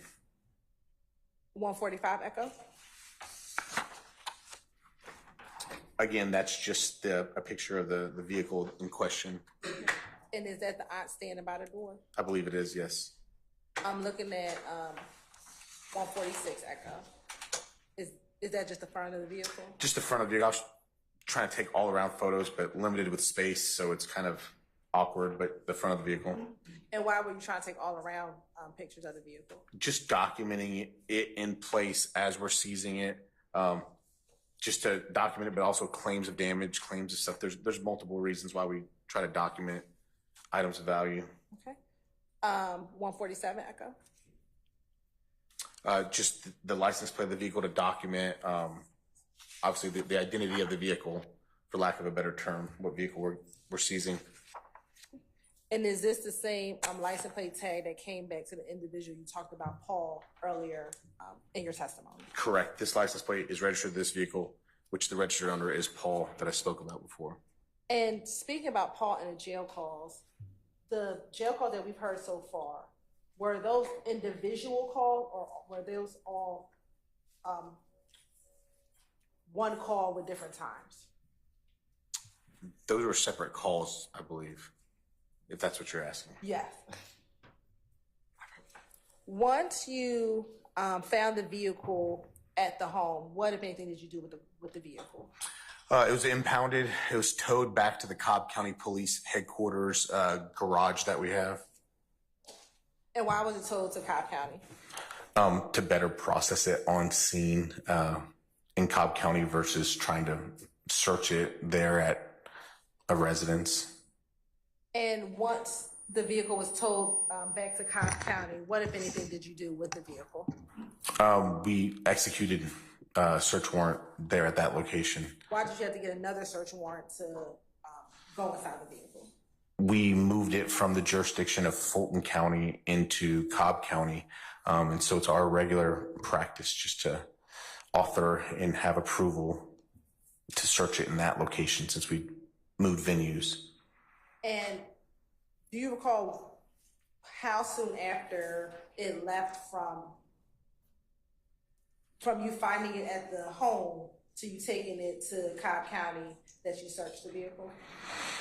I'm not sure if it was that night here as we're sitting here now.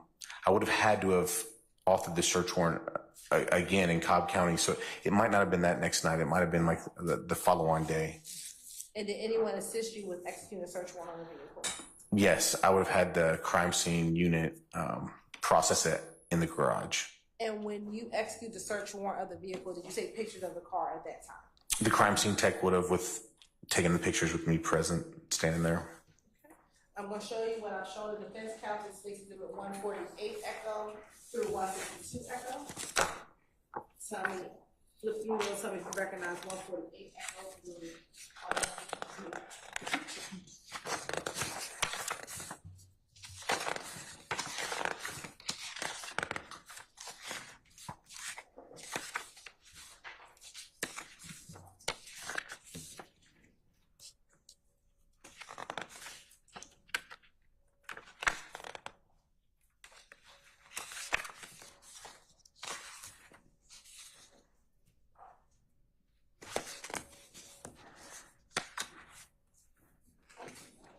I recognize them. And how do you recognize them? It's in our evidence garage, and it's the same vehicle in question, and these are the photos that were taken there when we executed the search warrant at that location. And are those a fair and accurate depiction of the pictures that you took back in 2015 when you processed this car? Yes. Your Honor, this time the state would like to send Exhibit 148 Echo and 162 Echo. Any objection to states 148 echo through 162 echo? Thank you, Your Honor. Cumulative, first of all, if you look at all them, then 157, 160, 161, 162 are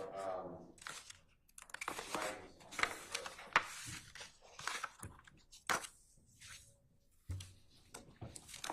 Yes, please. Thank you.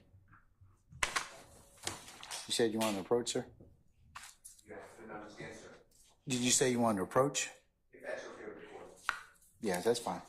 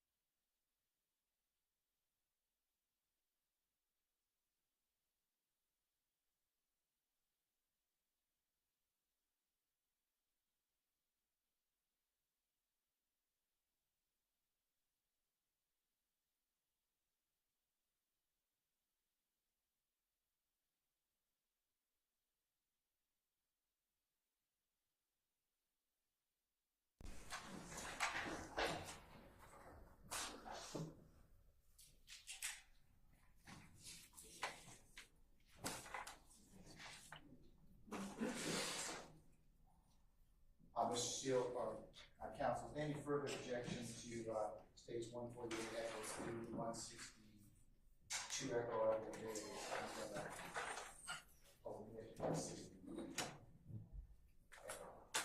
Any further objection? Not bad, Mr. Williams.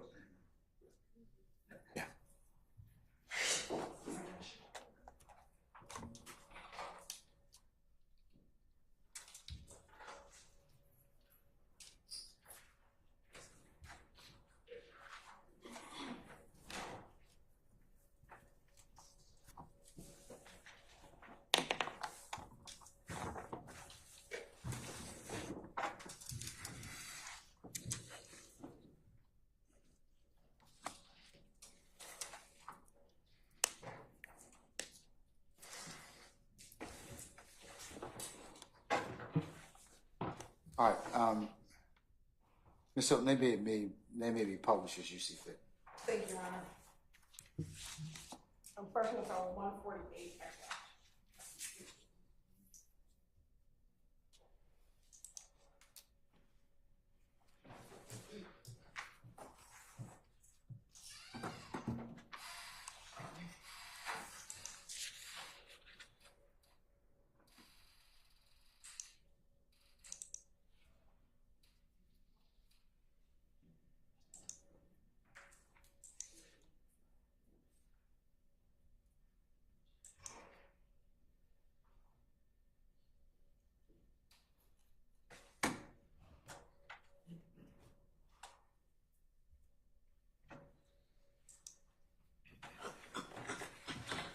Now, looking at State's Exhibit 148 Echo, where were these pictures taken?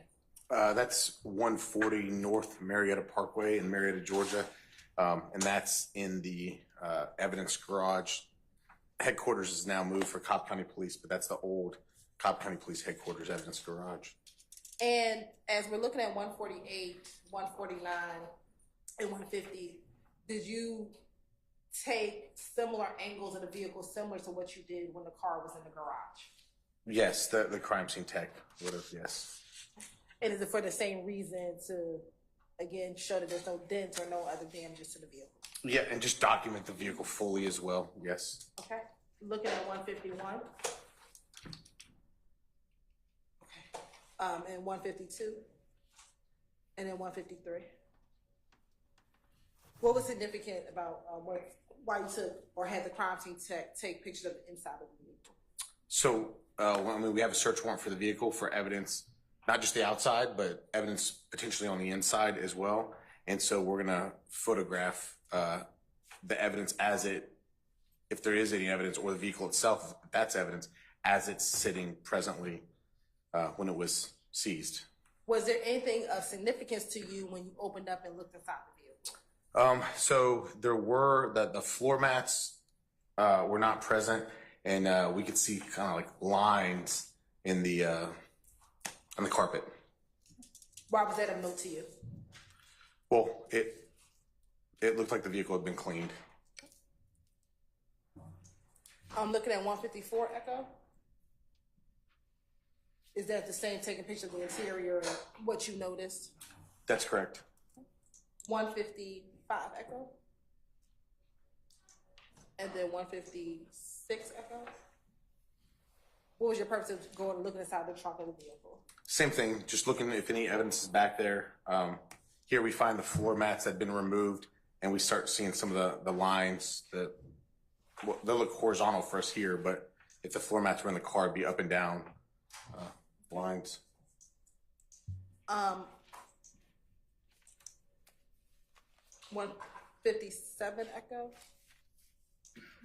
Is that still further inside the vehicle? That's correct. It's just the trunk, correct. All right, and 158 Echo.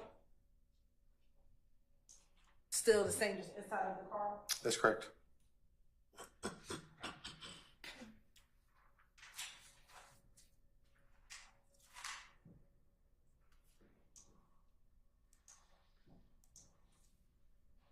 Echo. Same thing? Correct. And I'm going to ask you to look at your version of 160 Echo.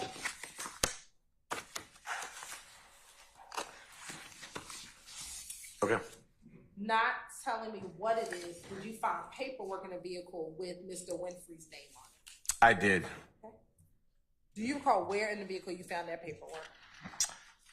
I think it was in the glove box. I'm not positive 100% as I sit here now at this moment. And now looking at 162. 162. And that wasn't going to come up on this.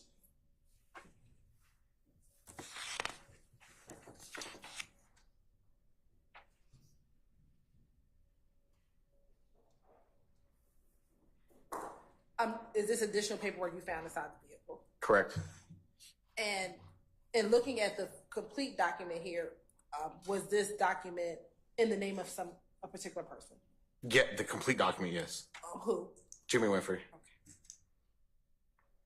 Now, with the car, did you ever have the car processed for any fingerprints? Yes. Did having the car processed for fingerprints assist with your investigation at all? No. Did you ever have the car processed for gunshot residue? Yes. Did anything about the gunshot residue testing that you had done, did that assist in your investigation? No.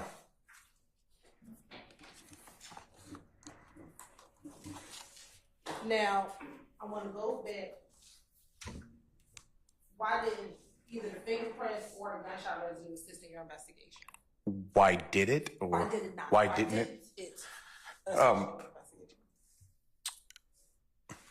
I'm sorry. Okay. It didn't. So, Sir, I'm gonna object to this. faces. The Bull Cumming case. The what? The Bull Cumming case. BULLCOMING. Confrontation clause. Oral, sir. so why it didn't help in the investigation? Let me ask you this. When did you get the GSR test done? It was following, obviously seizure of the vehicle, but I don't believe it was on the same night we processed it, on this date. How much time passed? Yes, sir, you may.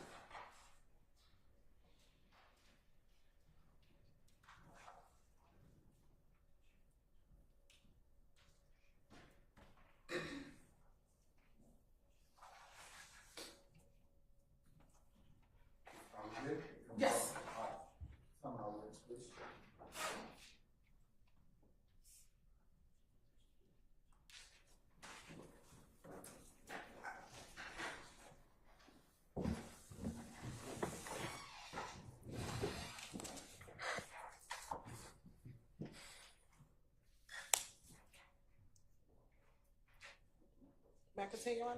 Yes, you may. How much time passed from the time that the shooting occurred to the time in which you processed the vehicle? Weeks. When you say weeks, let me ask you this. When was the shooting? April 26, 2015. And we're looking at a copy of your police report, how professional it is, when you executed the search warrant on the vehicle. It would have been in June, but I can look at my police report. If you turn to page 88, State Civil 171. 88, ma'am.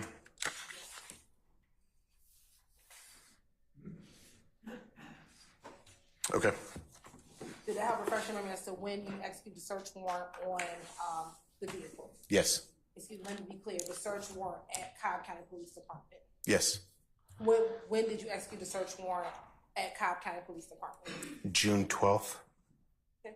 So is that approximately about a month, a little more than a month from the time of the shooting to the time you processed the vehicle? It's fair to say a month and a half. Correct. Yeah. Given your experience, previously in any of your investigations, have you ever tried to obtain gunshot residue testing? No. Why not? Cobb County Police Department has a policy. You have objection, sir? Thank you. Basis. 2, foundation. 1, 2, relevant. I'll move those objections on both grounds. Objection on the grounds of bolstering. Oh, sir, that was Mr. Matthews. Yes, Mr. Sharp. Your Honor, this gentleman is not, to my knowledge, not an expert in gunshot residue. It sounds like he's about to render an expert opinion. You can object accordingly. I'm going to move the objection for now. You can respond. Cobb County Police Department has a policy to not do gunshot residue tests. We don't have any gunshot residue test kits, but I was requested to do so in this case. And given that it was about 2 months between, or almost 2 months, when you actually had the test done, did you expect to find GSR? Objection on the relevance. I sustain that.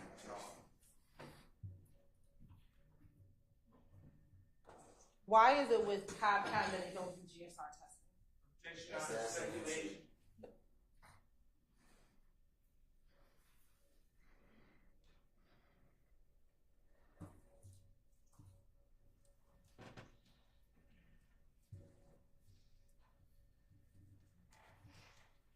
And I'll go back to my original question. Did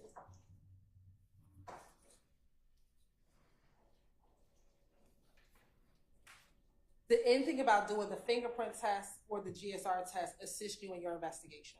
Objection, yes, ma'am. I sustain the objection. I want to take you to June 13th. Did you list any additional jail calls in this case?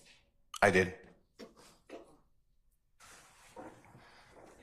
I'm going to play for you, listen to a call from June 13th.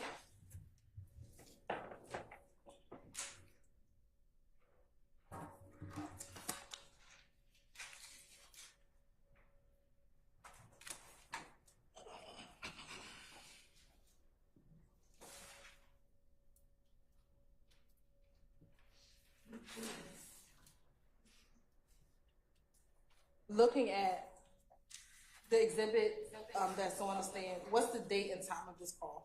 June 13th, 2015 at 17:39, which is 5:39 p.m. Yeah, he called you. Yeah, you on the phone right now. What's up, Willie? Yeah, I was trying to click over on that three-way. I got that cheap ass phone. I'm gonna have to go buy a new one when I get the cash.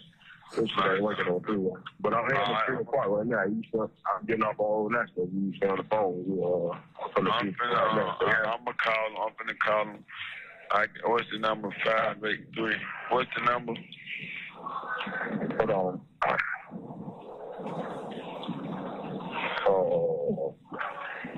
44583-1990.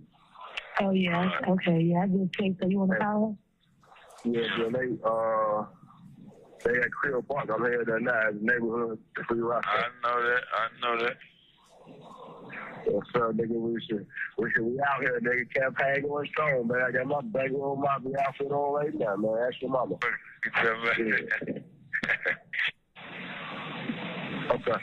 Okay. Where you at? Yeah. Dial that number, that 5-8. Hold on, you call. All of that. All right, hold on.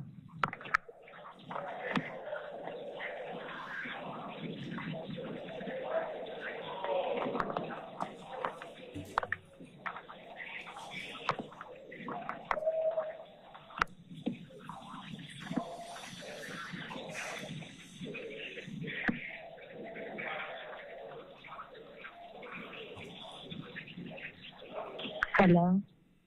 Yeah. Hold on. Let me get the next phone. Who is it? Hello?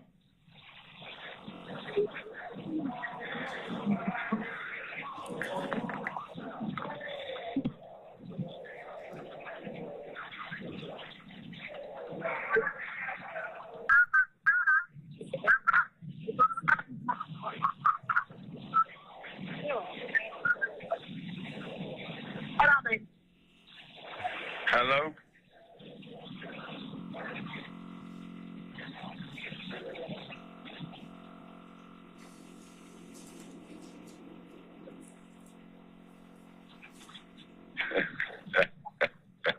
Hello? Hey, you hurry up and... I'm on the phone. Let's see if got you on hold. I ain't watching the folks talk. I can hold the coffee with y'all. Hold on, I'm gonna get a cup. Okay. Hello? Hello? You did. Hello? You can sound like the neighborhood. Turn it. I'm not even in your motherfucking hood. You know what I'm saying? I wish you fucking here right there. I know it turned up right now. I know y'all having a ball, man. We ain't doing shit. I'm high as a motherfucker just holding me down. What? I say I ain't doing shit, just high, man, sitting right here holding it down. You dig what I'm saying?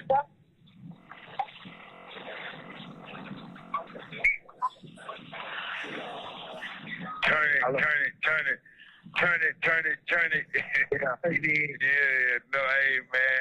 Motherfucker, the talk of the country, kid. You handling your motherfucking B out there. Ooh, man. Yeah, motherfucker, baby. I knew it, Big B, with a few C's, you understand? Man, I know y'all bitches turn. Ain't no few nothing. These for 5, 600 D, for 1,000 D. I know it. They tucked up like that. Folks out there like that, Joe. Hello? Yeah. You ain't doing no motherfucking wrong, serving them like an entree. You dig what I'm saying? Hold it down for me the way I know you. You got to turn it. I done called everybody. They popping the big. You know, I took over the motherfucking IG. That's because my fucking brother.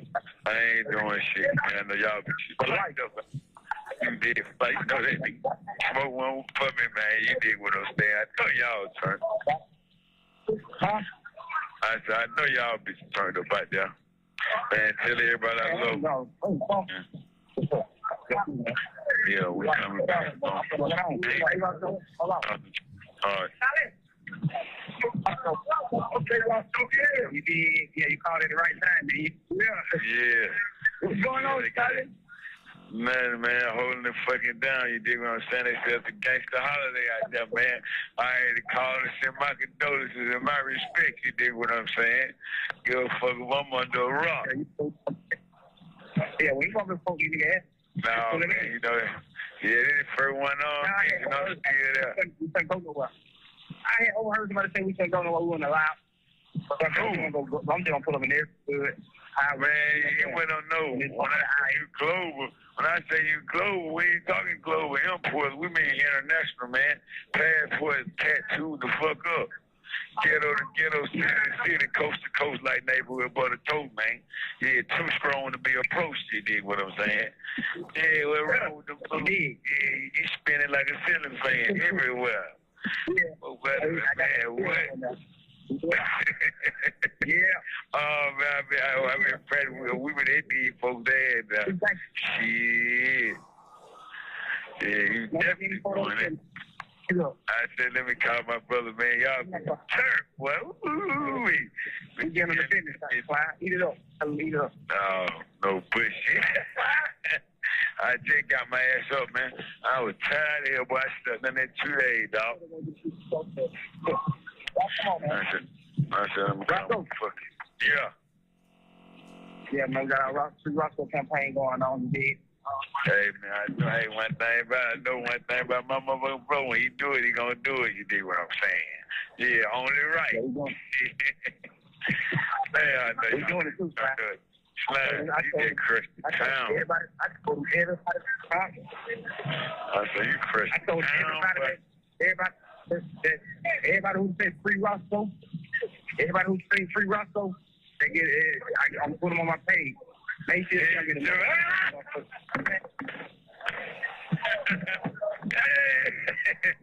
Hey, serve them people, kid. Yeah, don't spam, man. Tell them we got spare tires in the trunk. Tell them, man, we ain't spare tire in the trunk, man. I forgot you ride run flat, man. Your tire don't get flat. Yeah, you can still ride. Hey, man. Hey, man, when I get out, man, go and see my appointment up at Dr. Jeffery Jones. Yeah, I'm coming like slime. You dig what I'm saying? Hey, man. You gonna drop? I might drop man, I already know we're dropping the bomb on these. I might drop this week. So you.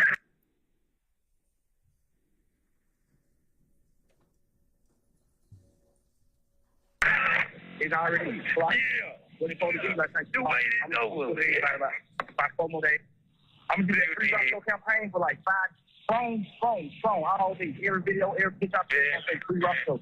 You got it. All day, we're gonna do a pack. Got it, Jack. Then we're gonna drop that bitch. Bob. Bob, sit down. Don't get out the fucking way. You need to call. I'm out. So we can see, I can get you recorded so you can just stop this shit on the top of the car. Okay, you deal with the fuck I'm saying. Yeah, I gotta call cell phone direct how I did, so y'all can accept this shit. Yeah, you gotta do it. So we definitely need to. Well, shit, man. I love y'all, nigga, man. I was calling, checking on y'all, nigga. The shit got 60 seconds left. I'm gonna hang up and call y'all back. I know y'all nigga balling, man. You know I'm right here with your fucking ass. You dig what I'm saying? I'm on you like you fucking briefs, nigga. You hear me? Let's do it, man. I love y'all, nigga, man. Yeah, I hear you. Okay, come. You hear me? Yes, I love you too. All right, bet. You did. What's up? We so love you, bro. What's happening, Jack? I'm gonna do with that fucking love you cool. You putting on, you do the fuck up thing. You did. I know my motherfucking nigga was out there. The hell is you talking about? You did with the fuck up. Hell is you talking about? I already did know. Well, I love y'all. Now I'm gonna call y'all back about. Huh? Yeah, call back with the cancel, bro. I love you. I love you, baby. Now, in hearing that call, did you hear the phone number in which the person was supposed to dial to get to this phone call? Yes. What was the phone number? I believe it was the 404-583-1990.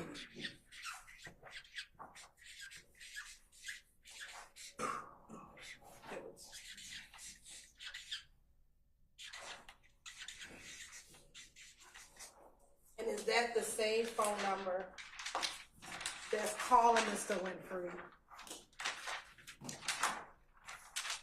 multiple times the night leading into the morning of the bus shooting? Yes, it was back and forth that night leading into this. Now, did you come to learn who was the male individual that the phone was passed to on this phone call? I'd probably have to refer to my report. I can't remember off the top of my head right now. Okay. Did you need to look in? You just need to direct the page 103 of yours. Okay. Application filed for objection, Your Honor, and hearsay. Consider that.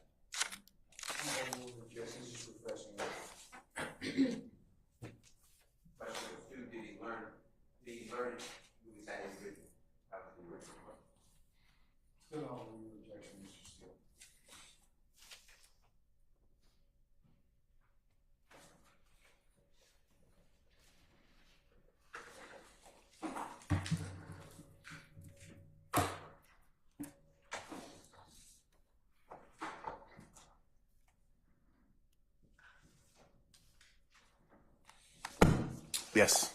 Okay. Let me ask you this question before. Can't get the question. I didn't pose it yet. As it relates to the Free Roscoe campaign, did you hear him talking about the Free Roscoe campaign? I did.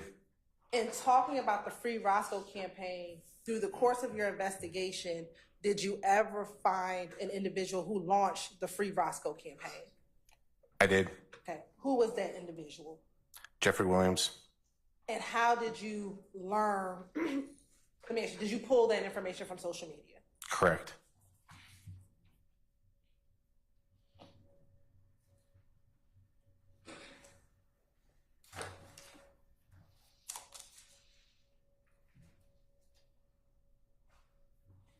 And in that call, was Mr. Winfrey speaking with someone who talked about this Free Roscoe campaign?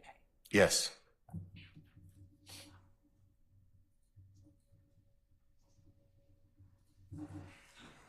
At the time of this call, were you familiar at all with Mr. Williams' voice? Yes.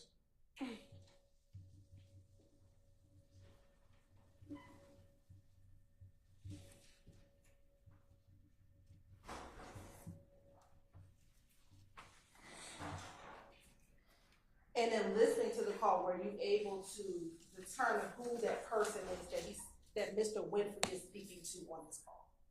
Yes. Who? Jeffery Williams.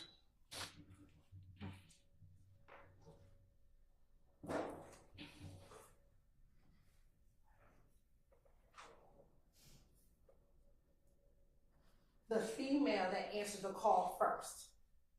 Did you ever identify or learn who that person was? At that 1990 phone number? Yes. I believe it's going to be one of Jeffery Williams' relatives, female relatives, a sister.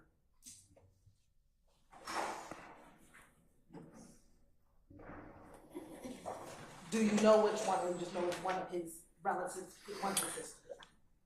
It's the last name is Greer.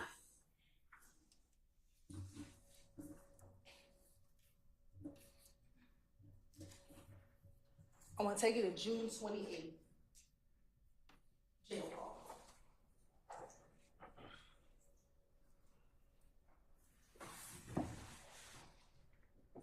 For the record, what is the date and time of this call? June 28th, 2015 at 15:27 hours. So that's 3:27 hours. Or PM, excuse me. 3:27 PM. In the morning, he said he did all the stuff he supposed to do.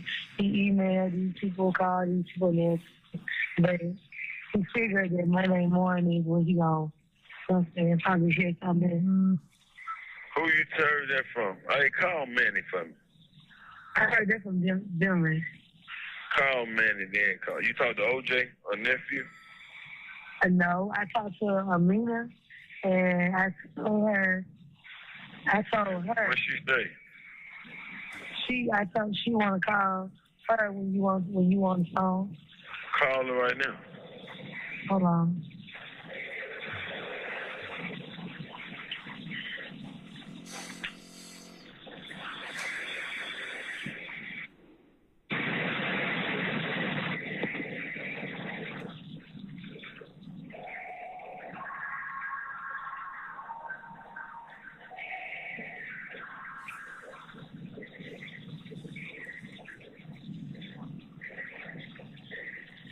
Hello? Hello? Hello? What's up? What's going on, Jack?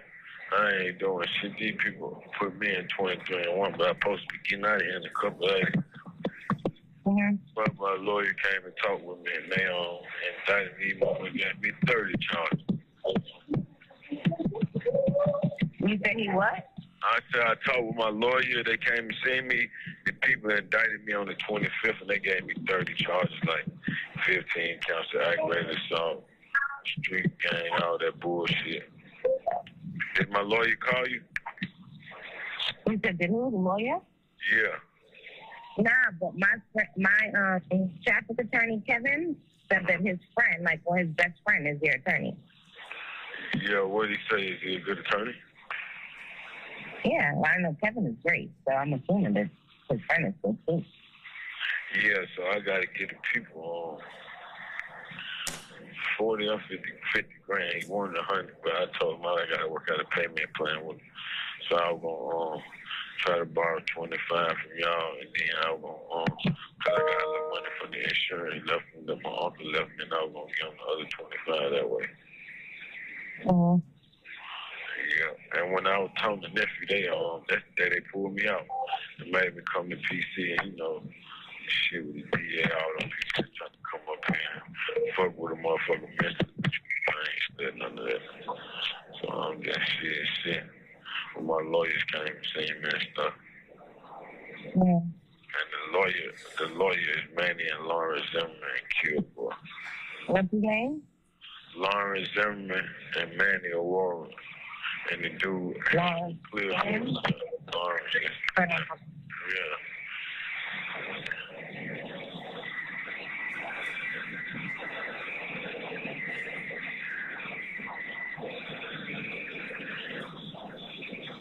Huh?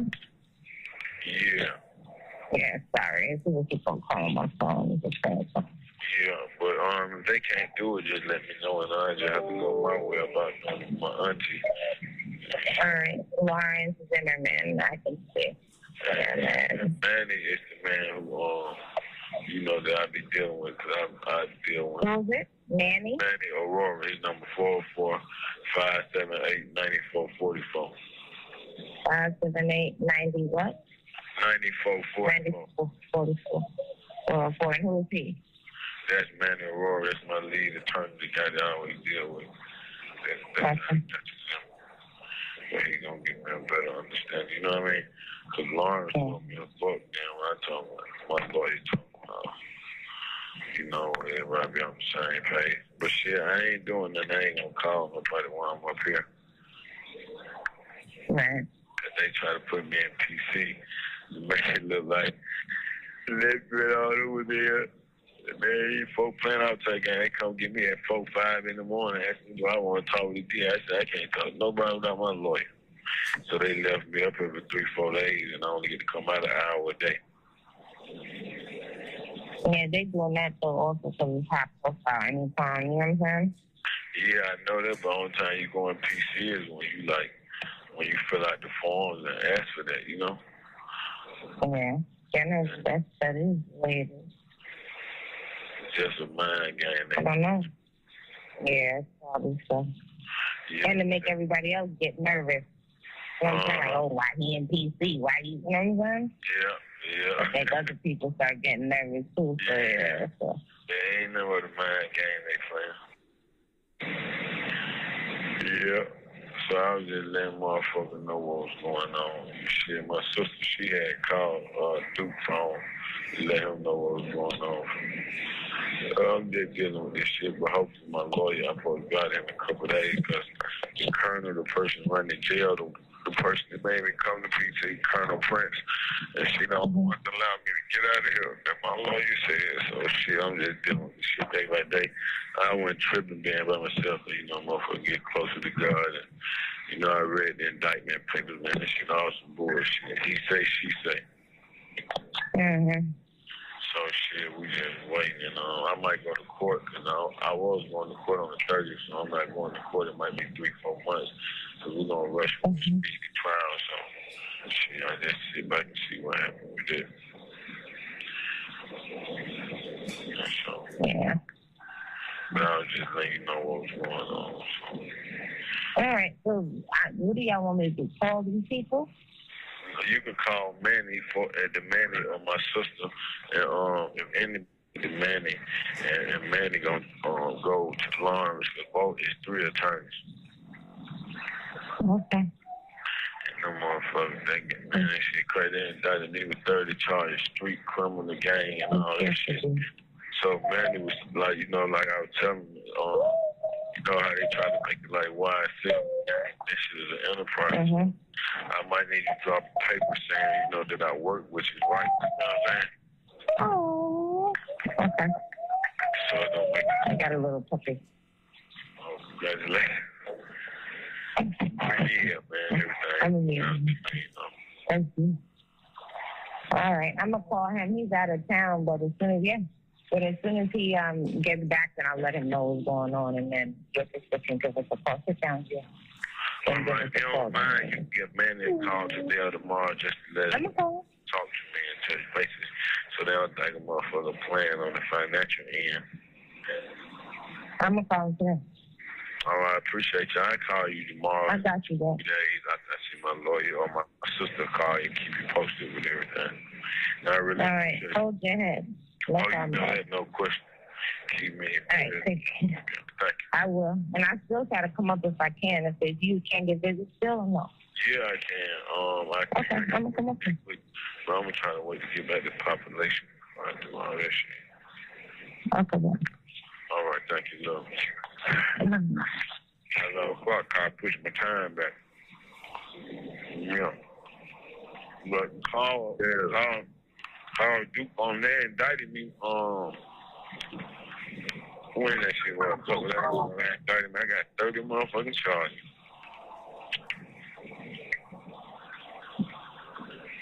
Well, yeah. That must be on some shit, right? It's like the same charges over and over. I got 12 aggravated assault. They been counting the number of people and shit. Yeah. Then I got whatever racketeering is. I got 3 or 4 of those. Then I got street criminal gang. I got my YSL enterprise street gang. When I got told I got paper, I work for YSL. I work with them. So man, I'm a rollman. Yeah. Then got told all about the little bird, man, Lil Wayne lawsuit, all that bullshit. Yeah.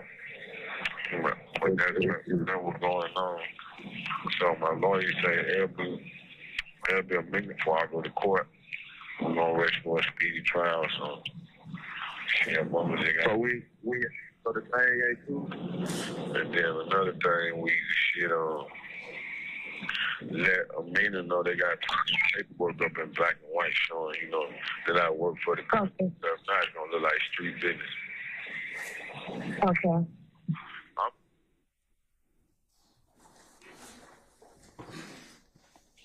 Now, in listening to that call, a couple of questions.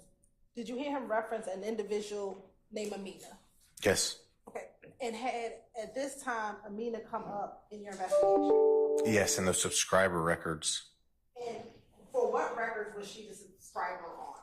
It was the 1990, and there was the other phone number, 95, 90. The other one's leaving me at the moment. But yes, 2 of the AT&T records that came back as YSL Enterprises. She was the registered party. And at the time, were you aware of what her role is or was with YSL back in 2015? No, at that moment, I didn't understand what her role was, no. Did you learn of her role for YSL? Eventually. What was it? So she's kind of like, I guess, the person running the legitimate business side. And in that call, did you hear Jimmy Winford ask Amina to get him on some paperwork? Yes. Was that significant to your investigation? Sure, absolutely. Why? Well, the last statement he said kind of sums it up. He needs paperwork to make it look legitimate and not, in his words, street stuff. So he was trying to legitimize his association with YSL. And in listening to the call, did Mr. Winfrey mention that he had read his indictment prior to making this phone call? Yes, correct.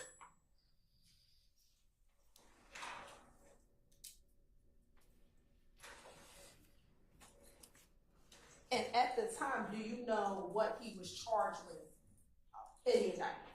Yes, of course. What were the charges that he was charged with? So he was charged with 12 counts of aggravated assault. He was. Sir, I would object. Basis. It's hearsay. The indictment itself is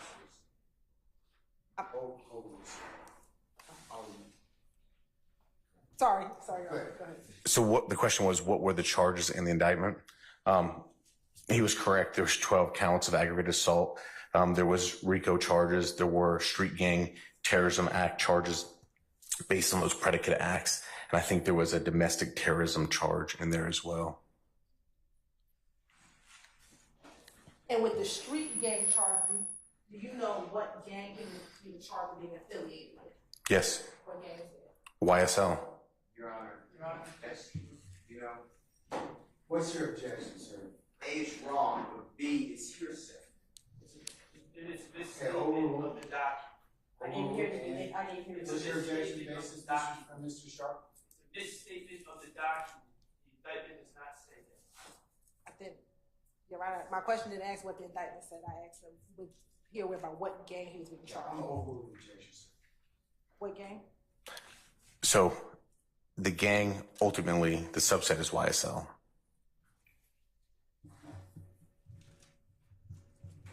And you use it. Yes, sir.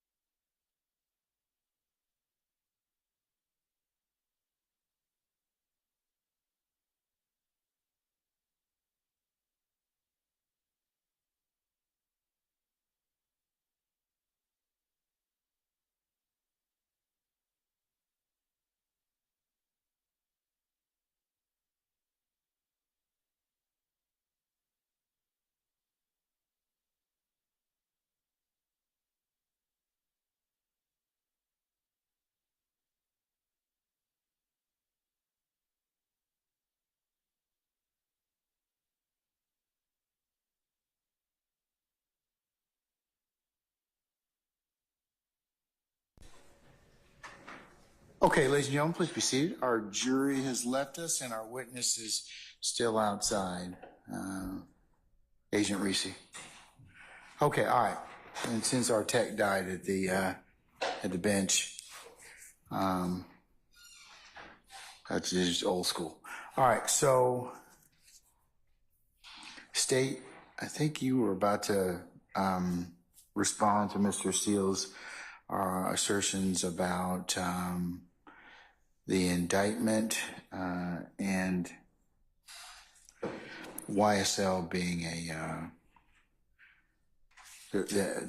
our witness testifying about them being a criminal street gang. Yes, Your Honor. So first, there was the assertion that Investigator Racy had to be a expert to talk about the fact that his investigation led that YSL is a gang. that he does not need to be an expert. That is what his investigation revealed. Within the indictment, Your Honor, while the specific charge identified the blood gang, when you look at the preamble or the background of this indictment, especially the RICO charge, it talks about YSL and YSL being a blood gang subset. And my next question I was getting ready to pose to him before the objection is, you said subset, tell me what do you mean? So he could have elaborated as to what was contained further in the indictment, which was in the charge it says blood gang. However, he knew and learned from his investigation that YSL was a gang. Why is this important? If you listen to this call, Your Honor, he talks about in the indictment that it said YSL Enterprise. And so at that moment, he asked Amina to put him on the paperwork. So it looks like, well, he tells her, I need you to put me on the paperwork.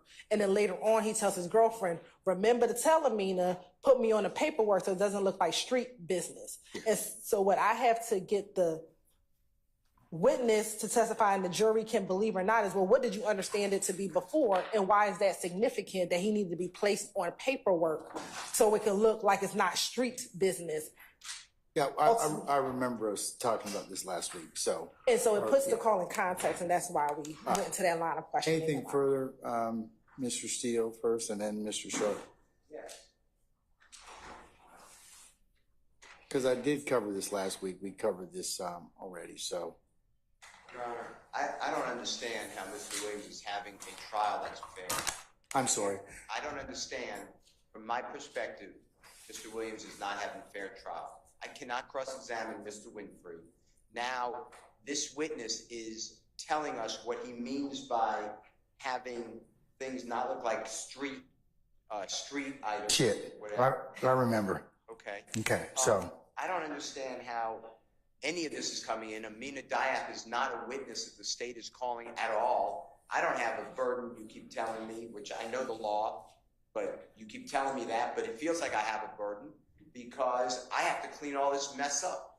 And the If you choose to do so, sir. And that's your characterization of it. So the indictment, quote unquote, redacted, is a farce. This thing has, I don't know if you looked at your copy, there's blanks here that identify Jeffery Williams. I mean, you'd have to be a deceased person not to realize that the indictment is charging Jeffery Williams in it, and the state just goes on like this is no big deal. You know, I have a big deal. This entire case should have witnesses who are competent to be cross-examined, and they don't. I again object. This gentleman is testifying. He has no basis in saying what Jimmy Winfrey meant or didn't mean. The recording, because of your ruling, speaks for itself. He shouldn't be able to interpret it, just like I can't interpret it. And it was never even done. What the jurors won't know is that Amina Diab didn't give any paperwork at all. Yeah, in fact, what they don't know is that Jeffery Williams, because the state won't probably play it, a recording with Jeffery Williams where this detective asked Jeffery Williams, does Jimmy Winfrey work for you as your road manager? And Mr. Williams laughs and said, are you ridiculous? I have real legitimate people. So all of this is the state of Georgia getting out a theory that is not based in fact and that should not come into this courtroom. This entire, since the state has been allowed to say, does this help the investigation? This case has gone south. Maybe it was south already, but it has gone so south, I can't do anything.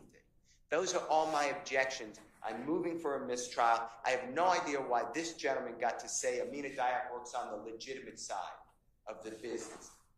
We're presumed innocent. He has no right to say that. And then this indictment is all hearsay under the Brown case, State versus Brown, which the Honorable Court agreed with, yet the state's using the indictment as a weapon. They're saying it says it in the indictment. Mr. Winfrey played Alfred. He's not testifying. You let it in as a statement against his penal interest. Well, that's only against him. He's not on trial. It can't be a co-conspirator statement because it is a statement that does not further any supposed conspiracy because it spills the beans. So for all of those reasons, I mean, we could just use one, but for all of those reasons, I named 3, 4, 5, or 6, I'm respectfully asking the court to strike all of his testimony that goes into anything anyone else said and the investigation, and let's wipe this slate clean, and please, I just want to go forward and have people to cross-examine. This is the second time you've made this same argument, sir. I understand it, and it's your right to do so. All right. Unless you have anything else, Mr. Shart.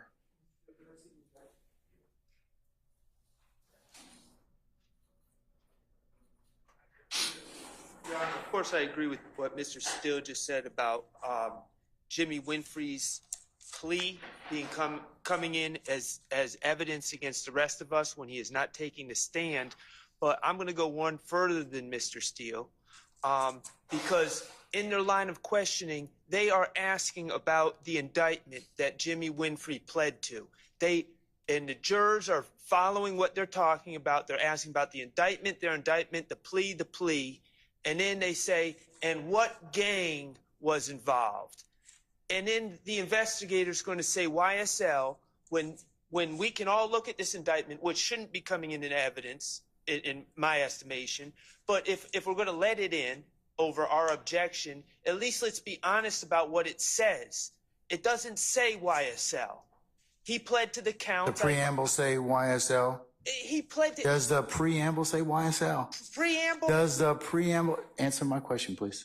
Sure, the preamble does, but okay, not the all right. count. So you have to read. Okay, you have to read the preamble in conjunction with the counts. It's just like it's similarly situated to the preamble that you have in this indictment. But he pled to specific counts, Your Honor. Okay, but that doesn't mean that the factual predicate of the preamble doesn't apply, right?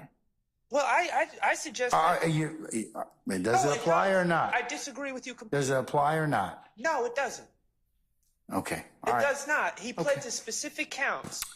And the state really missed an opportunity because they should have made this indictment 3 times as long, and they could put the whole story, the whole narrative in this document that we are not defending ourselves against, and we cannot cross-examine, and they could have put it even more in front of the jury. This is the way we're going to do it. Okay, all right. Your second argument as to this as well. Okay. Anything else, Ms. Hilton? Your Honor, I think the state has said it. Given the jail call that we just listened to, Mr. Winfrey himself referenced the indictment and referenced him reading of it. And so all of my questions followed through based upon that jail call. Given that this was an open pending investigation at the time that this jail call was made, this is relevant area of what was relevant to Agent Racy at the time where he heard this jail call, which is there was an indictment, it was open, and now in the midst of his investigation, Mr. Winfrey is asking to be put on the paperwork. We can infer it's the legitimate side of the business. Now, if Mr. Steele wants to argue that Ms. Diop was not a part of the legitimate business, they've been arguing throughout this entire trial that YSL is a music label. So that would be the legitimate side of the business. If their argument is no longer that doesn't exist, then we can move on. But for the purpose of this call references him trying to get put on paperwork so it doesn't look like street business. Paperwork, legitimate, street business, not legitimate. And so we are trying, this became relevant to him, Your Honor. And given all the reasons that we have stated before, this wasn't spilling the beans. This was him trying to cover the conspiracy, which was him shooting at the bus involving Mr. Dwayne Carter. So for all the reasons stated, Your Honor, we would exit. You said overrule the objection. I'm going to overrule the objection, Mr. Steele. I will give you a continuing objection. I'm going to note that you've moved for mistrial once again. I'll also note that you have asked the court for a mistrial again before the positing of the next question. So with that. I'm joining the motion for mistrial, and also I'm asking you, in granting that continuing objection, are you granting it to all of us? The Harvey rule applies unless otherwise stated. So it would apply for all of you. The motion for mistrial as well as the continuing objection. I'll ask for a motion to sever parties then. Okay, I'm going to deny that motion at this point in time, sir. 105 instruction. And I will deny that as well at this time. Okay, can we call? I'm sorry. Can we ask the court to give move to strike the testimony regarding legitimate side of the business because the No, sir. part of that is a consideration for the jury. No, sir, I'm not gonna strike that at this point in time. I'm not sure the court is recessing for the evening, but the attorneys have a quick conference, at least this attorney has a quick conference. Yes, you may. Yes, all of you can have a comfort break. Why don't we take 10 minutes? Okay? All right.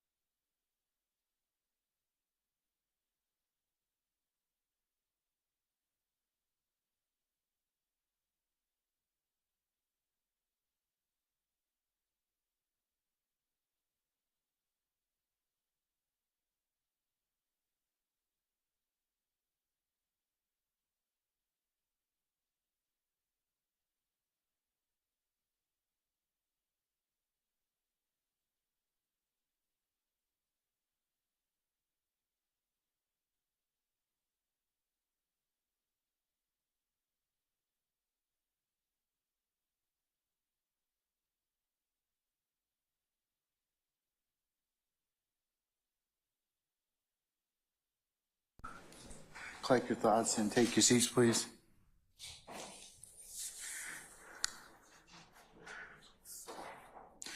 All right, counsels, I'm given the latency, I'm not going to go much longer, so we'll wrap it up, okay? All right. Okay. About 15 minutes. Yeah, I can say I can finish asking the questions as it relates to this. Sorry. I can finish asking the questions as it relates to this phone call, and then before I go into the next call, that could be a good stopping point. All right. Okay. Can we summon our witness, please?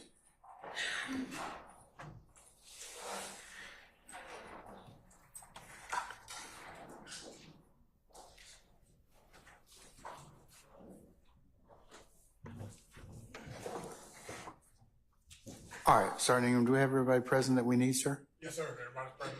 Okay, summon our jurors, please.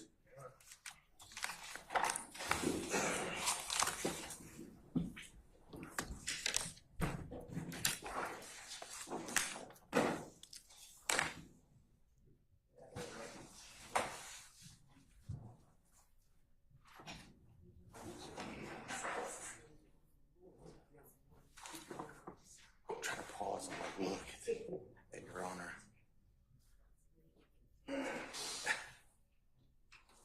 Thank you.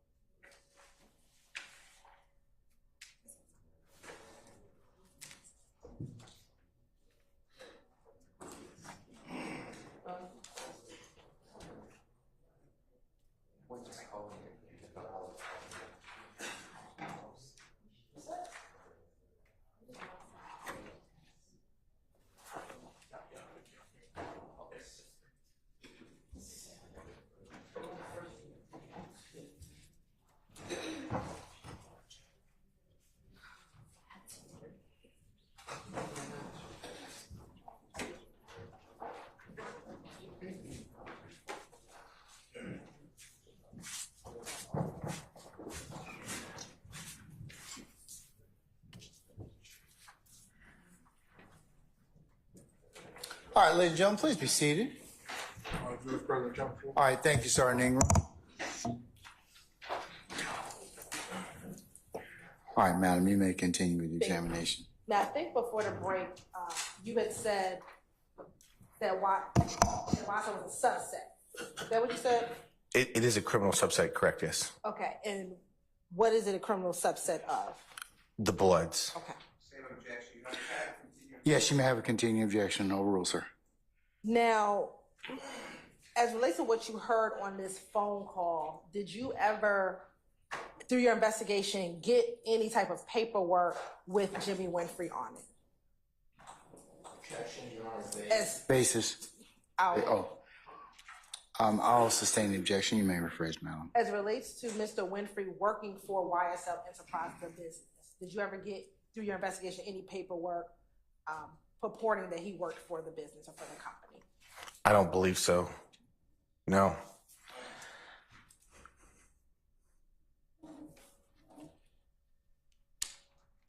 In the call, did you hear Mr. Winfrey reference being in PC?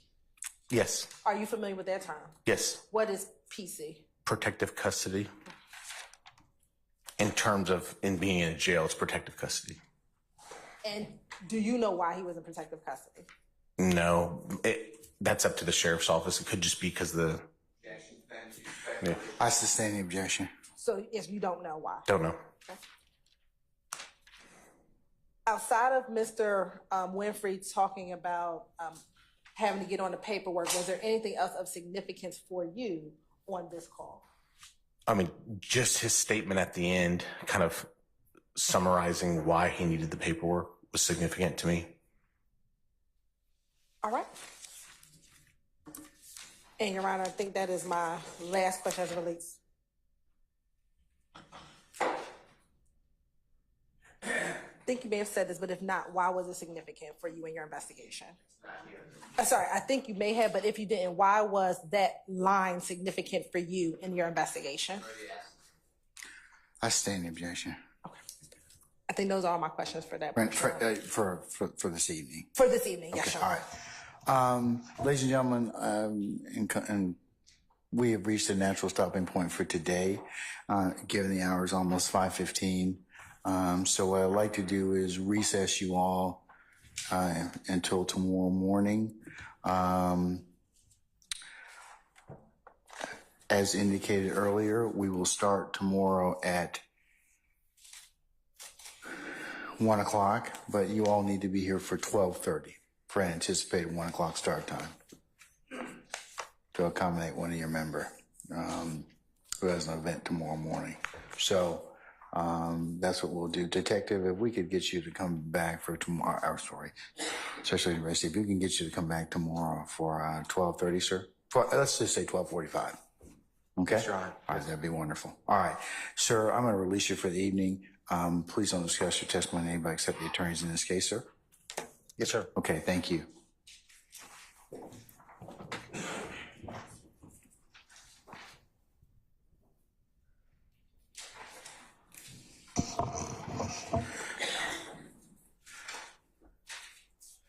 Ladies and gentlemen, any ministerial inquiry of me? You did mention that you would give us the schedule for the rest of the month. I did. Yeah.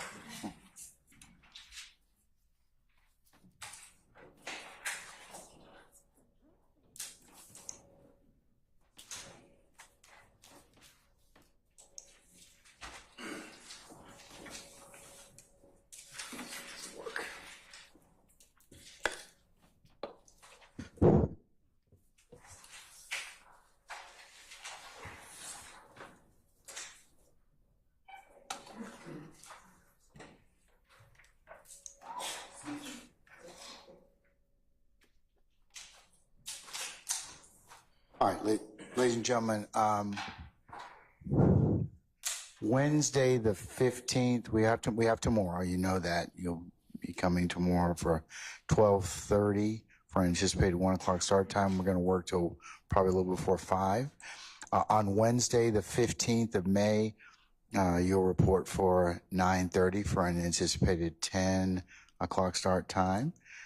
Thursday the 16th,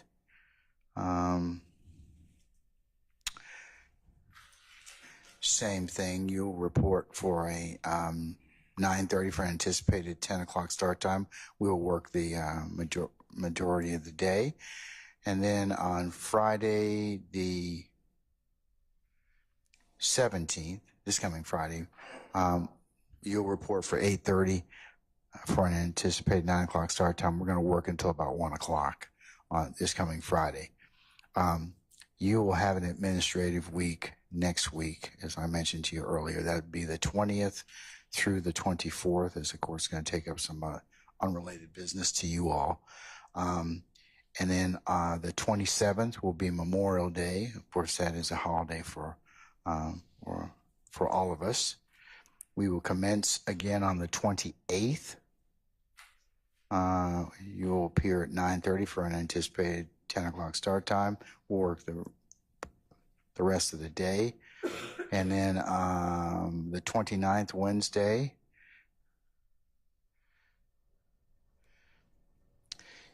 you'll report for 9:30 for an anticipated 10 o'clock start time. The 30th, 9:30 for an anticipated 10 o'clock start time. And then Friday, the 31st of May, you will appear for 12:30 for an anticipated 1 o'clock start time. We'll work to 5 o'clock. So that completes the rest of the month. Yeah. Okay, and then we'll kind of handicap the first couple weeks of July and of June, closer to the end of the month. Okay. Yes, sir. All right.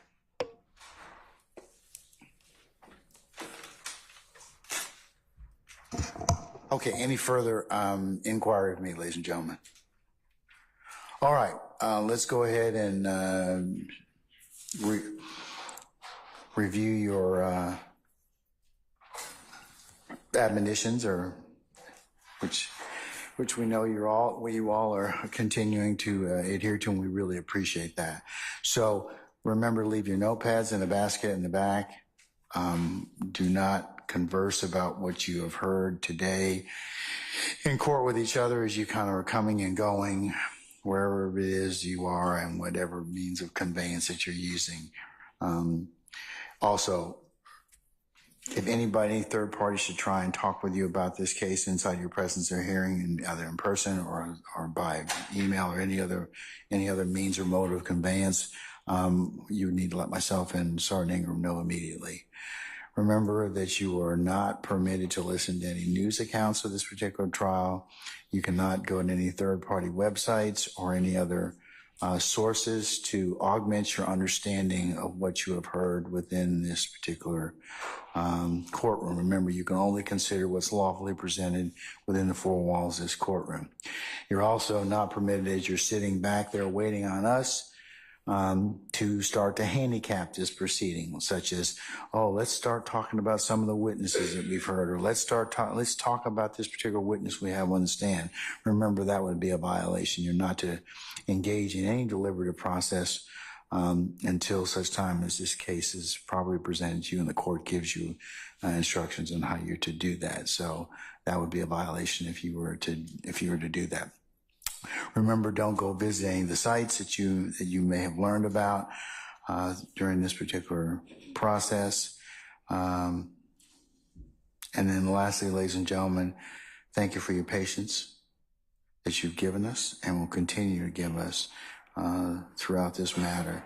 And unless you have any other ministerial inquiry of me, I'll go ahead and recess you till tomorrow, 12:30 for anticipated 1 o'clock start time. Okay? All right. All right, ladies and gentlemen, all rise.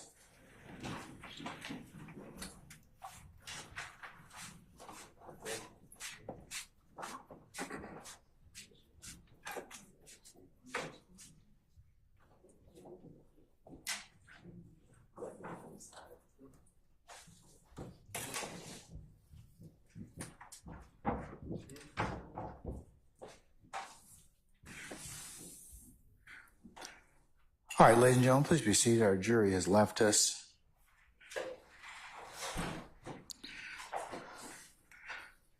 Okay, anything I need to cover with you all before tomorrow morning? Just very quickly, Your Honor. For the record, Your Honor, the state would like to tender State's Exhibit 140 Echo Alpha. This is the CD with the full recording of the jail calls that we've played so far. I thought I introduced that. You already introduced that. I admitted it as 140 Alpha, the full call, and then the redaction is 140 Echo Bravo. I didn't think we admitted the full calls. You did. Oh, we did? Okay. You did. I went ahead and admitted that set of full calls, but I called it 140 Alpha. Yes, it's 140 Echo Alpha is the full call, and the Echo Bravo are the redacted calls. All right. Anything further, Ms. Hilton? Not for this. Okay, Mr. Matthews, you stood to rise a second ago, or you good? Okay, anybody else?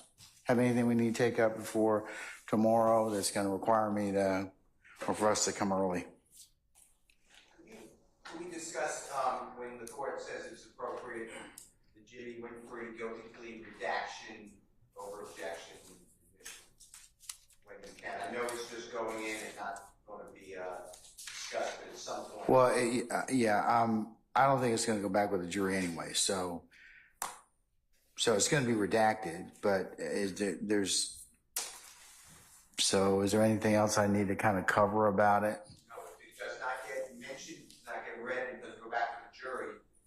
I'm still objecting to it coming in at all, but I feel much better about it. I'm not waiving any objection, but I feel better because then I have to deal with the words in the language of count 1 and 2. For the count 1.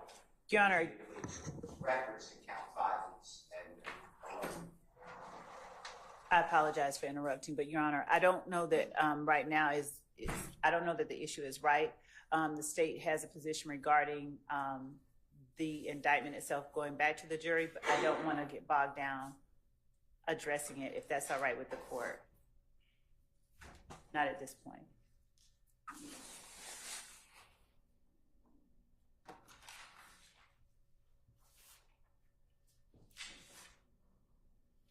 Okay, I mean, yeah, I mean, I don't necessarily need to take it up right now. I mean, but there is the issue of whether or not it'll go back or not. But you know, I don't need to take that up now necessarily. So, Mr. Steele, are you comfortable with that, or I mean, we can take it up at some point in time if in fact it's going to be if we need, because I'm going to have discussions about which documents go with the jury and which do not, which are subject to continuing witness and objections and other bases. I understand. Okay, all right. Okay, Mr. Harvey? Okay, all right. Anybody else have anything else I need to take up with you all? Okay, all right.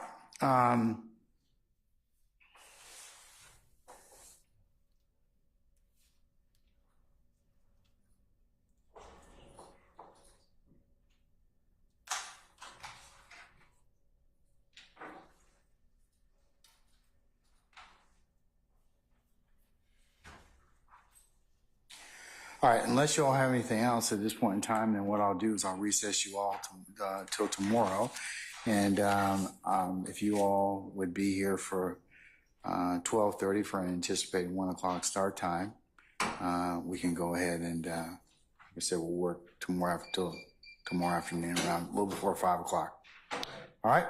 Okay, unless there's anything else, we'll be in recess until that time. All right, we're in recess. You're welcome.